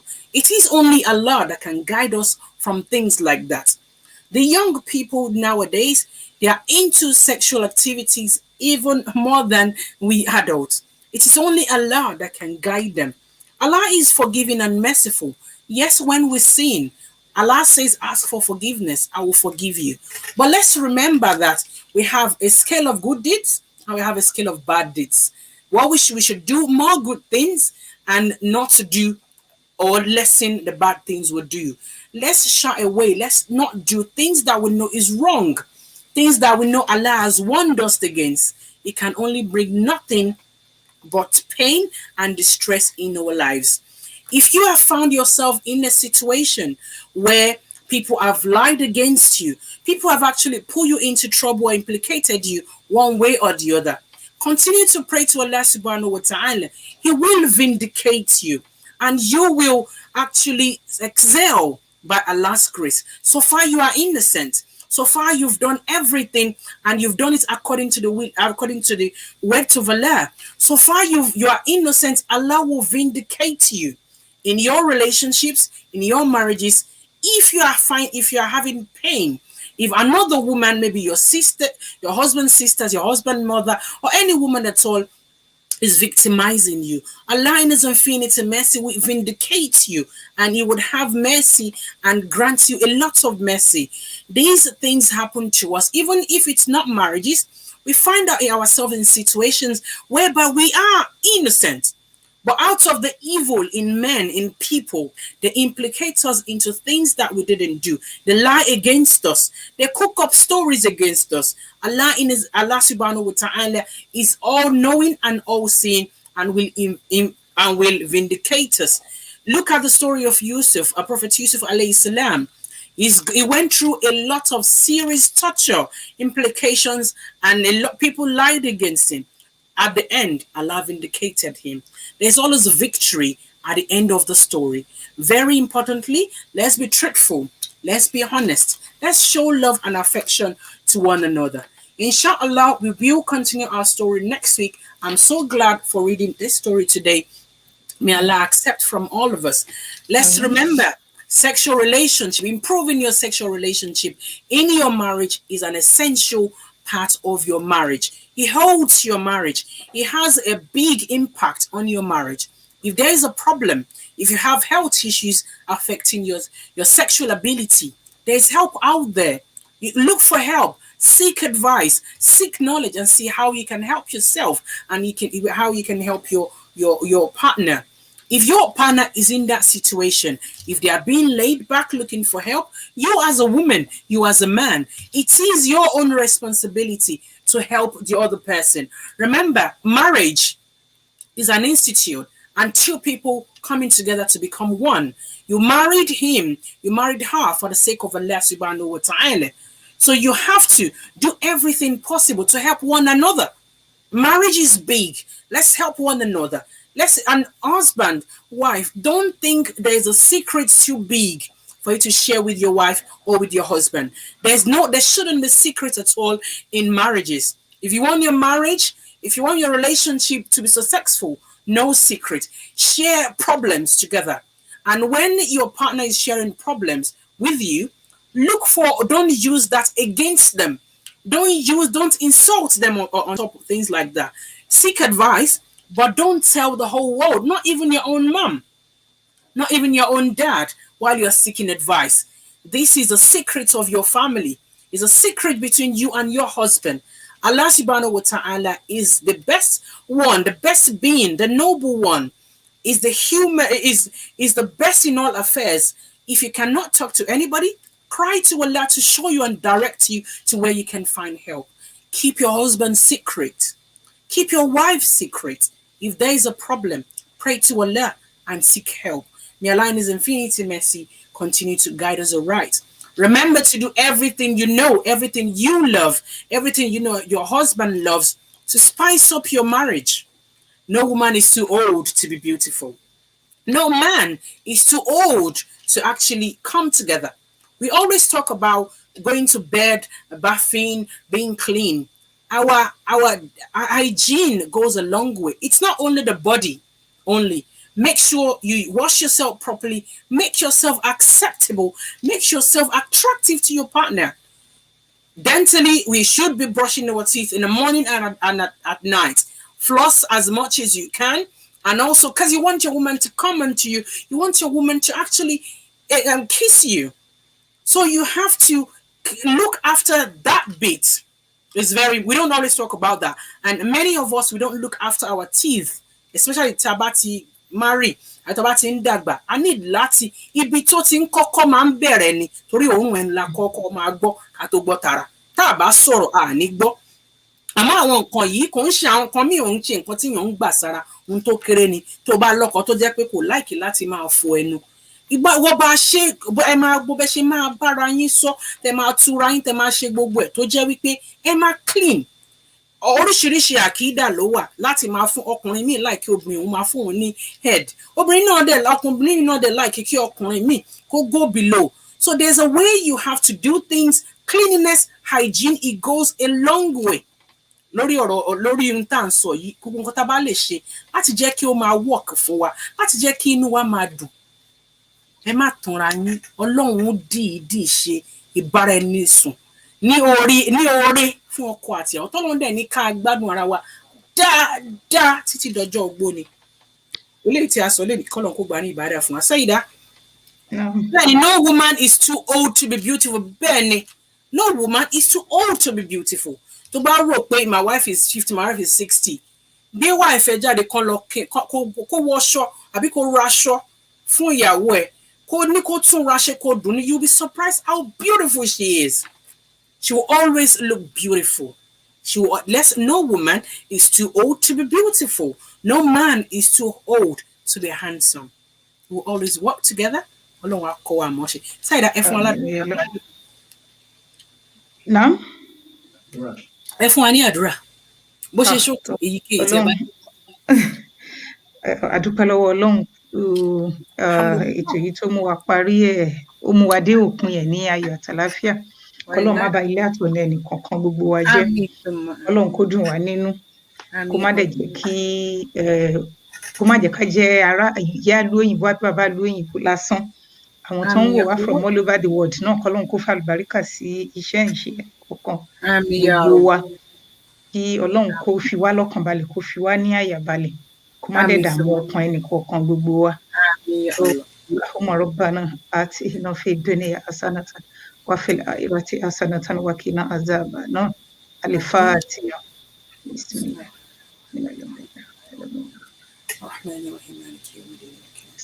اهدنا الصراط المستقيم صراط الذين أنعمت عليهم غير المغضوب عليهم ولا الضالين آمين. Àmín. Ọlọ́run bá mi dúpẹ́ fún yín mà. Mo gbàgbé lẹ́ẹ̀kan. Eléyìí máa jẹ́ advice fún àwọn tá a jẹ́ òbí. Àwọn ọmọ wa, àwọn ọmọ ọkùnrin àti obìnrin from the age of 10, 13 tí wọ́n bá ń lọ school, òórùn oríṣiríṣi la máa gbọ́. Bẹ́ẹ̀ àwọn àgbàlagbà náà wà tó jẹ́ pé a máa ń perceive the smell. Àwọn àkídà oríṣiríṣi pé obìnrin gbọ́dọ̀ máa lo perfume. That does ó ní àwọn body spray kan tó wà odorless. You can use it. Or dẹ̀ lè lo roll-on because armpit máa rùn tó bá ti sweat sí. And ká dẹ̀ máa fọ̀ dáadáa. Àwọn Seyida wa mo rántí wọ́n ní tá bá lo ọsàn wẹ́wẹ́, tá bá lo lime àbí ọsàn ká fi scrub armpit wa kí a tó wẹ̀. Especially during summer time tó rú máa ń mú wa. Ó máa ń reduce the smell. Sí, kò sí bí obìnrin mi máa múra tán tó bá máa súnmọ́ báyìí ó máa rùn. And it happens a lot among our sisters. Wọ́n máa múra, wọ́n máa rò but their armpit stinks. Men do stink as well. Ó jẹ́ nǹkan tó tini lójú kí armpit obìnrin kó máa stink. Mo gbàgbé lẹ́ẹ̀kan mo tún ní kí n sọ. Let's try. Ẹ jẹ́ ká máa lo deodorant. Nǹkan tí ò bá yé wa ẹ jẹ́ ká mọ̀. Àwọn èyí tá wà tí ò ní ó dọ̀ tá lè lò tí ò ní ó dọ̀ pọ̀ rẹpẹtẹ. Tá bá tẹ̀ wá fẹ́ lo nǹkan. Wọ́n ní ká gé lime, ká slice lemon àbí lime. Ká fi scrub armpit wa, ká wá tún wá fi ọṣẹ fọ̀. So ó máa ti ẹ jẹ́ kí armpit wa máa dry kó tó di wípé a dress up. N tó tún máa ń fa gbogbo òórùn yìí rè. And tá bá dẹ̀ fẹ́ wá wà ní bed, eléyìí tó lè lò níta. It's a time for you to use it in bed. As a man, as a woman, it is romantic. Use body sprays that are nice. Use roll-ons that are nice, that are good. Use nice perfume. In fact, go drop perfume, go sorry bed, matrimonial bed. Of course. The smell, it is inviting. Kọ́lọ́ Ọlọ́run kí ó ṣàánú wa kó gbà ní ìbádà fún wa. Tó, èyí tó kù dẹ̀ di ọ̀sẹ̀ tó ń bọ̀ pẹ̀lú ògo Ọlọ́run. Inshallah ta'ala. Kí Ọlọ́run kó má pa wá ju ìgbà yẹn lọ. A dúpẹ́ lọ́wọ́ àwọn Seyida wa ní ọ̀pọ̀lọpọ̀ àti overgba time yín. Ọlọ́run bá wa dúpẹ́ fún yín. Gbogbo ẹni tí ẹ̀ ń wò wá nílé, gbogbo ẹni tí ẹ bá wa share wa program wa, bóyá ẹ̀ ń wò wá lórí YouTube, ní Instagram àbí lórí Facebook, a dúpẹ́ lọ́wọ́ gbogbo yín pátápátá. A dúpẹ́ lọ́wọ́ yín tí ẹ bá wa dá sí ètò tó ṣe jẹ́ kó wà interactive. Ọlọ́run bá wa dúpẹ́ fún yín. Ẹ̀yin tí ẹ bá ti share program yìí, ẹ bá wa share program yìí kí ó máa nípa, ó máa help ẹlòmíì, ó máa jẹ́ kí marriage ẹlòmíì kí ó tún ṣe dáadáa. Á dẹ̀ rí ládàǹgbà gbàǹbẹ̀. Kí oníkálukú mú ti ń ta bá need láti change, kí a change. Èmi náà ti mú tèmi, mo tún ti rí ẹ̀kọ́ kọ́ lénìí kí àárín ọkọ láya kó má dàrú. Ọlọ́run kó tún bẹ̀ fi ìfẹ́ sí wa láàrin jù báyìí lọ. Kí Ọlọ́run wa láàrin lọ, kí ó má fi wá sílẹ̀. Pẹ̀lú ògo Ọlọ́run, ìpàdé tún di ọ̀sẹ̀ tó ń bọ̀. Èmi ni tí yín tòótọ́, ọmọ yín ni mo jẹ́, àbúrò yín ni mo jẹ́, olólùfẹ́ yín ni mo jẹ́, ọ̀rẹ́ yín ni mo jẹ́, Nafeesa Ayeola aya Ọ̀dọ̀fin. Iwájú iwájú lèmi ò máa lọ, iwájú iwájú lẹ́yìn ò máa lọ. Mo gbà ní àdúrà iwájú iwájú ni gbogbo ọmọ wa lọ pátápátá. Gbogbo ẹ̀yin tẹ́ ń sponsor wa lórí ètò yìí, warafanahu mankana alayha. Please, your Instagram handle for program. Please, your Instagram handle for the program. So me understand the sister Latifa, me understand. Bẹ́ẹ̀ni, a wà lórí Instagram, à ń broadcast nísìnyí lórí YouTube, Facebook and Instagram. Mẹ́tẹ̀ẹ̀ta. I'm all by myself. Kọ́lọ́ ọ̀la níjùlọ kó gbà ní ìbádà fún wa. We shall meet again next week by Allah's grace. Please, if you have the opportunity, if you are happy, if you're willing to support us on this program, please do support us. Weekly payment, monthly payment, standing order, one-off, wherever you can afford. Please do support us on this program. May Allah in His infinity mercy accept from all of us. Our Quran competition, inshallah, will be our qualifiers will be in Ramadan, Saturday, 17th of April, the qualifiers, and Sunday, 18th of April. It will be virtual, and by Allah's grace, our application process and requirements will be out this week by the will of Allah. We're having one or two things holding us back. That's why it's not out here. Sister Latifa for learn on me. So but the IG name, Instagram name is Sunnah and Self-Esteem. Bẹ́ẹ̀ni, Sunnah and Self-Esteem ni. Ọlọ́run bá mi dúpẹ́ fún Sister Miriam Shede Saka. May Allah bless you abundantly. So pẹ̀lú ògo Ọlọ́run wíìkì yìí, torí virtual la máa ṣe virtual rí. So we have to put things in place, and that is what is delaying our entry requirements. But pẹ̀lú ògo Ọlọ́run week tá máa mú yìí, Ọlọ́run á ṣe ní ìrọ̀rùn. So gbogbo àwọn ọmọ tí a ní, and UK only la máa ṣe, being the first time. UK only la máa ṣe, since it's virtual and it's the first time. But requirements pẹ̀lú ògo Ọlọ́run tí a kì í pè jẹ́rìí Ọlọ́run kó ṣe ní ìrọ̀rùn fún wa. Entry requirements will be out next week tá máa mú yìí, and our qualifiers will be on Saturday, 17th of April, and Sunday, 18th of April, 2021. It's Ramadan time. Ramadan, maybe before the first 10 days of Ramadan, inshallah. And our finale, inshallah, Ọlọ́run á jẹ́ kí gbogbo aláàánú jùlọ, Ọlọ́run á ṣe. Sister Latifa, Fọláràn mi, thank you. Mo ti rọwọ́ yín lórí Instagram. May Allah in His infinity mercy kó nífẹ̀ẹ́ yín náà, kí Ọlọ́run dẹ̀ bá mi gbàdúrà gbogbo yín pátápátá àti gbogbo ẹ̀yin olólùfẹ́ mi. Mo máa ń fi yín ṣàdúà, Ọlọ́run aláàánú jùlọ á dẹ̀ tún máa nífẹ̀ẹ́ yín náà jù báyìí lọ. Gbogbo ohun tí ẹ bá dáwọ́lé ní ti dáadáa yóò máa gùnkè ni. Àlùbáríkà Ọlọ́run á dẹ̀ wà ń bẹ̀. Gbogbo ohun tí ẹ wá fẹ́ ní aburú, Ọlọ́run á lè jìnnà sí. Gbogbo ohun tí ẹ fẹ́ ní ti dáadáa, Ọlọ́run á gbà á, Ọlọ́run á tún gbà jù bẹ́ẹ̀ náà ṣe lérò lọ. Ẹni tó wà nílé ọkọ, ilé ibẹ̀ ò ní gbóná mọ́ wa. Àwa tí à sí nílé ọkọ tí à ń wojú Ọlọ́run á ṣe ní ìrọ̀rùn. Àwọn ọmọ wa pátápátá wọ́n á yanjú, wọ́n á ní àlùbáríkà. Wọ́n tún máa wá yanjú ju àwa gan lọ. Tí a bá ní aya nílé, ẹ jẹ́ á tọ́jú aya wa dáadáa. Tí a bá ní ọkọ nílé, ẹ jẹ́ á tọ́jú ọkọ wa dáadáa. Ó lè jẹ́ rahma Ọlọ́run ní aya tó gbé sílé. Ó lè jẹ́ rahma Ọlọ́run ibi tí o ti máa rí àánú tiẹ̀, tí o ti máa rí orí ọ̀fẹ́, tí o ti máa rí gbogbo nǹkan dáadáa. Ó lè jẹ́ láti ara ọkọ ẹ̀ ló wà, àbí láti ara ayé. Kí a máa tọ́jú ara wa dáadáa, kí Ọlọ́run aláàánú jùlọ kó dẹ̀ tún tọ́jú wa jù báyìí lọ. Ọ̀sẹ̀ tó ń bọ̀ pẹ̀lú ògo Ọlọ́run, à ní ìpàdé ayọ̀. Wassalamu alaikum wa rahmatullahi ta'ala wa barakatuh. Number wa Sunnah and Self-Esteem 07769051172. Ọlọ́run á gbà ní ìbádà fún wa. Ó di ọ̀sẹ̀ tó ń bọ̀ pẹ̀lú ògo Ọlọ́run. tí a máa tún pàdé ní ayọ̀ àti àǹfààní ní alẹ́ tí ó fẹ́. ẹni tí ó láwọ̀ sí àgbọ̀nù lè wọ́n ṣọmọ. Ọba tí ó kọ́ ọ̀tẹ̀ ọmọ tó ṣe o. Ọba tí ó kọ́ ọ̀tẹ̀ ọmọ tó ṣe. Lọ́ṣẹ́ ó kí wá lọ ká òun wá rẹ̀. Lọ́tàwọ́ ọmọ Ádámù tí wá lékún. Ibi kan réyàn tó ń ga mo sì máa lépa. Àwọn ọmọ bàbá Yúsúfù ṣèkìtì ọjọ́ sí. Ọ̀tẹ̀ yìí tẹ̀ Yúsúfù ojú nítò. Nígbà yìí ọ̀tẹ̀ Yúsúfù padà kó rẹ̀ ní. Ìwà tó ń dìtẹ̀rẹ̀ má ṣe dẹ́kun ìwà rẹ̀. Mánàmíyà sọ̀rọ̀ àǹfààní náà sí i. Wàmánì àṣà àfàìyá. Wọ́n ń dìtẹ̀rẹ̀ kó lè rọ́nà àbáyọ ni. Ọ̀nà tí mo wí wà láyé ló bá lè rújú. Ṣùgbọ́n kàkà kọ́mọ olóore lù sí pápá o. Mọ̀nàmọ́ná wọn ló ń fi àtọ̀kọ́ lérí. Torí pé ẹni tí ò lóògùn wá lọ́wọ́. Ẹni tí ò lọ́tẹ̀ àwùwá rẹ̀ fún ìwà rẹ̀. Ẹni tí kì í ṣe pé a máa súlé o. Ẹni tí ò lábọ̀ sí àlọ́. Àbòsí olè rẹ̀ kó bá ayé jẹ́ ni. Àbòsí yéde ní wá sí àìdáni. Alábòsí ò fẹ́ rọ̀ bọ́bọ̀ ya ẹni nù. Wọ́n lè ṣàbòsí òbí ẹ̀gbọ́n torí wípé owó lè yọ ní kí àbòsí ṣíṣe. Àbòsí ẹ̀dá bá bọ̀ adìlára. Oníròhùn tó dá oko tó ló sì o. Ẹni tó fẹ́ràn ọmọ rẹ̀ fún òun lọ. Yóò máa wọ̀nà pé kí wọ́n lè túká.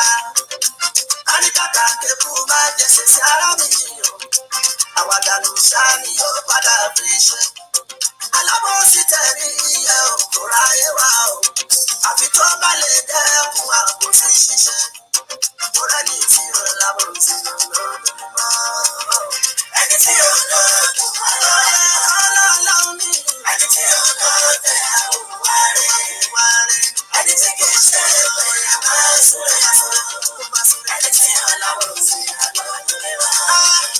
Lẹ́nìyàn bá ṣe pé tó dájú kọ mí. Kàkà kí n ṣe pé má sọ̀rọ̀ rẹ̀. Níwọ̀n ìgbà tí n bá ti hùwà ẹgbẹ́. Ìwọ tó mọ̀jú kó máa ṣe pé láyé ṣòwò. Òpè kíjà lóòjọ́ níṣẹ́ ló ń dúró. Yóò máa wáyé láti ṣe lọ́jọ́ nǹkan rẹ̀. Ànábì ilẹ̀ ti ṣe pé ìlàjẹ̀kùn inú ẹ̀. Tó bá ṣe lọ́nà tó tọ́ wá jẹ́ mi tì. Tó bá ṣe pé lọ́nà tí ò tán rárá. Ẹni tó ṣe fún un ká dá padà tó dákẹ́ o. Ẹni tó bá ṣe pẹ̀lú fún ikú lọ. Ẹni tí kì í ṣe pẹ̀lú máa súré o. Ẹni tí ò lábọ̀ sí lọ́dún mímọ́. Ẹni tí ò lọ́dún àlọ́. Ẹni tí ò lọ́tẹ̀ àwùwá rẹ̀. Ẹni tí kì í ṣe pẹ̀lú máa súré o. Ẹni tí ò lábọ̀ sí lọ́dún mímọ́. Ilalia mami inshallah. Ilalia mami inshallah. Àwa tá ń tẹ̀lé tí òjíṣẹ́ ńlá. Iwájú làwa ò máa lọ, a ò máa ní rẹ̀yìn o. Iwájú lèmi ò máa lọ, ò máa ní rẹ̀yìn o. Iwájú lẹ́yìn ò máa lọ, ò máa ní rẹ̀yìn o.